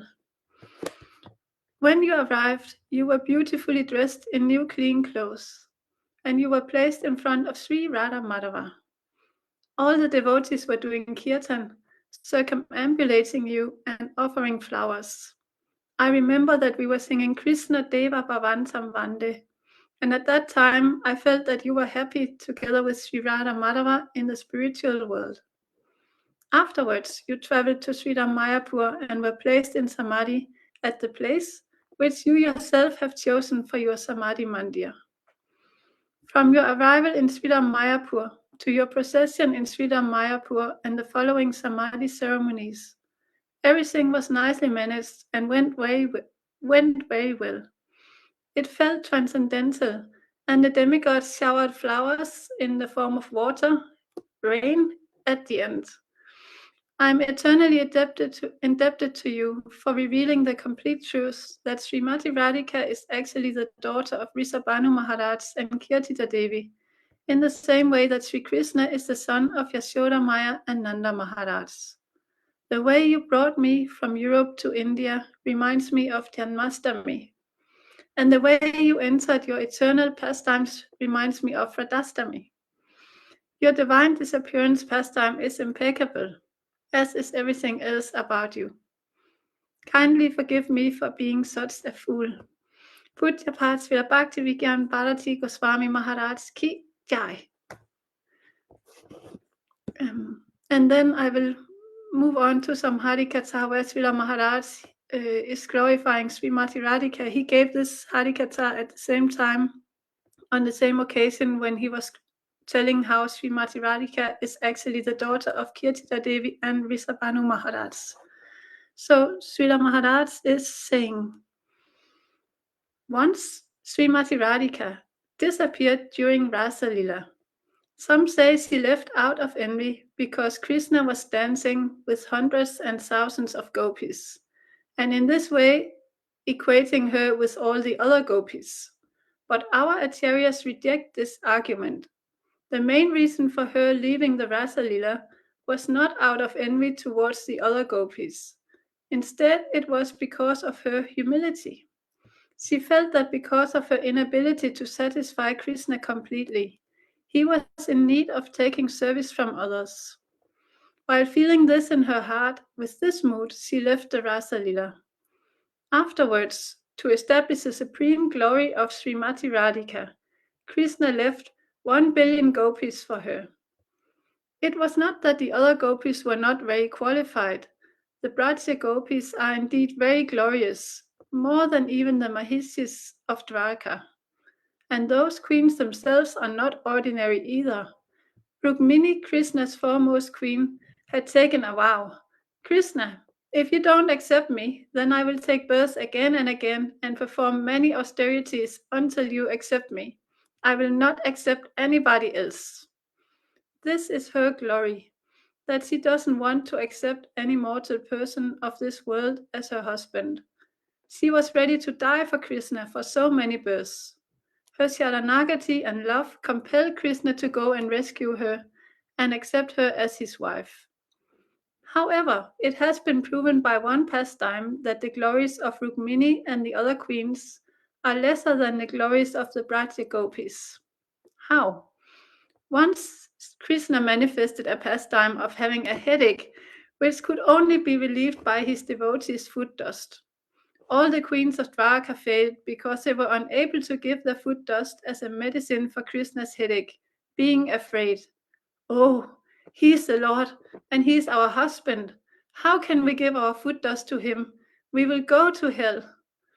But the Brajya gopis were not afraid at all, and instead readily gave their foot dust. They said, we can go to hell for hundreds and thousands of births. It does not matter that we may have to stay in hell forever, but we cannot tolerate to even hear that Krishna has a headache. In this way, the Brajya gopis were most glorious, but again, amongst all the gopis, Astasaki Shiromani Srimati Radhika is superior to them all. As soon as she left the Rasa Lila, Krishna followed her. Srimati Radhika is like the thread in a flower garland. As soon as the thread is broken anywhere, the garland falls apart, scattering the flowers here and there. So in the same way, as soon as Srimati Radhika left, Krishna started following her and the Rasa Lila stopped. At one place, Krishna manifested his four-armed form, and there the superiority of Srimati Radhika over the other gopis was established even more. How? The gopis that were walking ahead of Srimati Radhika saw Krishna in his four-armed form and prayed, "O Narayan, please bless us and give us the association of Krishna." They offered other prayers and then went ahead. But as soon as Srimati Radhika approached, Krishna was unable to hold his four-armed form. Immediately, two arms entered his body. Srimati Radhika and the gopis behind her saw Krishna in his two-handed form. In this way, while demonstrating Srimati Radhika's superiority over the other gopis, this pastime also shows that those who are following Srimati Radhika are really able to attain the mercy of Krishna in full. They can get Rajendra Nandan Krishna's mercy, darshan and seva in full. Nobody else does. Those gopis who were ahead of Srimati Radhika were unable to receive Krishna's complete mercy, whereas those who were following behind Srimati Radhika were able to get Krishna's mercy in full. The Mahāyans in the Gaudiya line, especially Śrīla Rupa Gosvāmī and Śrīla Raghunath Das Gosvāmī, have established the superiority of Srimati Radhika in this way. Even though there are so many authorities in the Gaudiya line who also present their verdicts in so many different ways, we are the staunch followers of Srila Rupa Gosvāmī and Srila Raghunath Das Gosvāmī. Srila Raghunath Das Gosvāmī has mentioned in Sri Manasiksha about our relationship with Sri Krishna and Srimati Radhika. Madhya natatve vratya vipina chandram, vratya vane svarimtam natatve. O mind, always remember Vrindavan Chandra Sri Krishna as the Lord of my Swamini Sri Radhika's life, and Vrindavaneshwari Srimati Radhika as my mistress. These are the real thoughts and moods of the Gaudiya Vaisnavas which we are aspiring for. So, Srimati Radharani ki jai, and Pujyapat Srila Bhakti Vijñāna Bhāratī Gosvāmī Mahārāja ki jai. Anta kalpata rupyasya, kripa sindhubhya eva cha, patisanam pavanebhyo, vaisnavibhyo namo namaha. Thank you, Lily, for your beautiful written offering and for reading the beautiful Harikatha of Srila Maharaj. The story seems to be coming up quite a few times today, so that's really, really beautiful. Thank you so much, Didi. My Dandavat pranams to you. Okay, so now we will go to Damayanti Didi. Are you there, Didi? Can you please unmute your mic for us and put your video on? I can hear you, yes. I can't. Can you see me? Yes, I can't see you, but I can hear you. Okay. However, my camera is on. I can see you. You can see me. Must be just, as long as everybody else can see you, that's good. Okay, Didi, please be kind enough to offer your Pushpanjali, my Dandavat pranams to you. My Dandavat pranams, Didi. First of all, I want to offer my humble obeisances, my Dandavat pranams to all assembled devotees, to all Vaishnavas and Vaishnavis, to all sannyasis. I feel absolutely unqualified to say anything today, to speak about the glory of Srila Maharaj, because I'm so ignorant and really I'm unqualified to speak after such devotees. However, I do this only in order to purify myself and to feel more connected to Srila Maharaj, because he's really he's very dear to me. And I want to thank you, Chandrika Didi, for organizing this beautiful program. It's a huge gift for me today. I'm really so thankful to you. Very grateful. Om Jnana Timirandasya Gyantana Shalakaya Chakshuram Militamina Tasmai Shri Gurave Namaha. Vanchakapatarubhyacha Gyantana Shalakaya. It's very difficult to pick the proper word to describe Srila Maharaj or to glorify him, because considering his beautiful qualities, it's very difficult to embrace his personality, to grasp it. And I've been thinking, what would I say? And especially after listening to Lalita Dasi, I felt so overwhelmed. It was difficult to hold my tears, because I remember those Kartiks that we spent together in Chandigarh, and there was literally 15 people in one room, and it was so intense and so precious, actually. So when I saw her, I felt so overwhelmed. There was so beautiful recollections and so many beautiful memories that connect us all together. And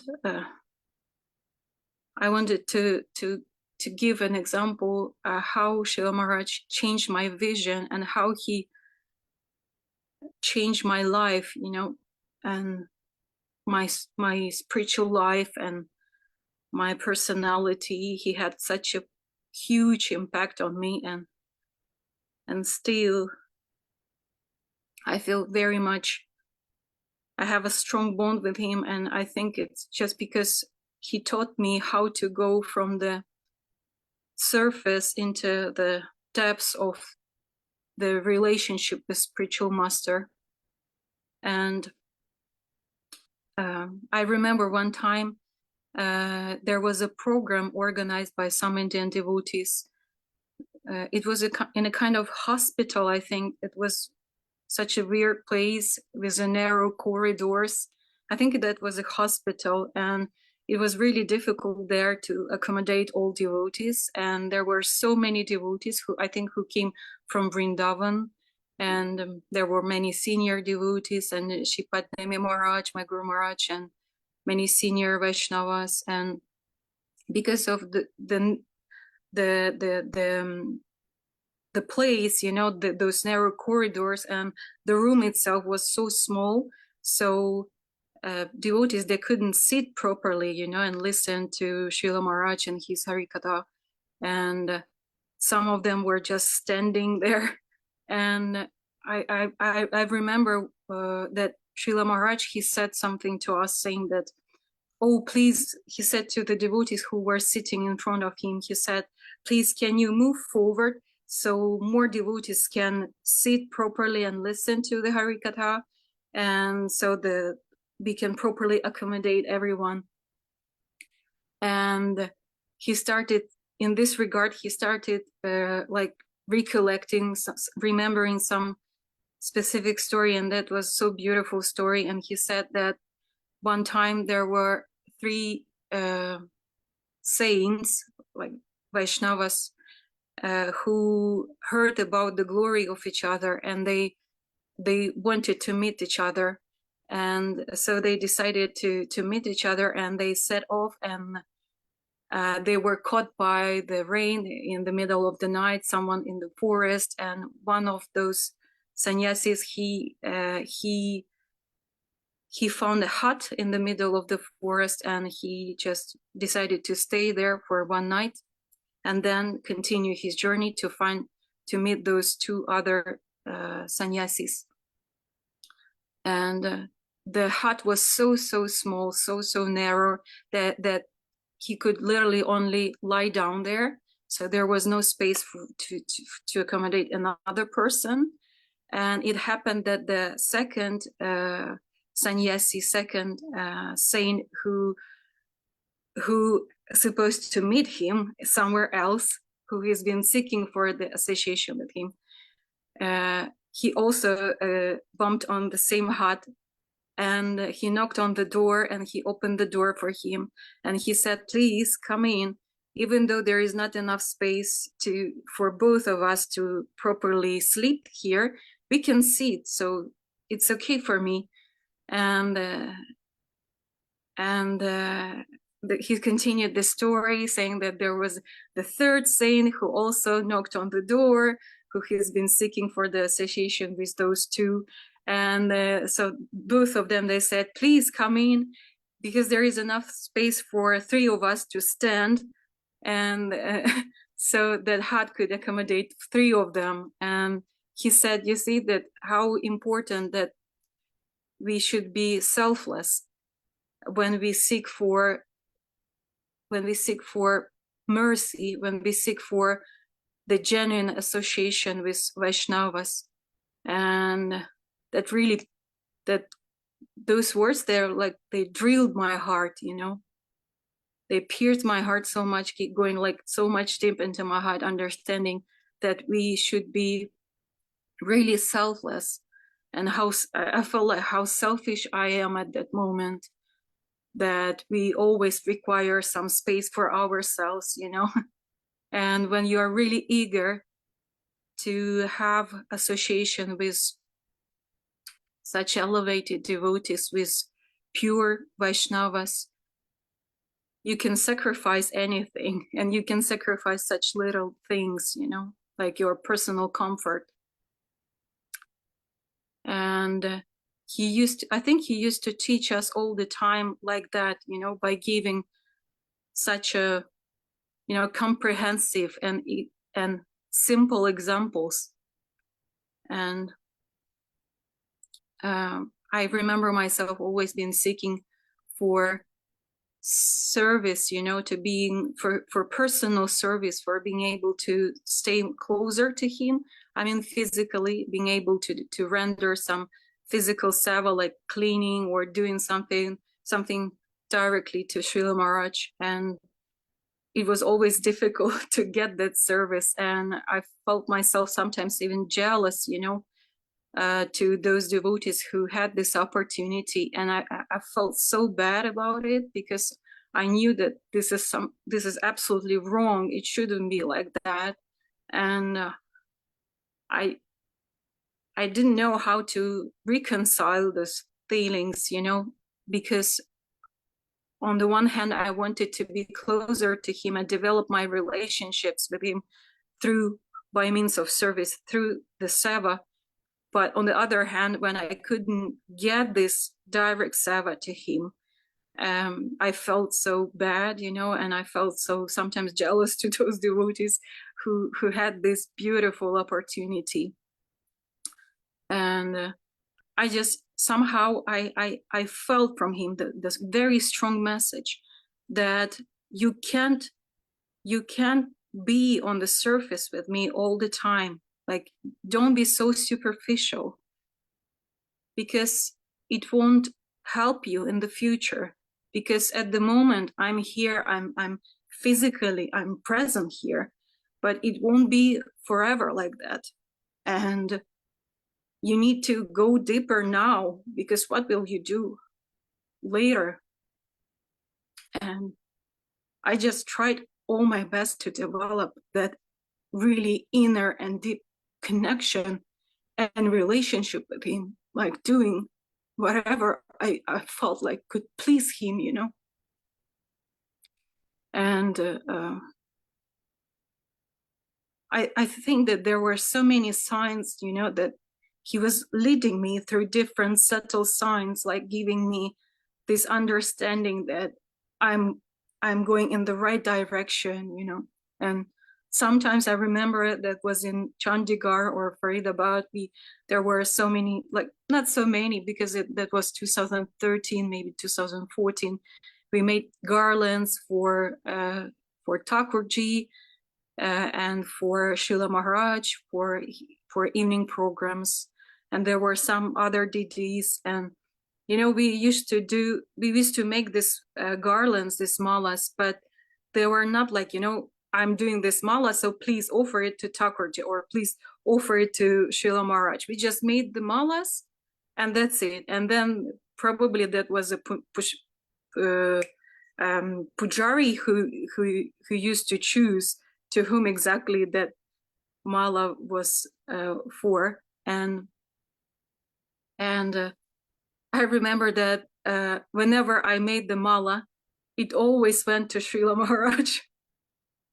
It was always, my garland was I mean, not my garland, but the garland that was made by me was offered to Śrīla Mahārāja. And I was so happy. I felt like he's accepting my service. And one time, Kasturi Didi, she told me, why are you doing such a beautiful garlands? She said that you do them deliberately so beautiful, so they will always will be offered to Śrīla Mahārāja. She said, you're so selfish. You shouldn't be so selfish. She said that you're making them too long, make them shorter, because they're too long, they can't be offered to Thakurji because they can't touch Thakurji's feet. And I didn't say anything to her, but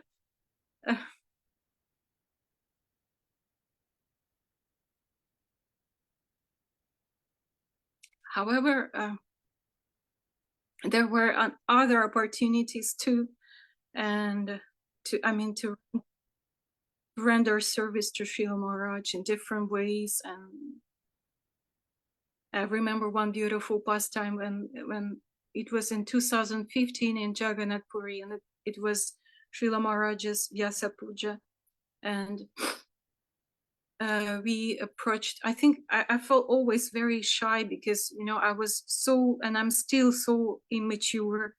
I feel absolutely like a new arrival, you know, and I was never able to I've never been able to approach properly, you know, senior devotees like sannyasis or, for example, Madhava Priya Prabhu, and ask a question. And so I talked to my god sister, and we started discussing whether there will be a specific arrangement for the Vyasa Puja of Śrīla Mahārāja, and whether there will be a feast organized by Chaitanya Gaudiya Math.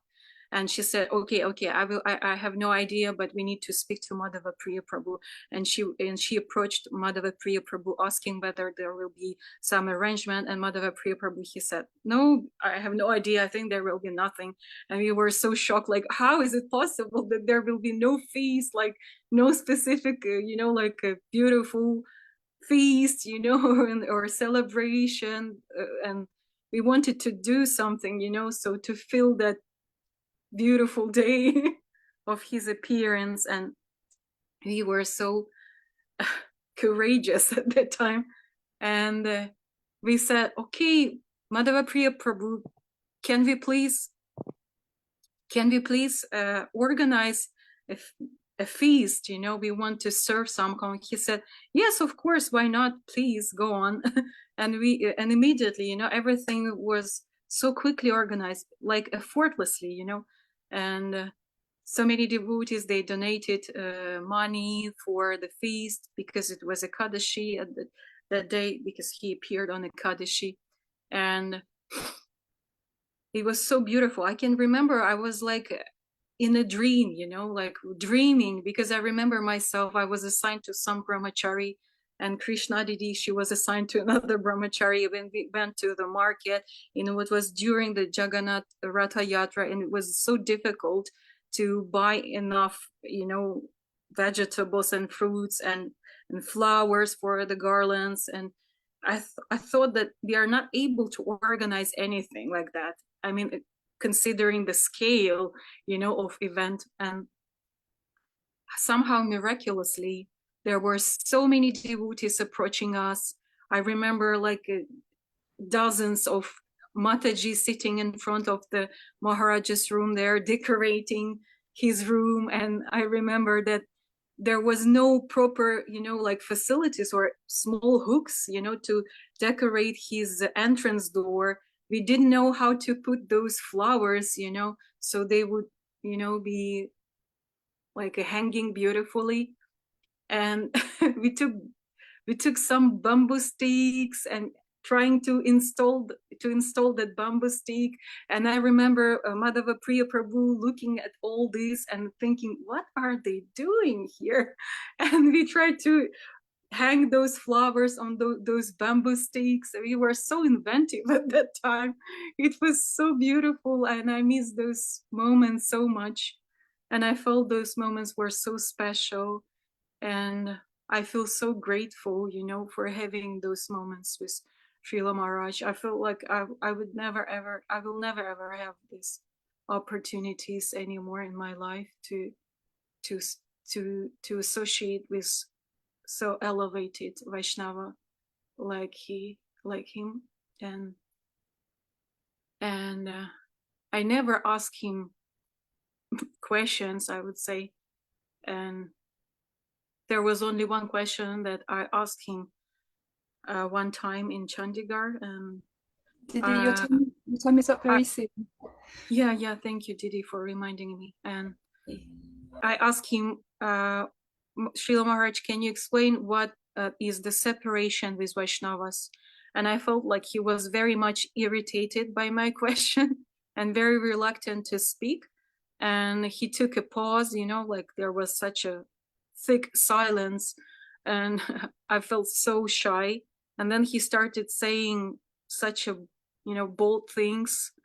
And he said that one is not able to feel separation until he or she has a real meeting with Vaishnavas. And he says to see Vaishnava physically doesn't mean that you can really see Vaishnava. And that was so striking for me. And I still remember those things till now. And I don't want to take any more my time of you, you know, because still I can't say anything properly, and I just pray to Śrīla Mahārāja so he will be always, so I can live my life in such a way that he would be always pleased with me, and so I can serve him properly, and so I can render my service to him all the time, so he can always be pleased with me. And so please bless me, all devotees. I ask you for that. I really need your blessings, and I'm so grateful to be able to just to join this beautiful program, and I'm forever indebted to Srila Bhaktivedanta Neme Guru Maharaj for bringing me to Srila Maharaj. And I hope you can hear me, Guru Maharaj. I feel so grateful to you for being that medium between me and Srila Maharaj. I'm very grateful. Thank you. Thank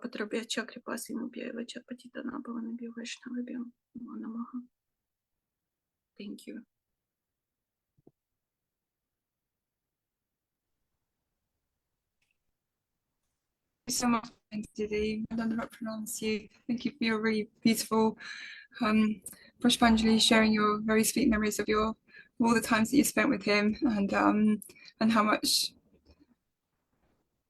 your heartfelt offering. You can see how much of an impact he's had on your life, and continues to do so. So it's really beautiful. Thank you for sharing everything. Hare Krishna. Hare Krishna Ji. Don't know what to pronounce. Okay, so now we will go to Saraswati Didi. Are you there? Saraswati Didi, can you please unmute your connection and share your video with us? Hey, Very well, Didi. you hear me? Yes. May we see you as well? No, I will tell you why. I'm here in Hawaii, and this is the time of the morning when the sun comes in. I have windows. I'm surrounded by windows and sunlight, and you won't be able to see my face very well. Even now, I'm struggling with the reflection on the screen. So please forgive me for not. It's 7:15 in the morning, and you may hear some other sounds like cows and roosters and some Mangalarti and conches and things going on. So for that, I apologize. Yes, okay. Yeah. So, can you hear me though? Can you hear me okay? Yes, perfectly. Yes. Okay, thank you. Om Gyana Timirandasya Janam Jagannath Shalakaya Chakshurun Militam Yena Tasme Shri Gurave Namaha. Na Om Vishnu Padaya Radhikaya Priyatmane Shri Srimad Bhaktivedanta Narayan Iti Namine. The first thing I was so grateful for the opportunity to share. I will try to give some glorifications, although I feel so unqualified in the face of his monumental presence and magnificence. But I was really shocked when I heard from Lalita, because it's been so many years. She remembered me. We had actually been together at a very powerful time, and I want to share a little bit about that. So thank you, Lalita, for finding me. So many years being here in Hawaii, I would be the only one in the room that actually had met Mahārāja. And I would always try to share something personal. Some of the others could share about his katha, his siddhanta, but I would always be able to share some very heartfelt experiences that I had. So I first met Mahārāja in Puri right before Gopurnima. I was in India attending the academy there in Puri. Every night, all the devotees would pile into rickshaws to go to hear from him, because he was at the Saraswati Mat and he was giving a half-hour Harikatha and then darshan. So every night we went, everybody had the earplugs, they had the translations, and Mahārāja would speak for 20 minutes or so in Hindi, and then Madhava Priya would give the translations. And it was absolutely ecstatic. And afterwards, all the devotees would line up outside his room, and he would give this very generous prasad. We would pranam at his lotus feet. And just thinking about it, I hope I won't start weeping. It was so, so beautiful, so powerful. And after that period of time, we went to Navadvip for Gaur Purnim, and I was staying at Gurudev's temple, and every day we would take the boat over across the Ganga because Mahārāja was giving darshan in the morning.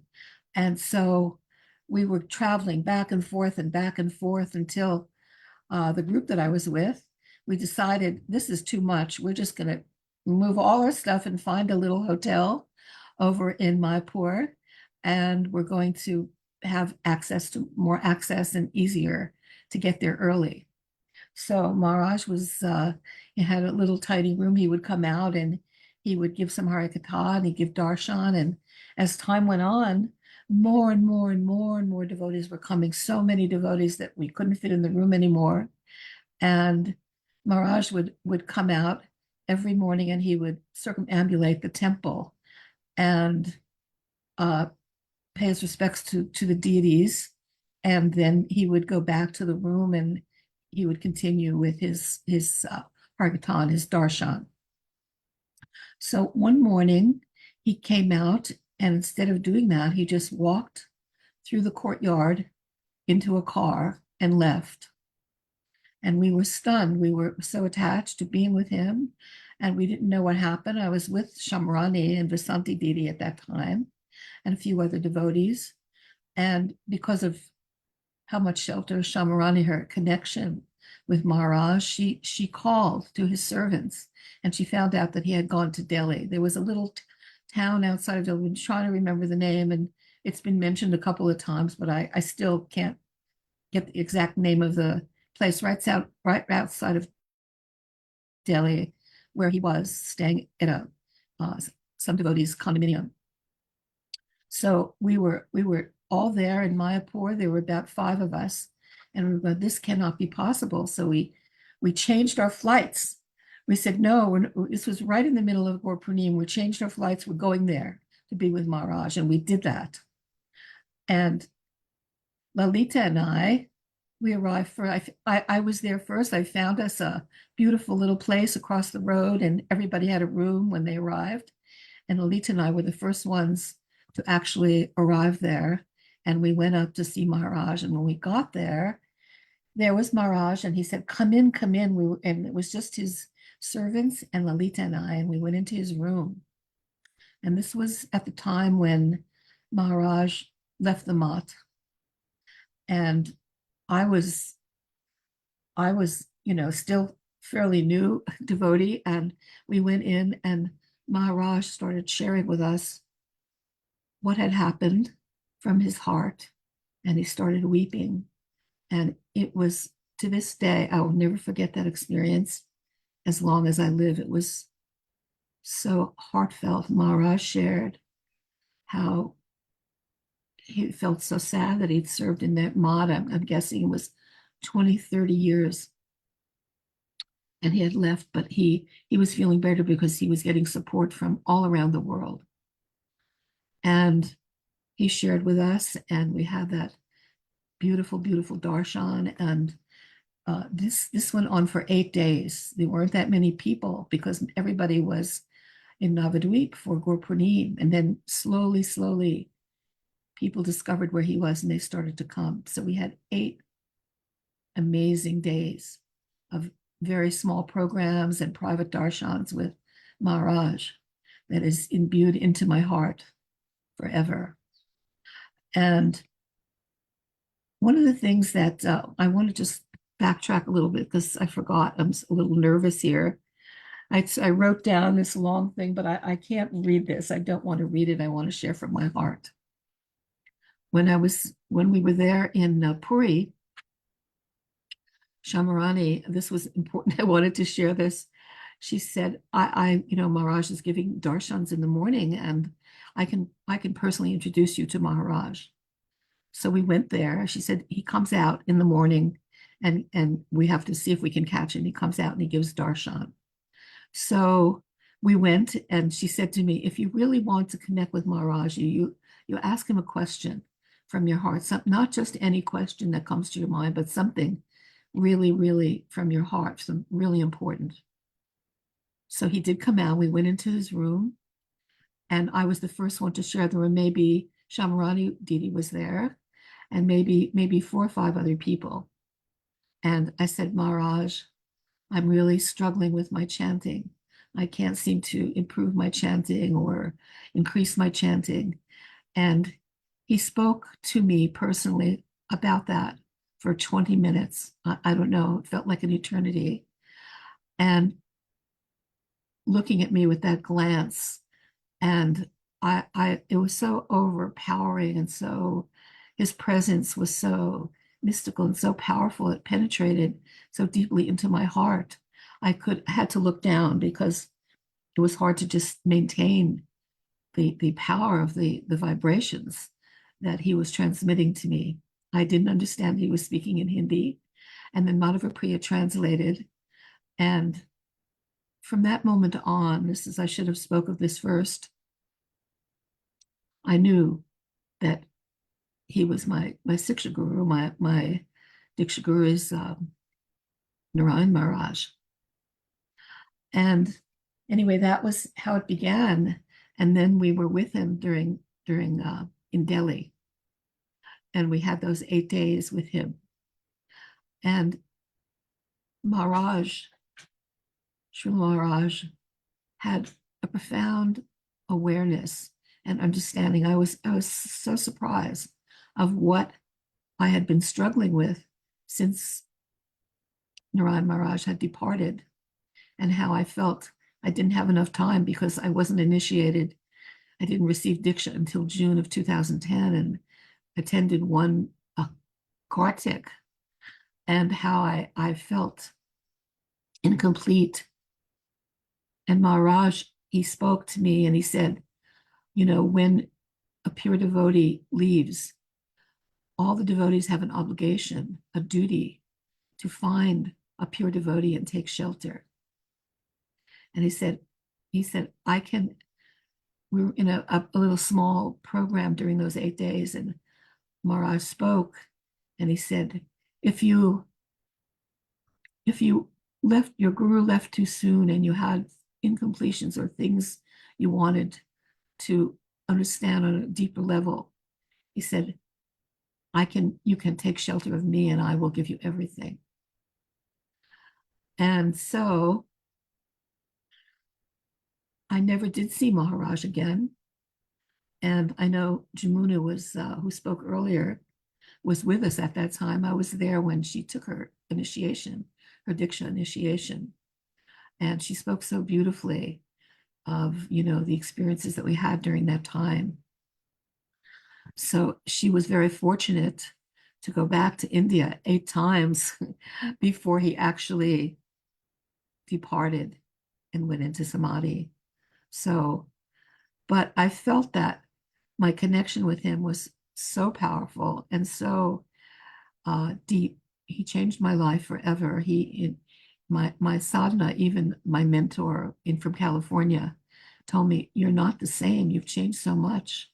The power and the impact that Śrīla Maharaj has had on you has made such a big difference and uplifted my sadhana and enabled me to go on in a much more beautiful and auspicious way.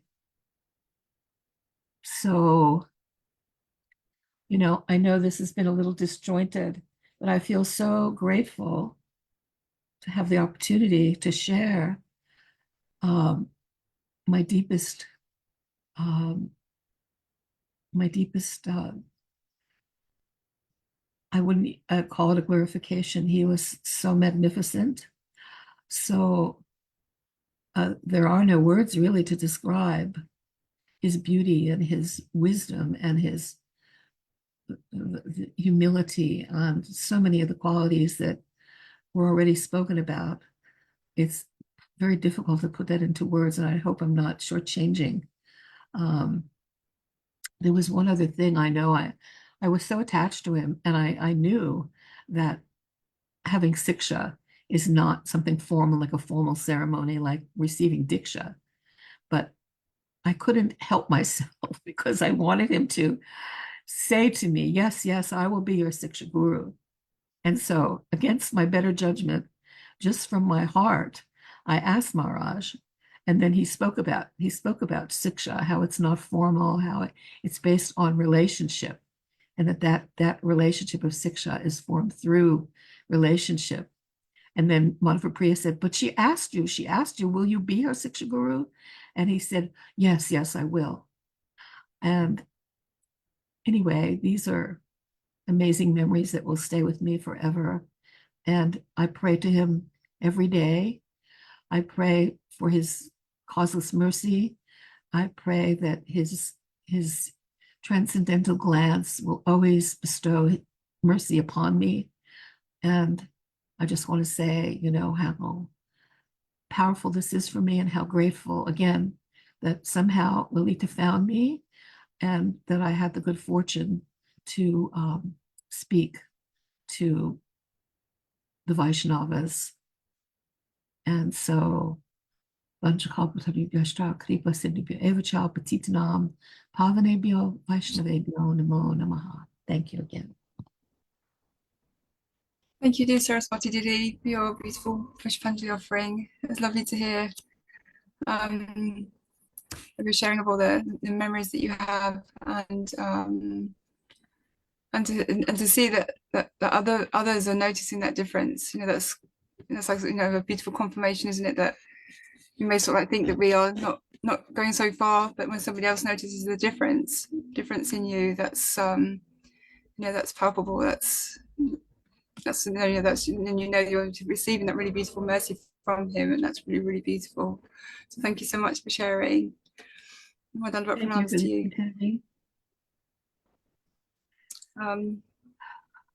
Damodar Prabhu, did you want to share something? You've just written on the board there. Did you want to say something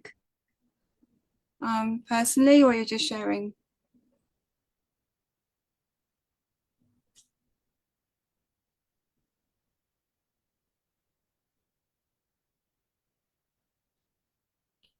Okay. Okay.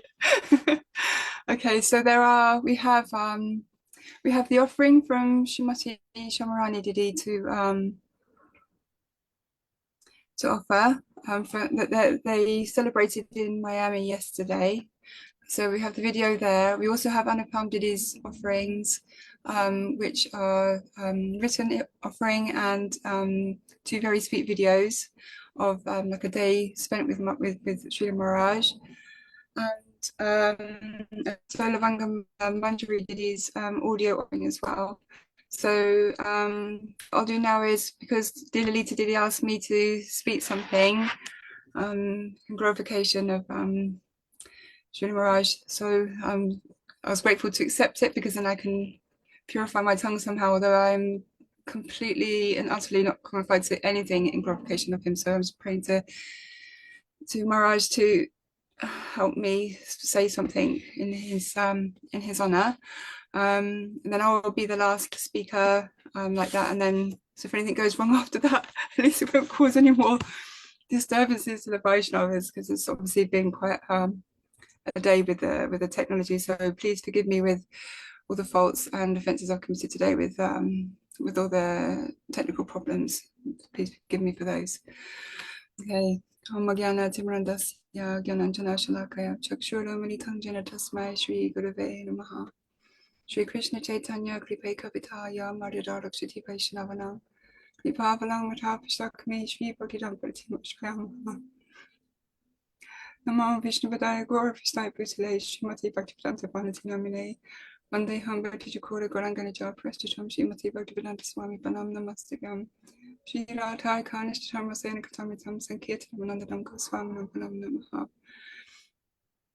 So I'd like to offer my unlimited Dandavat pranams into the lotus feet And my dear most holy Nam Guru, Omnichili Vishnu Vishnu Padastota Shata Shishma Bhakti Vijñāna Bhāratī Gosvāmī Mahārāja. And to my beloved Diksha Guru, Vishnu Padastota Shata Shishma Bhakti Vedanta Gosvāmī Mahārāja. And to Paran Guru Dev, Vishnu Vishnu Padastota Shata Shishma Bhakti Vedanta Gosvāmī Mahārāja. Omnichili Vishnu Vishnu Padastota Shata Shishma Bhakti Vedanta Gosvāmī Mahārāja. Omnichili Vishnu Vishnu Padastota Shata Shishma Bhakti Vedanta Gosvāmī Mahārāja. Omnichili Vishnu Vishnu Padastota Shata Shishma Bhakti Vedanta Gosvāmī Mahārāja. And to our beloved Omnichili Vishnu Vishnu Padastota Shata Shishma Bhakti Vedanta Swami Mahārāja Prabhupada. And to Omnichili Vishnu Vishnu Padastota Shata Shishma Bhakti Pragyan Gosvāmī Mahārāja. And all our Rukmini Guru Varga and all the dear devotees who are listening today and who have been with us today for the most amazing day of hearing so many beautiful glories of Śrīla Mahārāja. And I feel like I just want to listen all again, actually, so that I can really take it in of everything that's been spoken about today. And I haven't planned anything because I'm not very good at doing those kind of things. But what stood out today was that maybe like 3 or 4 times from different devotees at different times, the story came up that Śrīla Mahārāja would tell of when Śrīmati Radharani, those who were following Śrīmati Radharani were the ones that were fortunate to see Krishna in his 2-armed form, and those that went before her saw him in his Śrīla Lord Narayan form. So it was quite sort of poignant today. So many sort of sweet glories of Śrīmati Radharani were coming up today. Can everybody hear me okay? I'm just seeing if everybody can hear me okay. Yeah, okay. And I was very, very fortunate to take initiation from Śrīla Mahārāja 17 days before he left our mortal vision. He gave me initiation over Skype, and so although I was very unfortunate not to meet him in person, I felt a very, very strong connection with him at the time of being initiated, even though it was through Skype. And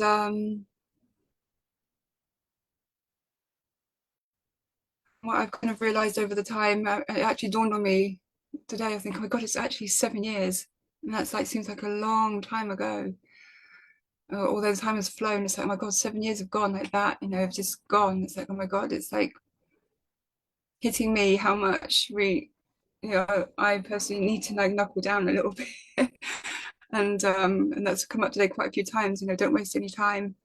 Don't waste any more time for me, you know, and do bhajan and sadhan, and to not this supreme gift that our spiritual masters are giving us, you know, of our eternal life.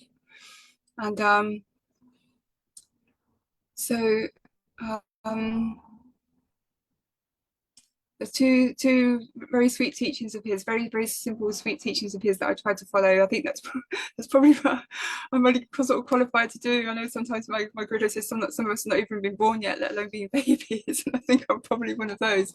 But there's 2 very sweet teachings that I remember, and one of them is he says, don't put off today. This is Śrīla Mahārāja. He says, don't put off today don't put off to tomorrow what you can do today, and don't put off to today what you can do now.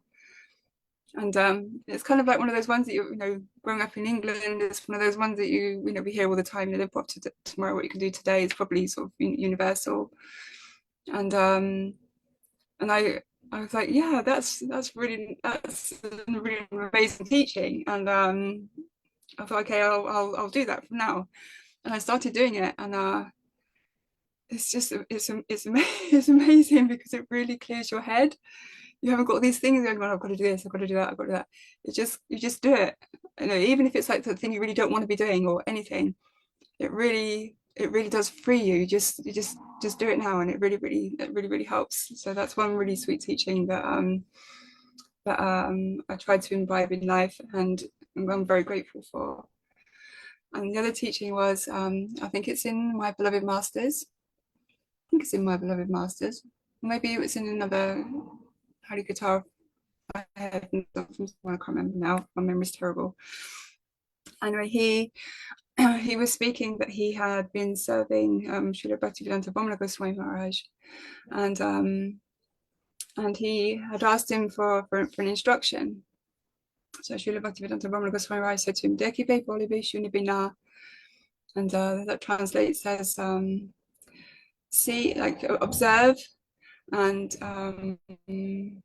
listen, but do not speak, and you will never get into any trouble.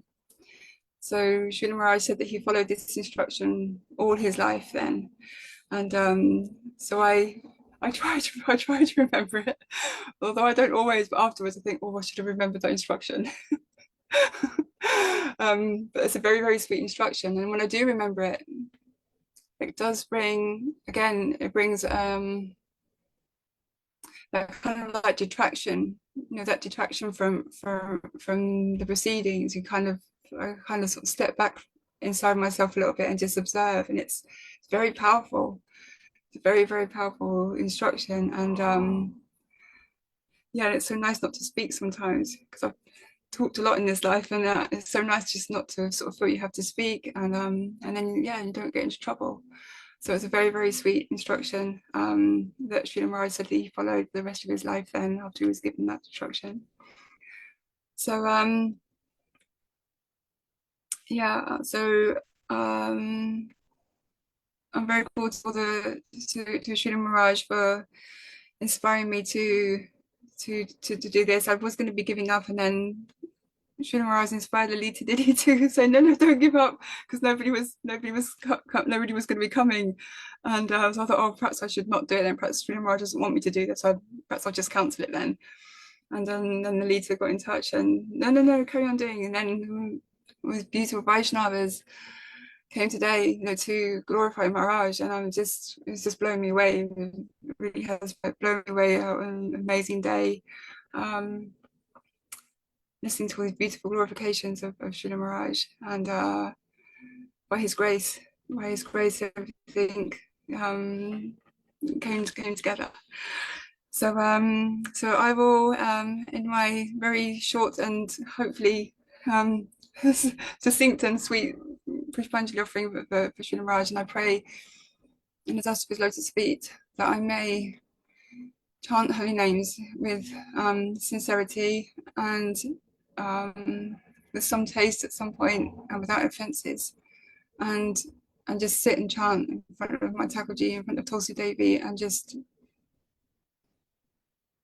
be given the not enthusiasm to chant, but the discipline to sit and chant. And I pray, obviously for the ultimate goal, but I also pray as well for Guru Nishta, so that I can just get less and less attraction to anything in this material world, and just want to serve Guru and Vaishnavas in any way that I'm capable of doing, not for my ownness, but just to please, just to please them, because there's nothing else, there's nothing else in this whole creation other than serving Guru and Vaishnavas. So I'm grateful to everybody for coming today. Not that I'm grateful, I'm just grateful to hear everybody today. And so Vancha Kaprachubhyascha Kripa Sindhubhyavcha Patitanam Pavanebhyo Vaishnavibhyo Namo Namaha. So please bear with me while I attempt to find the next Vaishnava's glorification. So I'll start with Anupamdali. So her glorification I will read something first, and then she has two beautiful offerings that I need to find up on the page and share. So if you can bear with me while I find her offering here. Okay, here it is. Okay, so this is from Anupamdali, who resides in France.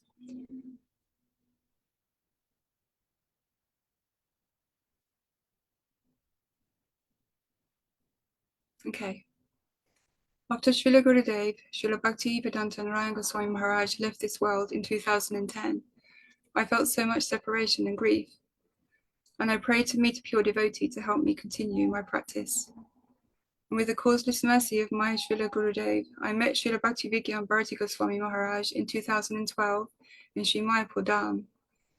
And now I can say that it was the best 5 years in my life. Each year since 2012 to 2017, when I had vacations, I went to India to see Srila Maharaj, Mayapur Dham, Chandigarh, Puri, and Vrindavan. Each moment spending with Srila Maharaj was a lesson. I got so much from him. He revealed to me the meaning of Guru, the meaning of Seva. I am so grateful to him and to all my god brothers and sisters. We are all connected. And when I came to see Srila Maharaj, I tried to make short videos and pictures with my mobile just for the memories, and I'm happy to share. Okay, so bear with me while I just find these, please.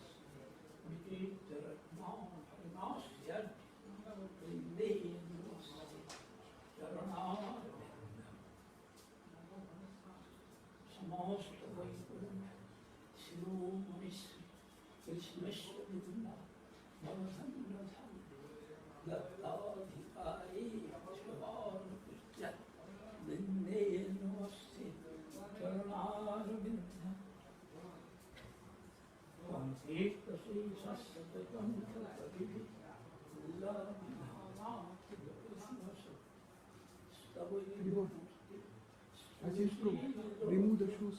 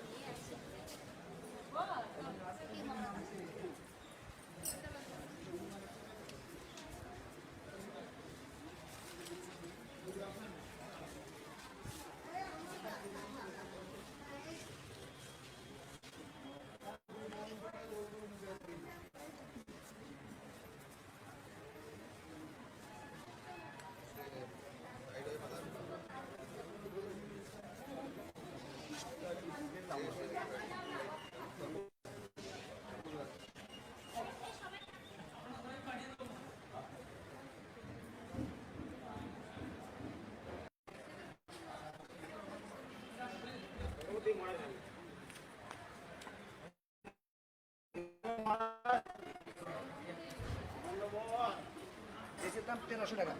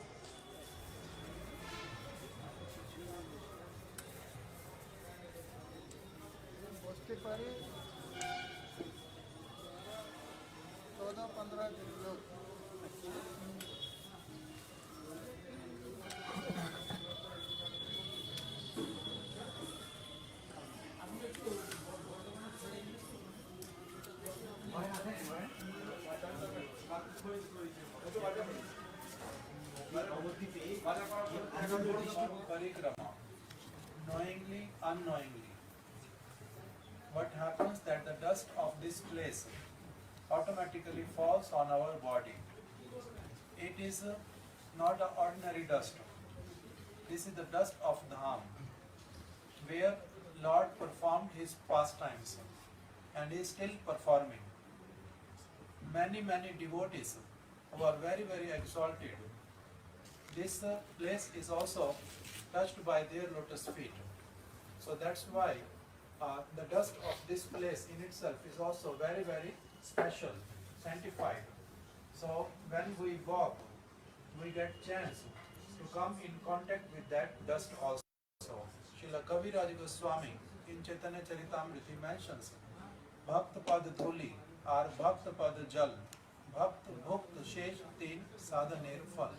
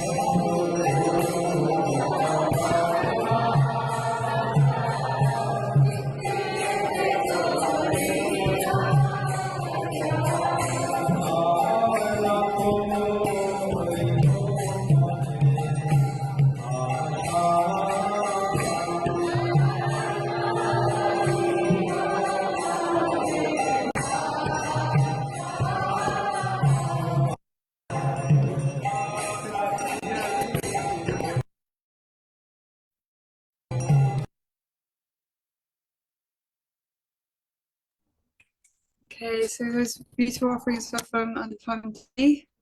And now if you've ever try and find the Manga Manjaris, which just bear 1 second.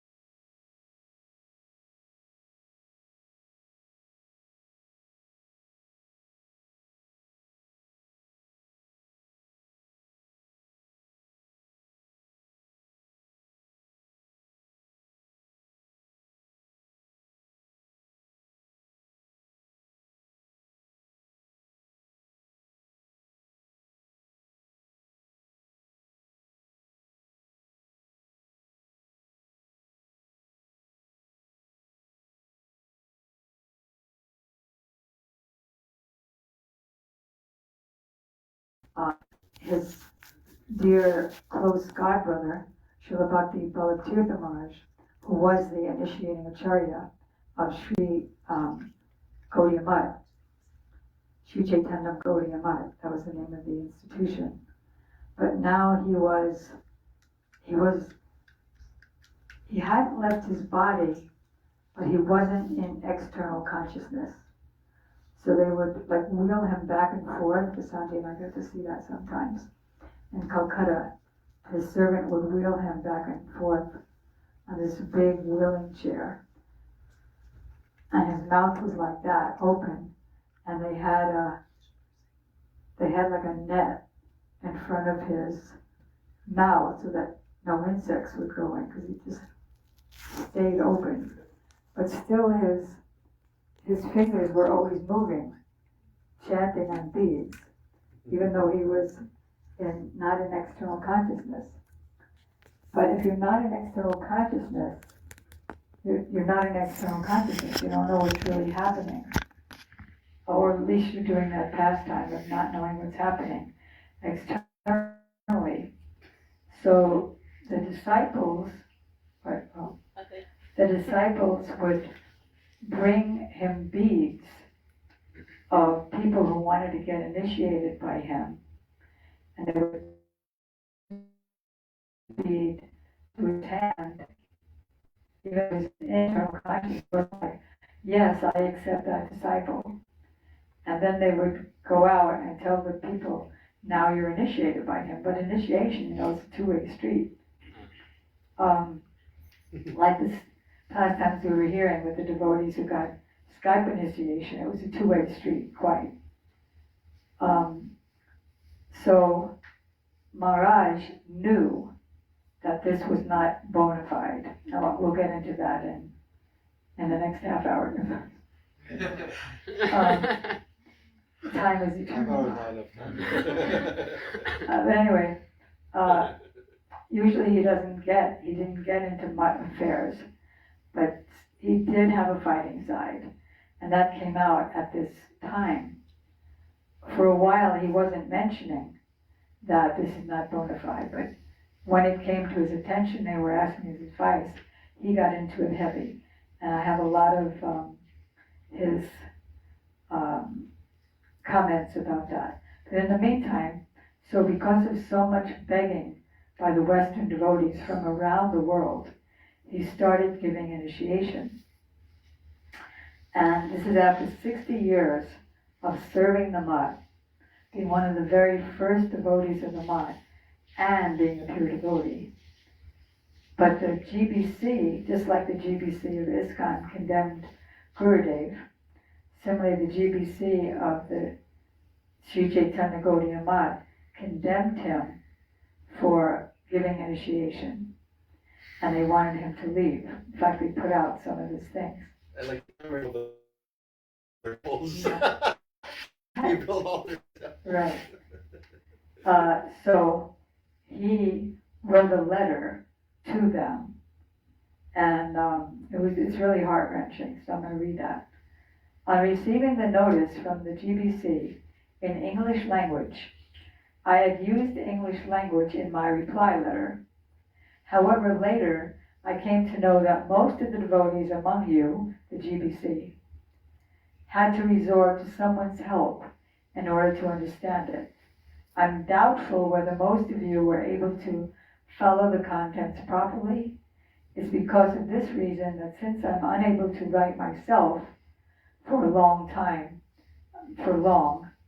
due to my advanced age, and also since among the available devotees, none is well versed in Bengali language, this letter is being given to you in the Hindi language. Hope that this will be much convenient for you all in comparison to English, but he also wrote it in English. In Bangalore, when I came to know about the GBC's intention of sending a notice to me, at that very time, even before receiving the notice, I decided that without saying anything to any of you, I should just not go to any of the branches of Sri Chaitanya Gaudiya Math. The reason being that when you all are not interested either in inquiring anything from me or to even talk to me, then what is the point in taking the matter any further? I too am aware of the memorandum prepared by Guru Mahārāja that there should be only one acharya in the mutt, and moreover, means Bhakti Maharaj, and moreover, the sentiments of the resident devotees who have dedicated their lives for the service of the mutt are also connected to such issues in one way or the other. So at that time, I contacted Sri Paramarthi Maharaj through phone and told him, though I am going to Puri, but instead of going to Sri Chaitanya Mutt, I wish to arrange for my stay elsewhere. Sri Paramarthi Maharaj said, Maharaj, why are you saying like this?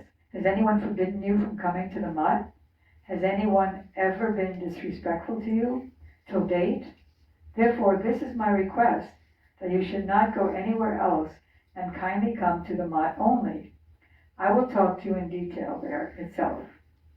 So, accepting Sri Paramarthi Maharaj's request from Bangalore, I went to Sri Chaitanya Gaudiya Mutt in Puri. I stayed there for about 1 month. There only, I received from Sri Paramarthi Maharaj the notice sent by Sri Acharya Maharaj. When I had a conversation with Sri Paramarthi Maharaj again, I said to him, do you not think sending such a notice to me is disrespectful? Although I'm the only active member alive among all the founding members of the institution, and if I wanted so, I could have taken a legal recourse against such action. However, I do not wish to do that, keeping in mind the interests of the institution established by Guru Mahārāja. It is better that I leave the mutt without saying anything. However, at this time too, because of his affection towards me and because of his concerns for the interests of Guru Mahārāja's institution, he again said to me, Maharaj, this is my request. Please do not leave the mutt on your own. Does this notice ask you to leave the mutt? Whatever you wish to say, you may please send it in writing to the GBC. And then only let the decision be taken what is to be done. Again, heeding to his request, with great efforts, and after careful and thorough insight into the principles taught by Guru Maharaj and the Gaudiya line of thought, in reply to extremely harsh notice condemning him for giving initiation, extremely harsh notice sent by Sri Bhakti Saurabhacharya Maharaj, I sent a letter to him in which I presented my position following the Vaishnava conduct and principles applied by human,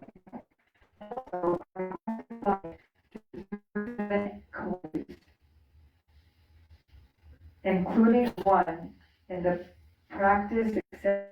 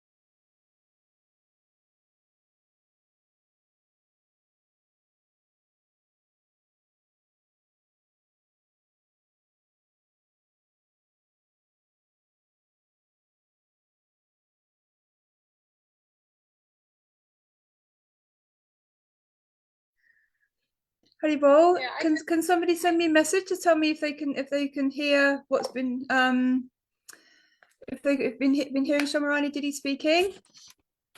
Can somebody please send me a message?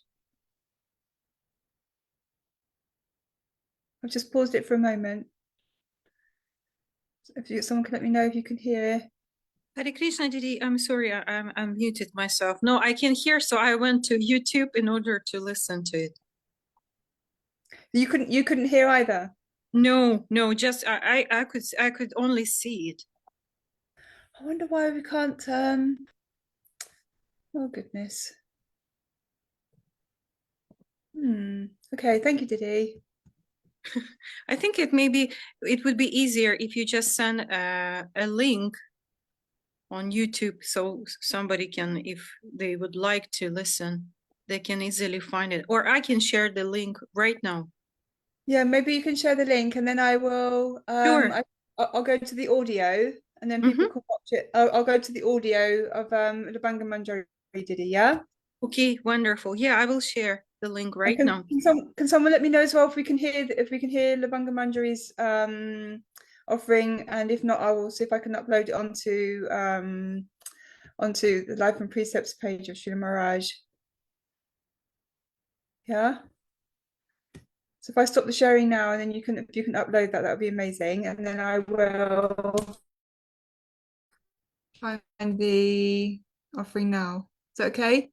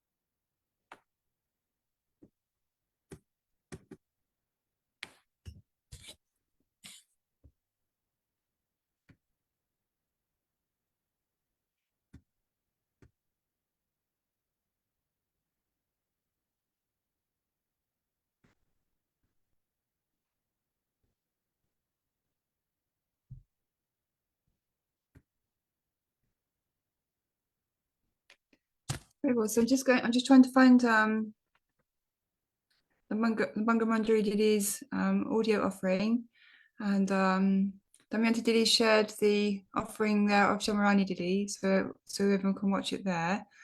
And I will try and see if I can continue to find the offering of Banga Manjari Didi.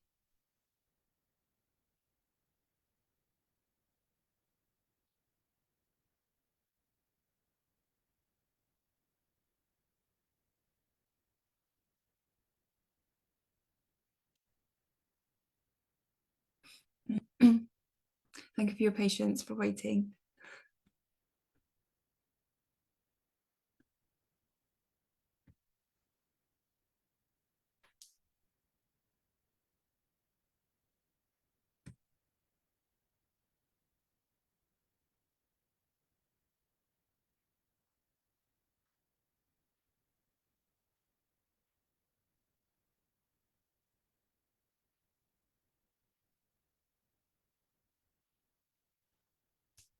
Okay,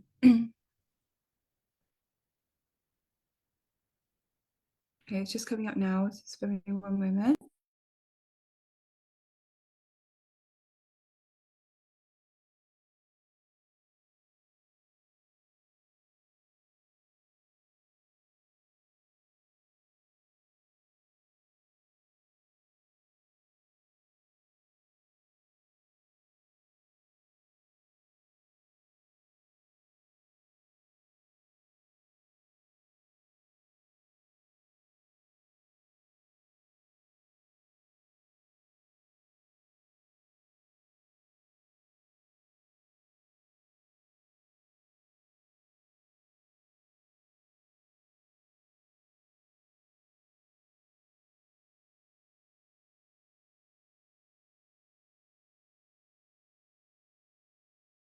Om Vishnupad Shri Srimad Bhakti Vijñāna Srila Bhāratī Gosvāmī Mahārāja, and the same thousands and thousands of dandavats in the lotus feet of my Shiksha Gurudev, Nityalila Pravishta Om Vishnupad Shri Srimad Srila Bhakti Vedanta Narayan Goswami Maharaj, and also in the lotus feet of A.C. Bhakti Vedanta Swami Srila Prabhupada, all of our Rupanuga Gaudiya Guru Vargas, my Param Guru Dev, Param Guru Maharaj, Srila Bhakti Siddhanta Saraswati Thakur Prabhupada, and all of our Guru Varga.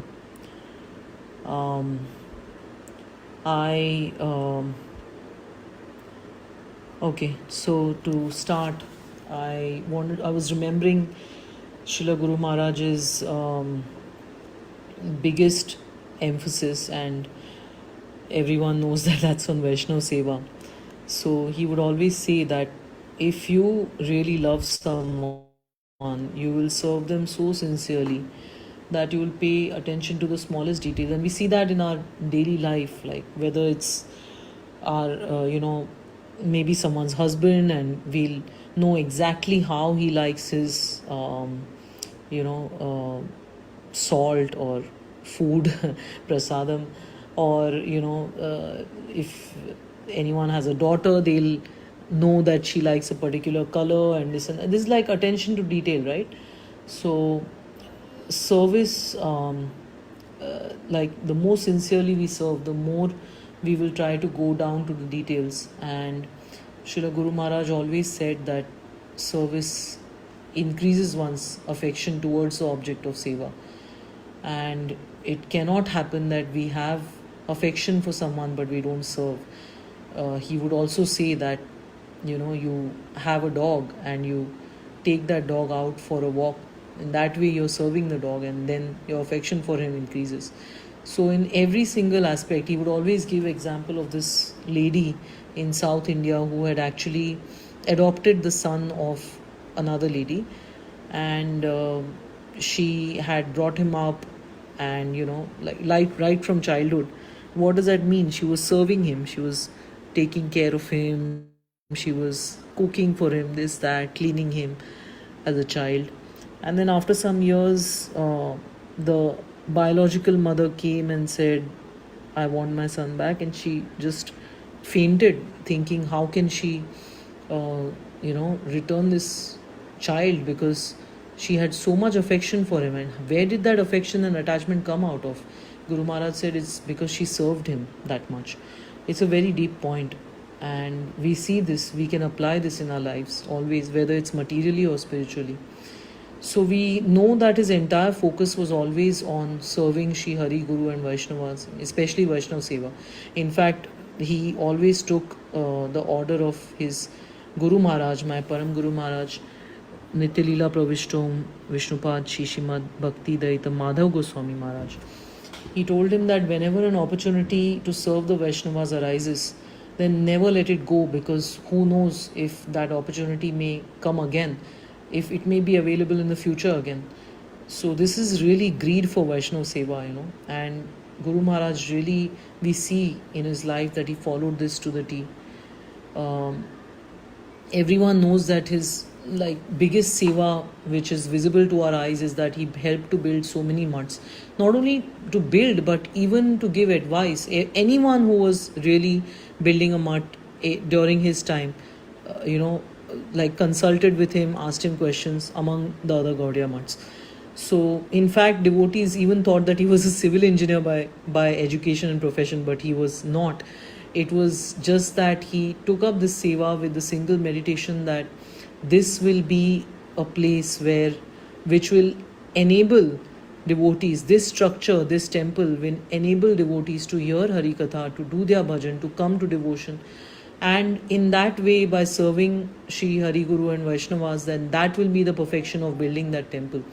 So that was his meditation, and really with that meditation he would go about building all those temples that he did. In fact, one of the times he mentions that Param Guru Maharaj was wanted one of the mutts built by a particular date, and the construction was going slow, so he was really overseeing it very much, like day and night. And so Janmashtami came, and even for Janmashtami, Guru Maharaj did not go to the temple to attend the festival, Harikatha, Kirtan. He was just on the construction site, building the mutt. And he was fasting, but he was there. And Guru Maharaj, Param Guru Maharaj actually went and saw him there, and he was so touched by his seva bhav that he profusely blessed him. He was very pleased with him. So so he saw that he took his seva so seriously, like, even when someone approached him for a question, to ask him something, he would always see it as his seva. He would say that I've always tried my best to serve these devotees, and he would want to bestow fearlessness upon them. And he said that I'd always did that to the best of my capacity. And whenever someone would come, one amazing thing was that he never would ask, as long as he saw that Vaishnav Tilak or Gaudiya Tilak, he would not ask the devotee who their Guru Maharaj was, which institution they came from, because he said just by seeing someone adorned with those symbols, the Vaishnav Tilak, identifying someone as a Gaudiya, he would just accept them as his own family. That is something that I would love to apply in my own life, to just not see any division across institutions or anything. It's such a beautiful meditation, and also something that will immediately rid me of so many types of Vaishnava aparadhs, like not distinguishing at all. If someone's wearing a Vaishnav Tilak, then they are my family. And what do you do with your family? We accept family as they are, and we try to help them, and we never reject them. So that was really touching for me. So Guru Maharaj said that in regard to Harikatha, in regard to speaking Harikatha, he said that Harikatha is that which is meant only for the pleasure of Shri Hari. So he said that if Katha is spoken with any ulterior motive for seeing our own benefit in some way or the other, then it is really not Harikatha. And we saw that he never compromised Siddhanta. And yet, if anyone ever went to him with questions, they would leave the room fully satisfied and so pacified that meeting him was like a balm on their hearts. And this, in my own experience, I've seen it not only every time, but especially the first time, because I didn't know what to expect. I had gone to him with a spiritual query, which had made me anxious for a few years. And his answers for that spiritual query was so soothing that it was like a wave of relief that swept over me, and I actually couldn't help crying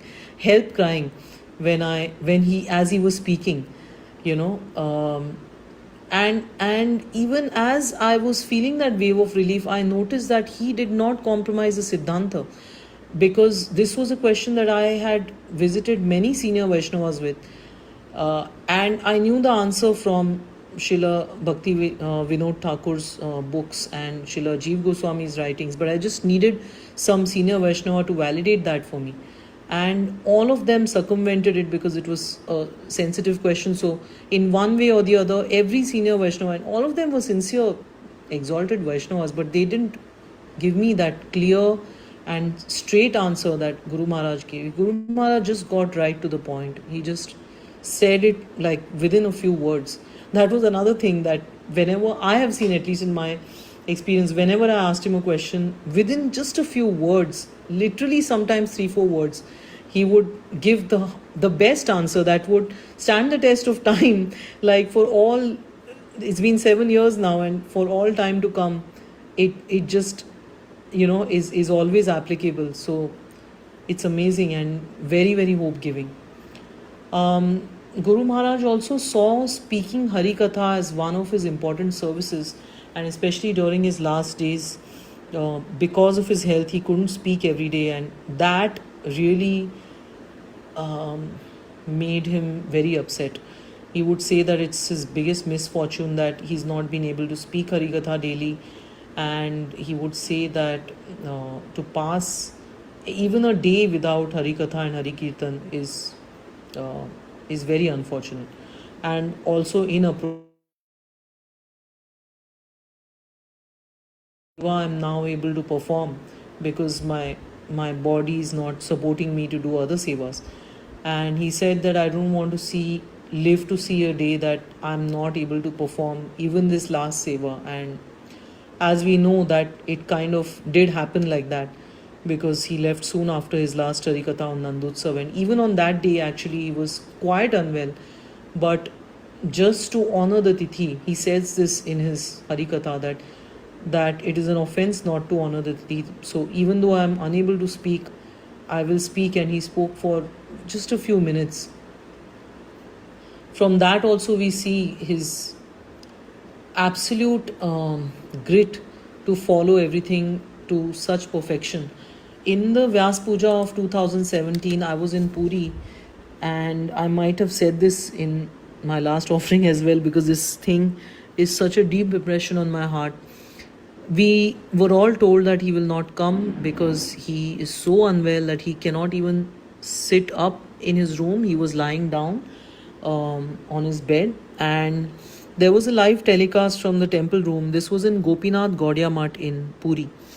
And so he was seeing all the Vaishnavas were giving their offerings and everything. And, he just told his sevaks, I must go. I don't want to let down these Vaishnavas who are pouring out their hearts when they're speaking as their offerings to me. And here I am, I must serve them, I must go. And he came to the temple room. He was lifted up and he was brought and kept on the Vyasasana. And I still remember seeing him. He was just sitting there and like seeing everyone who's assembled. He sat there till each and every one could actually come and offer flowers at his lotus feet and offer Dandavat Pranams and move ahead. And there were, I think, around 500 to 700 devotees, I think, if I'm not wrong, a lot of devotees, and he just sat through for hours. And I cannot imagine what kind of love for the Vaishnavas one needs to have to be able to sit through, wherein he wasn't even able to sit in his room, but he came and sat on the Vyasasana just for the so that he would not let everyone down. It was very touching. He also mentioned somewhere that he was actually, he would manage, if there was a seva for the next day that he could actually do the earlier day, he would do it, because he said that I didn't want, what if the next day I was not available? So I don't want someone to be inconvenienced because my seva was not done because I was not available the next day. So it's not even like he's actually planning ahead so that Vaishnavas are not inconvenienced if he is not able to render his service off the next day, on the next day. So he would try to do it the earlier day. So I'm sure that anyone who glorifies Guru Maharaj cannot leave out his emphasis on Vaishnav Seva while speaking about him. So I was speaking about attention to detail, and this thought had crossed my mind because how he went to to pay obeisances just before his departure. He told his servants that he wants to visit Srila Prabhupada's birthplace in Puri and pay his respects there to his Guru Maharaj and to Srila Prabhupada, and then to Mayapur and pay respects to his Guru Maharaj and take leave from them, and also in Puri from Jagannath Dev. Again, we know that his servants had cancelled the tickets because he was not in a state of health. But he just wanted to ensure that he did this. And, if I'm to think, I would be like, okay, Jagannath is present everywhere, Guru Maharaj is present everywhere. I'll just lie down in my bed and deeply remember them, and in that way I will pay my last respects. But no, Guru Maharaj wanted to ensure that he went to those places and took leave of each of those places. How deep his meditation might have been, I cannot fathom even an iota of that, I'm sure. But I would like to somewhere follow this in my life also, to try my best to do things as rightly as I can. One or two other remembrances are coming to me. Once I heard from Narottam Prabhu that he was serving him. I believe it was at the Chandigarh Mutt, but he said that he was serving him and he got into a small tiff with someone, and he screamed at some devotee at the Mutt, and Guru Maharaj came to know of it. And so Guru Maharaj stopped speaking with him that day and the next day as well, because every morning he would wake up Narottam Prabhu before Mangalarti, and then they would go down together. But the next day he didn't wake him up, he went down himself alone. And Narottam Prabhu was shocked. He asked him later that, why did you not wake him up? And Guru Maharaj said, I'm not worthy of being served, and something to that extent. But Narottam Prabhu said that, why are you speaking like this? Like, what happened? Have I done something wrong? And he said that when you serve and associate with someone, you take their qualities. And if by staying with me you have not learned tolerance, then that means that I'm not a true sadhu and I do not deserve to take service from you. And Narottam Prabhu says that it just struck him so hard when he heard this, because he realized his mistake from the earlier day. So that was something that left a deep impression on me. Another thing that he also said in that same offering, Narottam Prabhu, was that Guru Maharaj used to say that when one is truly someone's well-wisher, he will never see faults in that person. And that also I feel was so deep, that if we truly desire all auspiciousness for someone, then where is the question of seeing faults? We will just, even if there are faults practically, then we will want to help the person and not find fault or criticize that person. So that was also amazing. So anyhow, I will come towards the end of my offering now. I just want to say one last thing, because it's the disappearance day of Guru Maharaj, and the true auspiciousness of a disciple is to feel deep separation from Shri Guru. Srila Gurudev, Srila Bhaktivedanta Narayan Goswami Maharaj often says this in his lectures, that only when we feel this aching separation from our Gurudev can we even start to enter the realm of understanding Radha Krishna Tattva, their pastimes, or even what to speak of feeling separation from Radha Krishna or Mahaprabhu. It's not possible. So feeling separation from Shri Guru is a very important subject matter for a disciple, especially when he's disappeared from one's external vision. So Srila Gurudev would also say that in the presence of Shri Guru, it's like a moonbeam, it's soothing, soft, nourishing. But also in the moonlight, many things are not clearly visible. But after Shri Guru disappears, it's like the sun rays. The rays of the sun are intense, bright, and they expose everything. So when Shri Guru disappears, then not only are the glories of our Gurudev magnified and understood better, but also the anarthas within our hearts are, if we are sincere, will come to light.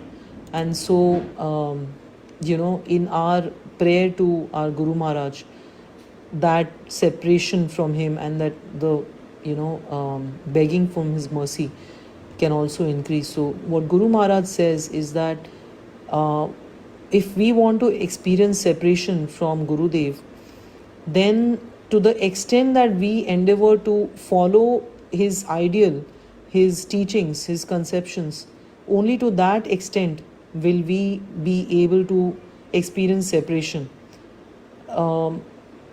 Because Vira means that we remember Gurudev at every moment. So, and whether or not one is experiencing separation from Gurudev is not known by words, but it's known by the individual's conduct after the departure of the Guru, of Shri Guru. In my own life, I've seen that constant remembrance is only possible when constant seva is done, and I've also seen that if I'm not in seva even for a day or two, that remembrance starts dropping. And so I pray to everyone that may I always be in constant seva. I pray to all the merciful Vaishnavas who are hearing this, and also at the lotus feet of my beloved Guru Maharaj, that someday I can be known as his daughter. Someday, because a daughter takes the qualities of her father. That someday I'm able to imbibe and practice in my life at least some part of his teachings. So I end my offering here. Hare Krishna to all the dear devotees who are hearing and who will hopefully bless me. Vancha kalpatarubhyascha kripa sindhubhya eva cha patitanam pavnebhyo vaishnavebhyo namo namah.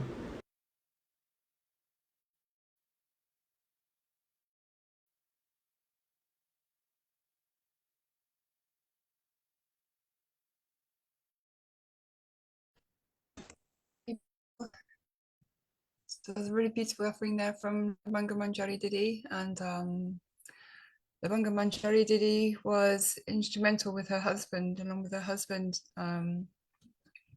in the audio saver for Srila Bhakti Vedanta Narayana Goswami Maharaj, and where all the hundreds and hundreds and hundreds of tapes were sent from all over the world, and they were all being checked and gone through for the quality, and